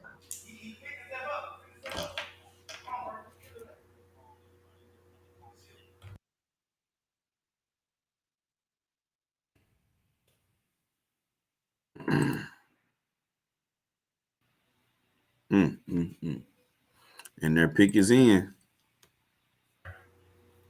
So who are the Bengals going with? Man, the highest rated players on my board are Noah Smith and Brian Branch, but I don't really necessarily like the fit. Oh, here we go. Pick is in. Miles Murphy, defensive end for Clemson, or edge player from. So I had Miles Murphy going to the Bills. That's who I had going to the Bills. I like Miles Murphy though. He's one of the guys that I will say I liked out of Clemson. I feel like he brought some stuff to the table. I think he had potential. I looked at him as more so like not quite, but almost like the Paris Johnson of defense of the edge because of his size and his athletic ability. I felt like he can be coached into something that's a lot better than what he is currently. But I felt like I like Miles Murphy, man. When I watched him, I like what he could do. He had a good motor. He hustled, you know what I'm saying, and he had the size and everything. So I feel like in the right spot, I think Miles Murphy he could be good. You know what I'm saying? So I'm not mad at this pick. I wasn't huge on Miles Murphy. He's a size speed. He's a size and straight line speed prototype guy. He is a rudimentary pass rusher. Like he is ground zero as a pass rusher. He's literally just I'm big, I'm straight line fast, I fire off. If I can't run around you, I have no moves. I have no like I had no idea how to use my hands as part of my rush. He's a very powerful hustle player in the run game for sure. I didn't like his play recognition, especially like on option plays at the mesh point. I wasn't a big Miles Murphy guy. The guy he kind of put me in the mind of, just like with his build and athleticism, but he's more athletic. But I don't know if you remember Brian Arakpo from Texas. I do. He came with the Watt, got drafted to the Redskins. Yeah, exactly. He put me in the mind of Brian Arakpo, but like an undeveloped Brian Arakpo. Arakpo, man, that boy was a specimen. That's what Miles Murphy. He's like 6'5", 270, runs 4.6, or maybe high 4.5 or something crazy. You know what I mean? So, but Brian Arakpo, I think was further along as a pass rusher, but that's what he kind of put me in the mind of, like his body type and athleticism. I think he's probably a better athlete than even Arakpo was though, because he is a special athlete. But for sure. All right, Willie Jack, Saints on the clock, man. I know on your draft you had them picking Zay Flowers. Yeah, of course he's gone. Man, I wanted that one. I wanted that one bad. Zay Flowers, Chris Olave, and Michael Thomas. See, that's what I'm saying. Like, I think each of those guys complement each other with the different things they do. Man, I wanted that one bad. I thought that was going to be lights out if it would have happened. I want to tell you who I went here. Who's that? This is where I had Hendon Hooker going. See, this makes sense because it's bottom of the first. I mean, they did just sign Derek Carr, and see, Derek Carr's not overly old, and No, he's so not. you know what I mean. Like they gave him real good money. He's still a quarterback in his prime, and so honestly, I don't know if they go Hendon Hooker, especially if that division is up for the taking. That's a very weak division, the NFC South. And so you bring over Derek Carr, you give him some good money. I think they try to either add some depth to that defensive line. Miles Murphy would have been a good pick for the Saints for the type of D lineman they pick. Those very big body, athletic freak guys like Cam Jordan. Cam Jordan is 300 pounds. He runs 4.6. Miles Murphy is like that style of guy. You know what I'm saying? So, or he may have ran 4.5. Cam Jordan was a freak when he came out of Cal. It's crazy. But anyway, but like he would have been a guy for them. They could probably stand to add another corner as well. I think either defense or an offensive weapon, but I don't know who's left on offense that would realistically be worth it. Or I feel like they can go a few different ways with the Saints. I think I don't think it would hurt them to go corner. I think they can go corner here. I think they can also go Brian Branch. I don't think that would hurt them. Nolan Smith is out there. and let him take over for Tyrann Mathieu. Yep. Nolan Smith is still available. See, I don't know about his scheme fit though for them. Yeah. I'm with you Well, there. you know what? If they want to take a chance on Brian Brissett, because they could use a tackle. I think I'm trying to think who started. I think they lost both their tackles in free agency. Like DeWan Jones is still out there. Yeah, they remember they drafted that tackle last year. He didn't start. Tyler Penning, I think was his name. Yeah. That kid from like Northern Iowa. So they Yeah. drafted him last year, and he didn't play last year. So maybe they got him in the wings to play this year. So I don't know if they double up again. As I'm looking at my chart as well, like yeah, I feel like they're flexible though. They can go a few different ways. Brian Branch might not be a bad pick, honestly. Brian Branch isn't a terrible pick. I still like Cam Smith or even Joey Porter. I think a corner wouldn't hurt as well. But Brian Brzee, I really like when I watched Brian Brzee's film. I was pleasantly surprised. Like, well, it's so he went through so much. He missed so much time with the injury. Then he had a very close death in the family. He had to leave for mental health. So there was a lot of stuff going on. But when he's on, he was as good as anybody. Like he's a guy that if he didn't miss all the time he missed in college and got to continue and develop on the track he was on, bro, he was a top 10. He was gonna be right after Jalen Carter. You know what I'm saying? Like he was gonna be because he doesn't have the power, just the raw power in the run game that Jalen Carter does. But he is explosive. He's a very good athlete. Oh, Brian Brzee's the pick. Brian Brzee is the pick for the Saints. It was a good call, Willie Jack. I was hoping he made it to 32 for the Steelers, honestly, because we're trying to revamp our front D line with Cam Hayward. We keep trying to draft guys that can eventually take over, but it's not working. And so Brian Brzee was who I wanted him to make it 32. If I got Broderick Jones and Brian Brzee in this draft, y'all was in trouble. DeWan Jones waiting. He'll be there waiting on you. Who? DeWan Jones will be there waiting on you. But see, I don't need him now. I got Broderick Jones. You know what? Maybe Brian Branch. Man, y'all gonna let Brian Branch fall to us at 32. Don't nobody take Brian Branch right now. Right now, I'm pulling him out the running. Nobody else is eligible to take Brian Branch. Let Brian Branch fall to 32. I'm sorry, but I got him to the Eagles, dog. Man, why you want to do that, man? I had him to the Eagles, man. So he got to go there. Why you got to do me like that, man?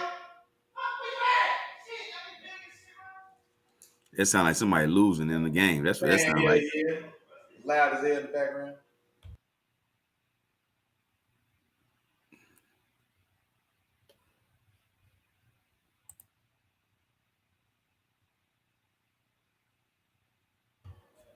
Ryan Bress. Wait, Philly with Darnell Wright. I I can't. Joey Porter, bro. They gonna fool around with Joey Porter. If Joey Porter falls to 32, we Y'all never gotta get get him. 32. Y'all gotta get him. It's to me, I feel like it's some decent talent falling, man. Brian Branch, Joey Porter Jr. for sure. Nolan Smith is still. Nolan Smith at 32. Man, come on, man. Nolan Smith, Brian Branch, Joey Now, I Porter. do think Nolan Smith will be good in y'all's game. Who? I think Nolan Smith will be good in y'all's game. Oh man, hell yeah, hell yes. I guarantee you, we use him like Mike. We try to use him like Michael Parsons. I think because we've got space on the inside. Our inside linebacker, we've been trying to replace Ryan Shazier for 5 years, and so I think he's a guy, man. I really think that he offers that skill set. I don't think he's as good as Michael Parsons at either stack linebacker or edge rusher, but he's a guy that can. I think he's a guy that can grow into that role for sure. Because I don't necessarily just want him full time just on the edge. Now he can, especially in the 3-4, he can. But I wouldn't like if it's in rundowns when he's not rotating in with for the pass rush. I think he can. I think he has a chance, man, to maybe play some stack backer as well.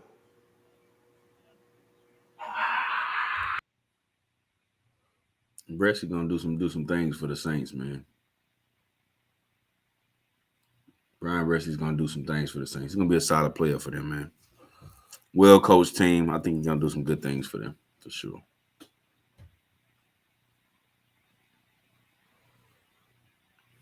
Yep. Eagles on the clock. What the Eagles gonna do? Man, they already went D line. I mean, obviously they've got room to double up on D line because they need edge and tackle. So I had them going Felix and the DK Uzama, edge rusher from Kansas State. And honestly, I don't mind that pick still now. Like I said, because they've got 3 spots open. They've got 3 spots that need to be filled on that defensive line. And so you've got Jordan Davis, you drafted Jalen Carter, so the interior is set now. The next 5-6 years, that interior should be set.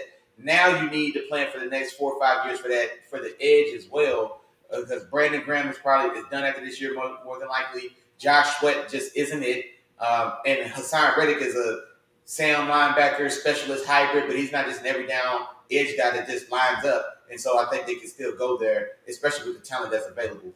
And so I could definitely see that still being an option. I'm liking Brian Branch here, man. Yeah, Brian Branch could be as well to replace that role that they had from Chauncey Gardner Jr. But I hope you're wrong because I would like Brian Branch to stay there until 32. Nah, man, y'all getting Joey Porter, man. Stop it, man. I'll y'all take letting anybody else. I really do. Yeah, anyway, but in a way, y'all letting anybody else get Joey I'll take him Porter. at 32. I didn't like that pick at 17. Like 17 felt too high for me for Joey Porter. 32 is an excellent value for Joey Porter. That's more in line with my big board. Well, I think no, he was number 23 on my big board. But the range in which I would draft him is right there. Late 20s, early 30s. Now I still thought he was one of the first. Nolan Smith to the Eagles.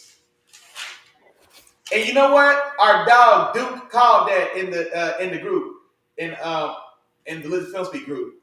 He said Nolan Smith. Oh man, I love it. 3 Georgia boys, 3 Georgia boys, Chop. Jordan Davis, Jalen Carter, and Nolan Smith. All 3 starters that started and played together at Georgia on the championship team. Now they're back together. I tell you what, this Dean is on that team as well, the linebacker. 4 Georgia guys from that team 2 years ago on the same team now. I tell you what, that defense up front is gonna be looking special again this year. Ooh. Ooh. Well, that leaves the Chiefs. And for the Chiefs, I got them drafting DeJuan Jones. That's why I have going to the Chiefs. Okay. They did it right there. I had DeJuan Jones already gone, so I ended up giving them Antoine Harrison as that last tackle. You know what I'm saying? But with him, like I said, with him already being gone, DeJuan Jones makes a lot of sense to me.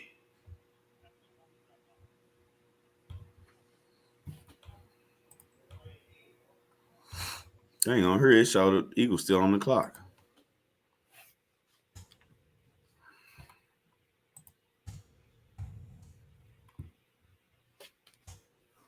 Well, PFF be moving. Mm-hmm.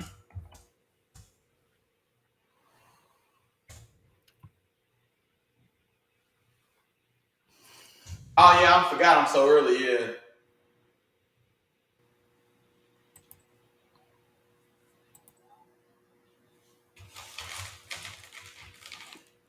No, but I had pulled it up too, so I'm looking at it too, and I seen what they said it.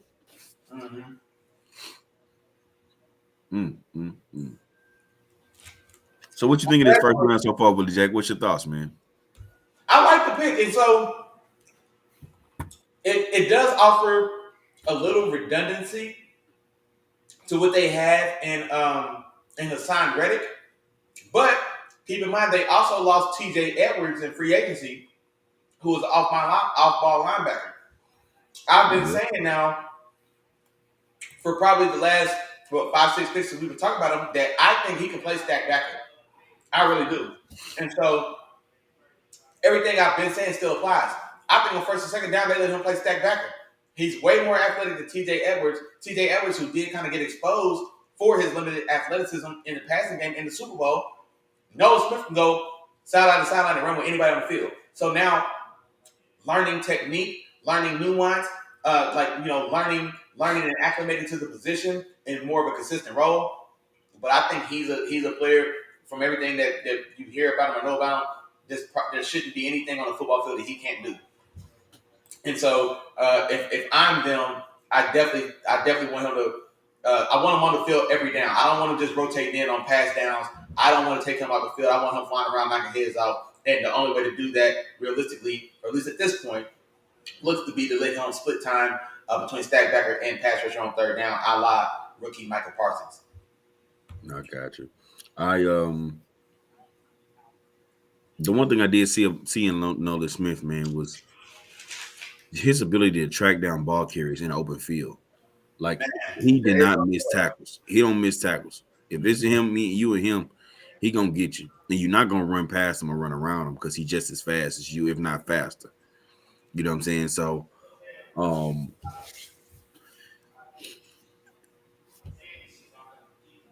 I think he can be a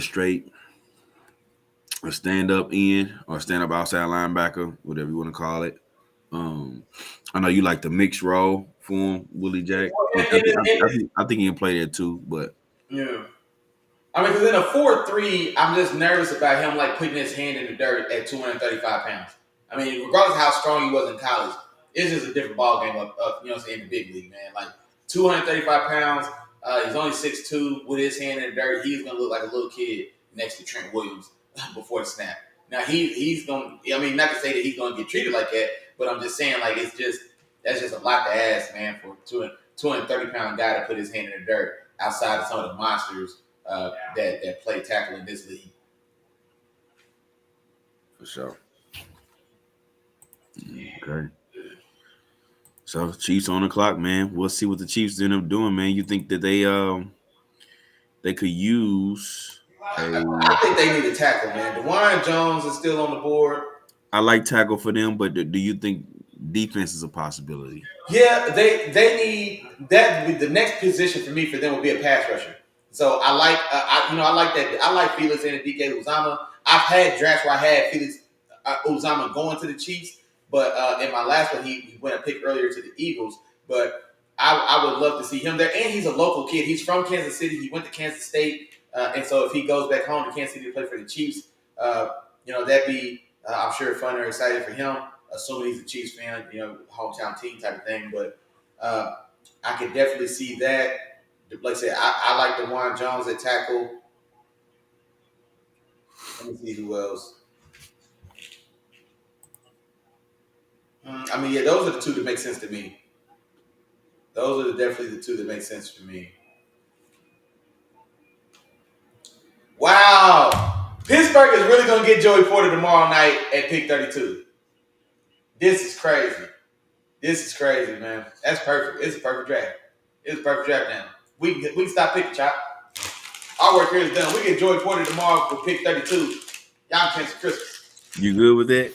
Oh, yeah. Y'all can cancel Christmas. Because, like I said, Joey Porter at 17 is like, oh, hell no. Especially with guys like Deontay Banks and possibly even Christian Gonzalez on the board. Hell no way. You know what I mean? But now, first pick of round number 2, pick 32, and we still go get him. Yeah, that's a good ball game. Yeah, so it's not always the pick; it's the value when you get them. Because I love that pick for us at 32. I was not a fan at all if that was going to be the pick at 17. Same thing with Najee. I didn't want Najee last year in the first round. I wanted Landon Dickinson. We could have came back in the second and got Najee. Or I would have wanted to. I don't know if it lasted, but that's what I would have wanted us to do. And for sure, I could have got Javonte Williams in the second. That's the draft I wanted. Remember, I wanted Landon Dickinson in the first. Give me Javonte Williams in the second. Man, what? Yeah, that was your boy. Yeah. But I ain't gonna lie, man. Najee, man, we got some work up front for Najee now, boy. I'm telling you. Najee is running like a man possessed. And now we got a real line in front of him. Man. They said we turning back the clock, man. We going old school. It's gonna be old school still football, man, and I love it. I'm here for it. Yeah, buddy. Chiefs on the clock, man. Come on with it, Chiefs. Y'all playing games, man. It don't take that long. Man, somebody get DeJuan Jones. Don't y'all dare leave him there for Pittsburgh. Pittsburgh loved DeJuan Jones for most of the offseason, but then he pissed us off at the pro days when they said, or like pro day or private workout. He wouldn't go through any drills or had us come all the way out there and he didn't do anything. And so like they said, we canceled his we had a private workout scheduled for him as well to come see us on the private top 30 visit. We canceled that. And so I don't think we'll take him anymore, especially with us getting Broderick Jones. That was an excellent draft. That was an excellent pick for us, man. Getting Broderick Jones like that. Oh, I had actually saw that this may be that the Rams were maybe a team that could have traded up to pick 30 or 31 to get one of the last O-linemen. I ain't gonna lie, I wouldn't mind having DeJuan Jones on our team. Man, y'all need anybody that line up at offensive line. Everywhere except I think y'all right tackle is he's solid. What's his name? I can't remember. Y'all got one solid offensive lineman on there. I'm gonna tell you his name. Hold on.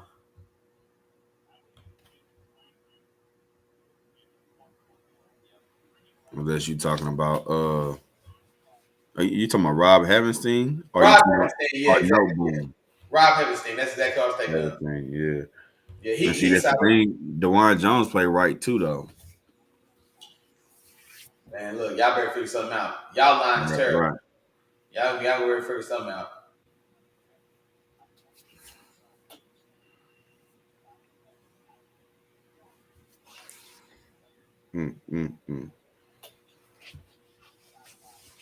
Come on, man. Come on with it, Chiefs. Y'all don't need that long.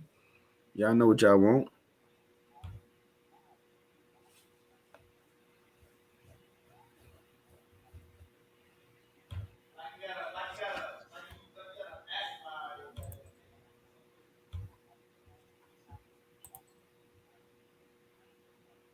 Yes, man.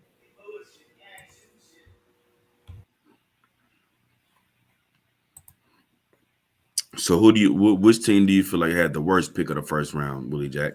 Ooh. Hold on real quick, man. We got a comment, man. Who is this? Get these hands. Who is that? Get these hands, man. Holla at me in the chat. Let me know who you are so I can shout you out properly, man. He said Eagles going to be out here playing bully ball in the NFC. This team is man. You ain't never lied. This is Georgia North. This is the Georgia North defense of 2021. N'Kobe Dean, captain and starting middle linebacker of that team 2 years ago. Jordan Davis and Jalen Carter. Two of the three two starting tackles for that team. Nolan Smith, starting defensive end on that team. You know what I'm saying? That's crazy. They flew around and get Keely Ringo in the second round. Just stop playing, man. Just call the Philly Bulldogs. And from that, the Philly Bulldogs, I'm calling from here on out, child. Philadelphia Bulldogs. Philly Bulldogs, man. Philadelphia Bulldogs until proven otherwise. Get these hands, man. Who are you, bro? So I can shout you out for real. he said, "I'm gonna get these hands." Get these Stop, hands. stop playing with you. I'm get these hands. Get these hands. You heard what I said. Get these hands. But so you said the pick my least favorite pick of the night. Least favorite pick of the night, man. That's a good question. Let me see here. Man, I'm so mad I put Will Levis in my draft. My first, the one I did last night, instead of Will Levis at Tennessee, I had Will McDonald at Tennessee at 11. And I was like, man, ain't no way Will Levis ain't gonna go in the draft. This quarterback did it. I redid my whole mind to put Will Levis in, and he gonna go undrafted. I'm so or not going in the first round. Damn. But let me see here. Okay, yeah, my thing. I'm looking at the wrong list. Okay.